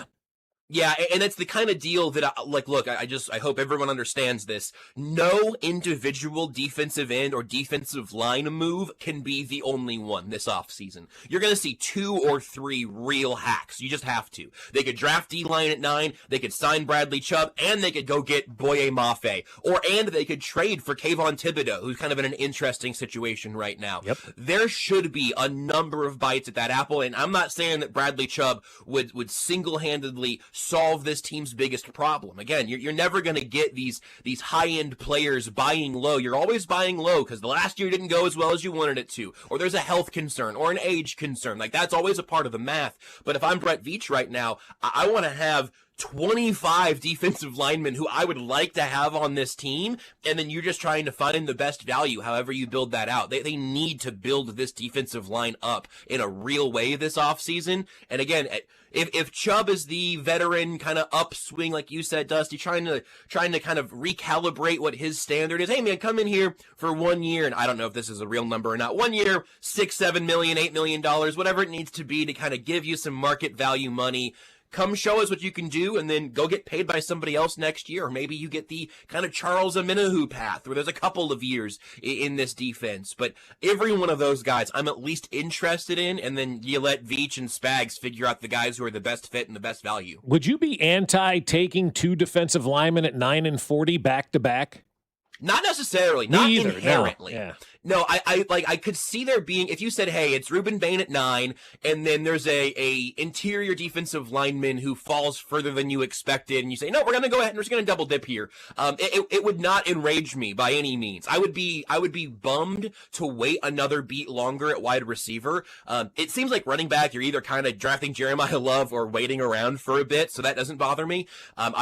Jeremiah Love's an incredible football player. I just don't think I could go with him at 9 right now. Maybe that'll change as the offseason goes on. But no, if you got one of the defensive ends at 9 and then double dipped again at 40, it would be aggressive, right? Like, and it wouldn't be the obvious move, but I would not be deeply upset by it because I do think it's actually their biggest issue right now. And then I think wide receiver and running back are obviously very, very close. What if you possibly traded back with Baltimore at 14 and drafted Caleb Downs? I don't know that he's going to be there at 14. Okay. I understand the positional value thing deeply. I just mentioned the Jeremiah Love concern. I think it's got to be so easy to fall in love with Caleb Downs. If you're a team that feels anything just like, you know what, I'm not in love. Let's say there really are 10 or 12 true first round grades. If you're a team picking at 11, 12, 13, or the Ravens are just like so annoying because it just feels like they always get that guy. That was kind of the way that they ended up with Kyle Hamilton. Mm-hmm. If you're in that range, I think someone's going to take Caleb Downs and say, hey, everyone else can overthink this. We'll take perhaps the best player in this draft. I wouldn't be furious about Caleb Downs at 9, honestly. There's always the opportunity cost because your best asset to fix your defensive line is that pick at 9. If you spend it on a running back or a safety or even on a receiver, you've lost an opportunity to add a hugely important piece to your D line. But Mac and I were just talking about this before the segment. Draft good players. Get the draft right. Yeah. I know that's super simplistic. And again, If it was Jeremiah Love at 9, I'd have a little bit of a hard time seeing the vision for the rest of really both sides of the football. I think you can fix running back elsewhere. But if you said, hey, look, we're not going to pay Brian Cook. There's been a ton of turnover at safety. We think Spags is going to get the most out of Caleb Downs, so he's the pick at 9, or you move back a little bit and get him somehow. I'd be totally okay with that. I think I'd rather have the best case scenarios on the D-line or wide receiver. But if both defensive ends go in the top 6, if the wide receiver picture doesn't look how you want it to at 9 and they take Caleb Downs, there are worse ways to spend a top 10 pick. Yeah, a lot worse ways to spend it than him. I think he could be. I think they missed Justin Reed so much last year and missed Tyrann Mathieu, the leadership, the coaching on the field, what those guys embodied on the field. I know from hearing from folks in the organization, they're like, we kind of swung and missed on that Justin Reed thing right now. I'm wanting to recreate that. I don't know who the answer, though, is to that question. Right. And the first question to ask is Brian Cook ready to be that guy? I will say it's really stood out to me the last half of the season or so. Steve Spagnuolo seemed to really kind of heap that praise on Brian Cook in a way that made me think okay, for a while I kind of thought of Cook as the second fiddle, and he was behind the guys you just mentioned. And you think, well, Justin Reed's kind of doing everything, so Brian Cook can do a couple of things. But Cook got a larger and larger workload, not just a larger workload, like he plays all the snaps, but he got more responsibility and more variety in his game last year, which frankly I thought Jaden Hicks was going to end up taking a much bigger step than he ever did. And we talked about Spags' comments on him late last year as well. I agree with you on the Justin Reed thing. I know that they're going to walk from the older player and sign the younger guy, but it was pretty 1-to-1 on Justin Reed or Nick Bolton, and then you bring in Christian Fulton. Kind of thinking about that bucket of money going to Bolton and Fulton and not going to Reed. That's just kind of the way that'll get shuffled around. And now obviously there's still going to be a lot of turnover at linebacker, or at least a lot to do to try to keep some of those guys together. Safety's a real unknown. I think about Justin Reed in this defense a lot. You look at this offensive receiving core with Rashee Rice and Xavier Worthy. Do you believe in your heart of hearts that both of these guys are on this roster next year? You mean in Kansas City? Yes, I think so. Yes.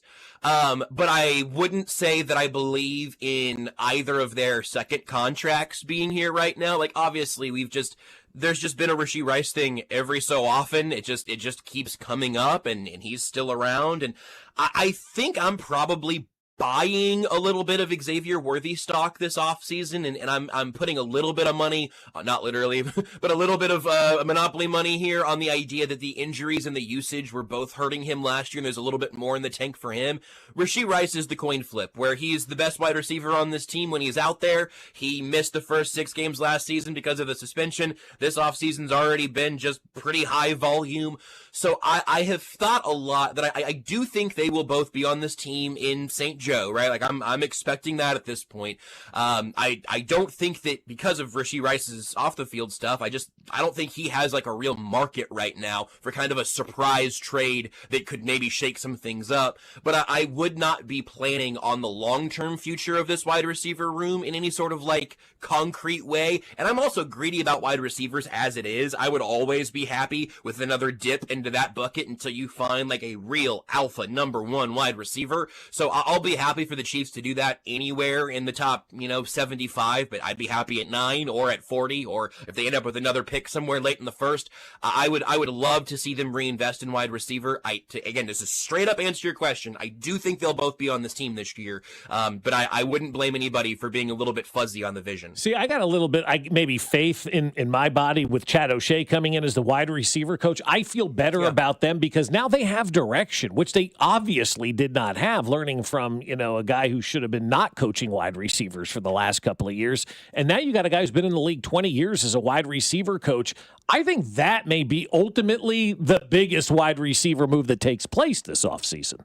I do think that's an important piece of the puzzle, because I think you can also look specifically, and not just kind of strictly to on-the-field stuff. I guess y'all have Eric Bieniemy now, if you want to talk about just kind of the general accountability, professionalism aspect of it all. Chad O'Shea and Eric Bieniemy should both be helpful in that regard, but you also just didn't see the young guys improving over these last couple of years, and certainly not by very much. And then Rashee Rice, again, strictly on the field, seemed like he took a little bit of a step back last year. You have some drops, you have some kind of effort questions, and then also you do have some times when the defense knew what was coming and it put him in a terrible position. So there's plenty of blame to go around there. But no, I do agree. And I mean, I think both of the big position coach changes I'm pretty excited about. Yeah. I don't know where you guys all fell on the DeMarco Murray side of things. It was kind of weirdly controversial on Twitter, but then I realized, well, everything is like the sun came up today and half the country was mad about it. So, like I'm not gonna to draw the lines on running back coaches, but I really do like those moves that they made after the Eric Bieniemy return. Yeah, and I want to bring this up because it is a topic worth discussion because we haven't got any clarity yet. But like, what is your opinion of Travis Kelce one more year in this offense? I'll take it. That's my opinion. Honestly, I'll take him back. I do think now it is funny if you think about the Tyreek Hill thing and Kareem Hunt being on this team. Like, I don't think you want to be in a place where no, we're just going to run it back and it'll be fine. We're going to run it back. We changed a couple of coaches. Some players will move around here and there, but more or less we're just going to kind of do what we were doing. I think this is the third year in a row I've probably said this now, but you don't want to put all the weight of the world on Travis Kelce's shoulders. Like, you want to have a plan, and this is why, like, hey, man, if I don't have to talk myself into Carnell Tate at 9. I might not have to talk myself into Lemon at 9. I do think there is a tremendous amount of offensive, at least adjusting still to do, so you don't end up in this space where this 36-year-old tight end is the only thing your quarterback is confident in offensively. But I'll take him back for another year, and it seems like that's kind of the way the wind is blowing. I think that is about a bridge. Yesterday, I talked about the idea of the Trent McDuffie trade with the Rams, right? 29 overall, you can reset the clock on him. I love Trent McDuffie, so I'm very conflicted about the idea of that trade altogether. But I had somebody ask, and be like, well, why reset the clock on the Trent McDuffie deal and then bring back Travis Kelce and maybe Tyreek Hill? It's a good question, because my answer is that Travis Kelce coming back for one more year should not preclude you from doing anything else long term. If Travis Kelce's on this team in 2026, you should still draft a tight end who you want to be your starting tight end in 2027. If he's here this year, he should not be your number one wide receiver in a de facto sense. So I think Kelce can be extremely helpful and still have quite a bit to give to this offense and to this football team. You just don't want it to be the Kelce and Mahomes show again. And that's also, obviously, Mahomes coming off of an ACL, and we don't know his exact timeline there either. There's still a lot of work to do. I'm happy to have Kelce back, and I believe that the Chiefs understand that the return of perhaps this finally being the last year of Travis Kelce would not mean that their offense is just ready to roll week one as soon as he resigns. Yeah, and that's the other thing, too, though. You want to be able to move on, and that's why I really would love for Brett or whoever to come out, once OTAs and all this stuff starts in March and the league year opens, and or before that, obviously, but lay out kind of their plan, what their expectations are. Because when the season ended, I was like, 2026, I've been kind of hearing is not going to be like, yay, but 27 will be one of those moves. So how are they approaching 26, and how does that bleed into what they want to be able to accomplish in 27, Yes, and I think that there's a reasonable way to look at this roster right now and to say that it is 2 years away from being as healthy of a roster as you want it to be. Correct, yes. And that's not really even a judgment, because you just had the most successful 3-year stretch in NFL history. You go back to back and you get there a third time. Sometimes you do, put a few extra things on the credit card, which is actually kind of ironic because they're not doing void years and stuff, so that might actually be kind of a bad metaphor. But you stick around with some of the older guys, and you do pay Nick Bolton to still be the beating heart of your defense to try to make sure you keep all of those things aligned, right? Some of those decisions are not the cold-cutting, Patriots dynasty decisions that maybe they make a year early as opposed to a year late. Well, the Chiefs go on this unfathomable run, and now there are a couple of bills getting paid right now. All that to say, if it's a 2-year roster refresh for full health, you don't need a 100% immaculate roster for Patrick Mahomes to make you a Super Bowl contender. That's obvious to everyone, because I don't know that the Chiefs have had a perfect roster any of the years they won it all. I guess the first one is probably the best bet because you have the lowest hit financially from Mahomes, all the talent around him. But they have been able to keep this dynasty going with a really good roster around the best quarterback in football. Now, again, you're putting even more faith on that knee of Patrick Mahomes this year. But I do think there's a way for for this roster to improve by enough that they're right back into the mix next year, but then kind of to what you're inferring, that 2027 might be the time that Mahomes is being lifted up by the supporting cast again, which I know the timing not great with the knee, but I don't think he has to be Superman if you have a really good offseason. If they have a couple of foul balls, it'll be tough next year, like last year was tough. But the Seahawks just won the Super Bowl with a 110% roster and Sam Darnold, right? A roster so good that a totally like anonymous performance from your quarterback is good enough to win the whole thing. The Chiefs aren't in that spot. They haven't been in that spot for a very long time. They just have to be in that mix by the time Mahomes is ready to look like himself again. And I think we're going to have a more fun fall and winter than we had this year. That is the voice of Josh Brisco, our Chiefs contributor here at 96.5 The Fan. Brisco, we appreciate the time, and we'll talk to you soon, I hope, because hopefully there's some more Chiefs dynamite news coming out. I'll tell you what, guys, I know you know this as well as anybody, but it does not slow down. We had about 5 quiet days, and then guys are getting cut. We're almost to the combine. We're going to have some murmurings, some rumblings, some suggestions of rumors and news. The NFL clock, the calendar, it never stops spinning. I was texted by somebody in the NFL. I said, is there anything cooking out there right now? And the response back that I got, which I thought was pretty funny, slow burns, cooking starts at the combine. Yes, it does. Kyler Murray, get your Photoshop jersey swaps ready to go. That's We're right. cooking. Appreciate it, Josh. Take care, brother. We'll talk to you soon. Thanks, fellas. That's Josh Brisco, our Chiefs contributor there for 96.5 The Fan. Is there going to be a team that's happy, like a fan base that's happy when they get Kyler Murray as their quarterback? Be honest with me. Yes, 100%. Like if he gets traded to Miami, do you think the Jets will be thrilled when they have Kyler Murray? The Jets, see, I think they will be thrilled. You can't be excited, can you? He'll do the sea walk with Glenn down the sideline and realize there was a hold on the play. That would be good. Oh, yeah. I mean, if you're the Jets, wouldn't you be excited for Kyler Murray? No. Okay. No. If I was the Jets, who did we say last week that they should go get? Brissett, Jacoby Brissett. Yeah, bridge QB. Yeah, go Kyler Murray. But there's going to be a team that signs Kyler Murray, and the fan base is going to be excited, right? They convince themselves. I don't think which fan base could you pull that over and have them really excited about Kyler Murray? Is it the Dolphins? The Raiders. They bring in Kyler Murray. They let Mendoza sit that year. You know what? He can learn a lot from Kyler. No, he can't.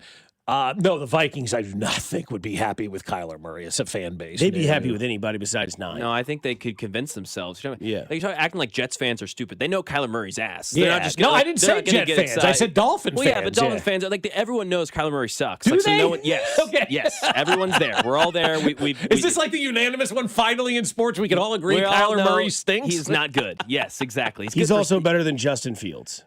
Yeah. They are not the same quarterback. Yeah. Oh, yeah, for sure. But it's a little bit of slander. Winning. I wouldn't take either of them, though. No. Winning 4 games versus 6. Yeah, maybe. Yeah. But Fields Murray, will play the whole season at least. Well, Kyler Murray isn't a leader, though. He's a powder. He sulks all the time. So you need a guy who's going to be a leader at that quarterback position. From the roto world of football, Jets will probably tag Breece Hall. Boy, are we in tag rumor season because Kenny Walker not getting tagged. Yeah, because he's going to get paid. The Jets one is very interesting because it's a valuable trade chip for them more than anything. It's a valuable trade chip. It's a smart thing to do is to tag him. It looks like Marcus Simeon is one of the players on the MLPA. Executives committee found out about Tony Clark's resignation after the team meeting this morning. He said it's hard to process. He said it's under the impression that Clark resigned because of the ongoing investigations. Really? Yeah, there was like some financial scandal that happened at the end of the last year, at the end of the year, or whatever. I remember reading some stuff with that with the NFL or the MLBPA, but whatever, man. That's a mess, that whole league. We'll get back. We'll get into a Tuesday conversation. Shout out a few people whose birthdays are today and do the brioche of the weekend here on 96.5 The Fan, your home for Kansas City Sports. Fescoe and Dusty. Every Hardee's is closed. Well, that's odd. Brought to you by Golden Oak Lending. Do you need extra cash? Golden Oak Lending can convert your home's equity into cash in as little as 14 days. Let Golden Oak Lending cure your blues. 96.5 The Fan. Hey, it's Dusty Likens, and from changing seasons to unpredictable road conditions, having solid auto insurance gives you real peace of mind. With AAA, switching today means you could save up to 21% on your auto insurance. AAA offers dependable protection, personalized coverage options, and customer service that's always there for you. And when you bundle policies or insure multiple vehicles, you can save even more. Visit AAA.com. That's AAA.com. Well, good morning, kiddo. I love that you're home from college. I've missed you. Still taking your Nature Made vitamins? Every day. A multivitamin and a probiotic. You better be taking yours. Still looking out for me, Mom. I'll never stop. Made to care for you every day. Nature Made, the #1 pharmacist-recommended vitamin and supplement brand.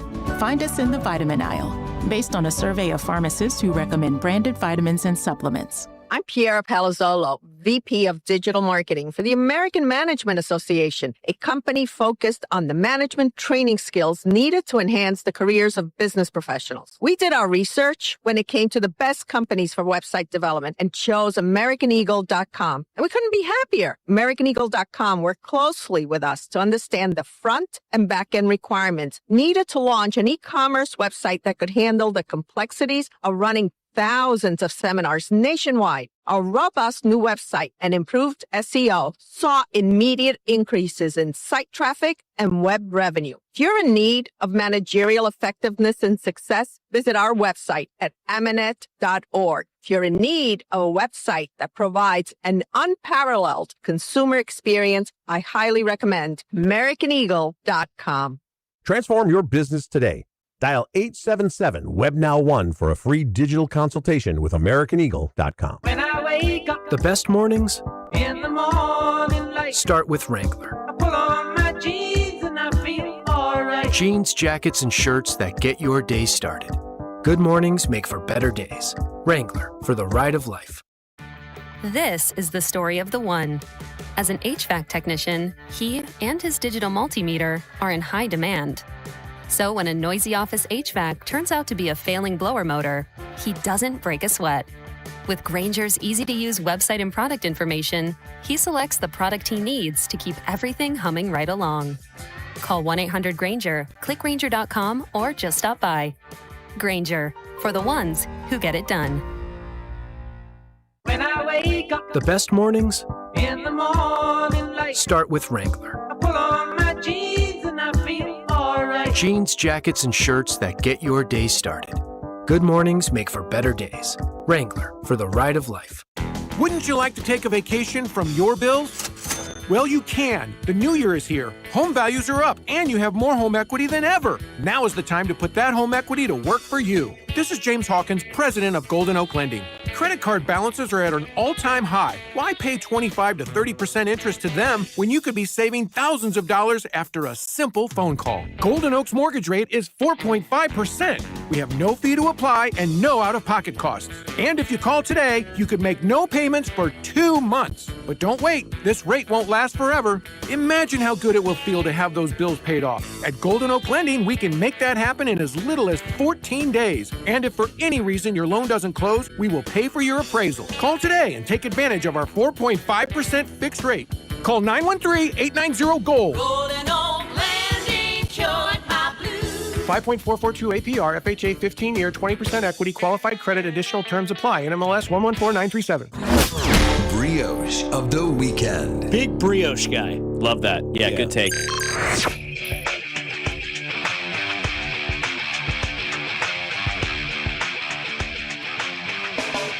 Back at it, brioche of the weekend. It is brought to you by the Sheet Metal Workers Local Number 2.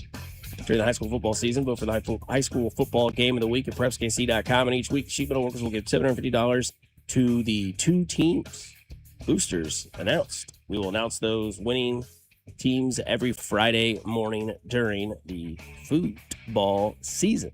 Macadam's first on the list for brioche of the weekend, so fire away, my guy. Yeah, good Valentine's Day. The rain did not mess up the plans nearly at all. Honestly, didn't even take out. Cleared out later in the day. It really did. Didn't even take out the umbrella. Dissipated. Good. Yeah. Dissipated fast. Yes, I did not even take out the umbrella that I purchased. So what did you guys do? Went over to the Crossroads, went to a wonderful Italian restaurant. It was good. It was really good food. Just maybe we like nice restaurants. We love good cuisine, trying new things. I think I would go back there with a guide, someone who speaks Italian, or I would just probably go to another place that doesn't have an Italian menu. It's tough to navigate And yeah, you need a really good guide who speaks Italian because you just don't know really what you're getting. And sometimes you got Anselmo in your back pocket like it's a simple phone call. You're right. Jerry or Jasper would have been my first call. But yeah. So you'd have called at 7 p.m. They're long asleep. And then Jasper's not, but Jerry long in bed. Yeah. And then we went to this bar, Fern, which was great. Great place. Awesome. Vibes. Fern it was bar's awesome. Walked right over. It was awesome. It's a great great night. bar. Yeah. Been there multiple times. We had some pasta, had some burrata with like a tomato salad, had like some burrata with peach like preserves on like crostinis. Phenomenal. Oh yeah, anything burrata, I'm in. Yeah, I am too. I've been on a burrata kick for about a year now, so it is. I get you on that one, man. It's so good. It was good, fresh food. It was awesome. Nice. Yeah. And obviously getting to spend it with Hannah, which was fantastic. Yeah. So it was good. Phenomenal. And get to walk around the downtown district and kind of get the vibes of all that. That's pretty nice. Yeah. Because I'm sure a lot of people just canceled, so it was probably more open on that day than it was. We walked right into Fern. Got to see. Yeah. I mean, it still was like people were there, people were doing stuff, but yeah. Yeah, Fern's great. Been there a couple times. No complaints from me. British, so we can all go to family. Family time for sure. Sunday night, got to eat with at my dad's house. Got to have a wonderful Mardi Gras type meal. Oh, cool. What'd you have? We did a jambalaya. Nice. I made cornbread. We had shrimp ceviche as well. My dad wouldn't leave it alone, so everybody got like one chip. My dad ate the entire ceviche. Didn't know that was his jam sandwich. But it was good. We had hurricanes, jambalaya, cornbread. That's great. Yeah. It was a good time. That's and fun. then yesterday was my stepdad Jeff's birthday, so happy late birthday to him as well. Went and got some za. Had some family time, a few Coors Lights as well. Nice. And, just made me appreciate what I don't really do enough of, and that is spend time with family. I should do it more often. My family is here locally, and I should just go reach out more often to them. So it was great to just kind of put everything aside, knowing that I wasn't going to work yesterday. Sunday night was all for them. Monday afternoon, we had an early lunch or early dinner, late lunch, ate around 4. Mm-hmm. So it was perfect. So see Jerry time. Yeah, 100%, dude. 100%. What time is it? It's Anselmo time. Was in my bed watching sports at 7 p.m. with it's no wonderful. care. That's great. Oh, it was great.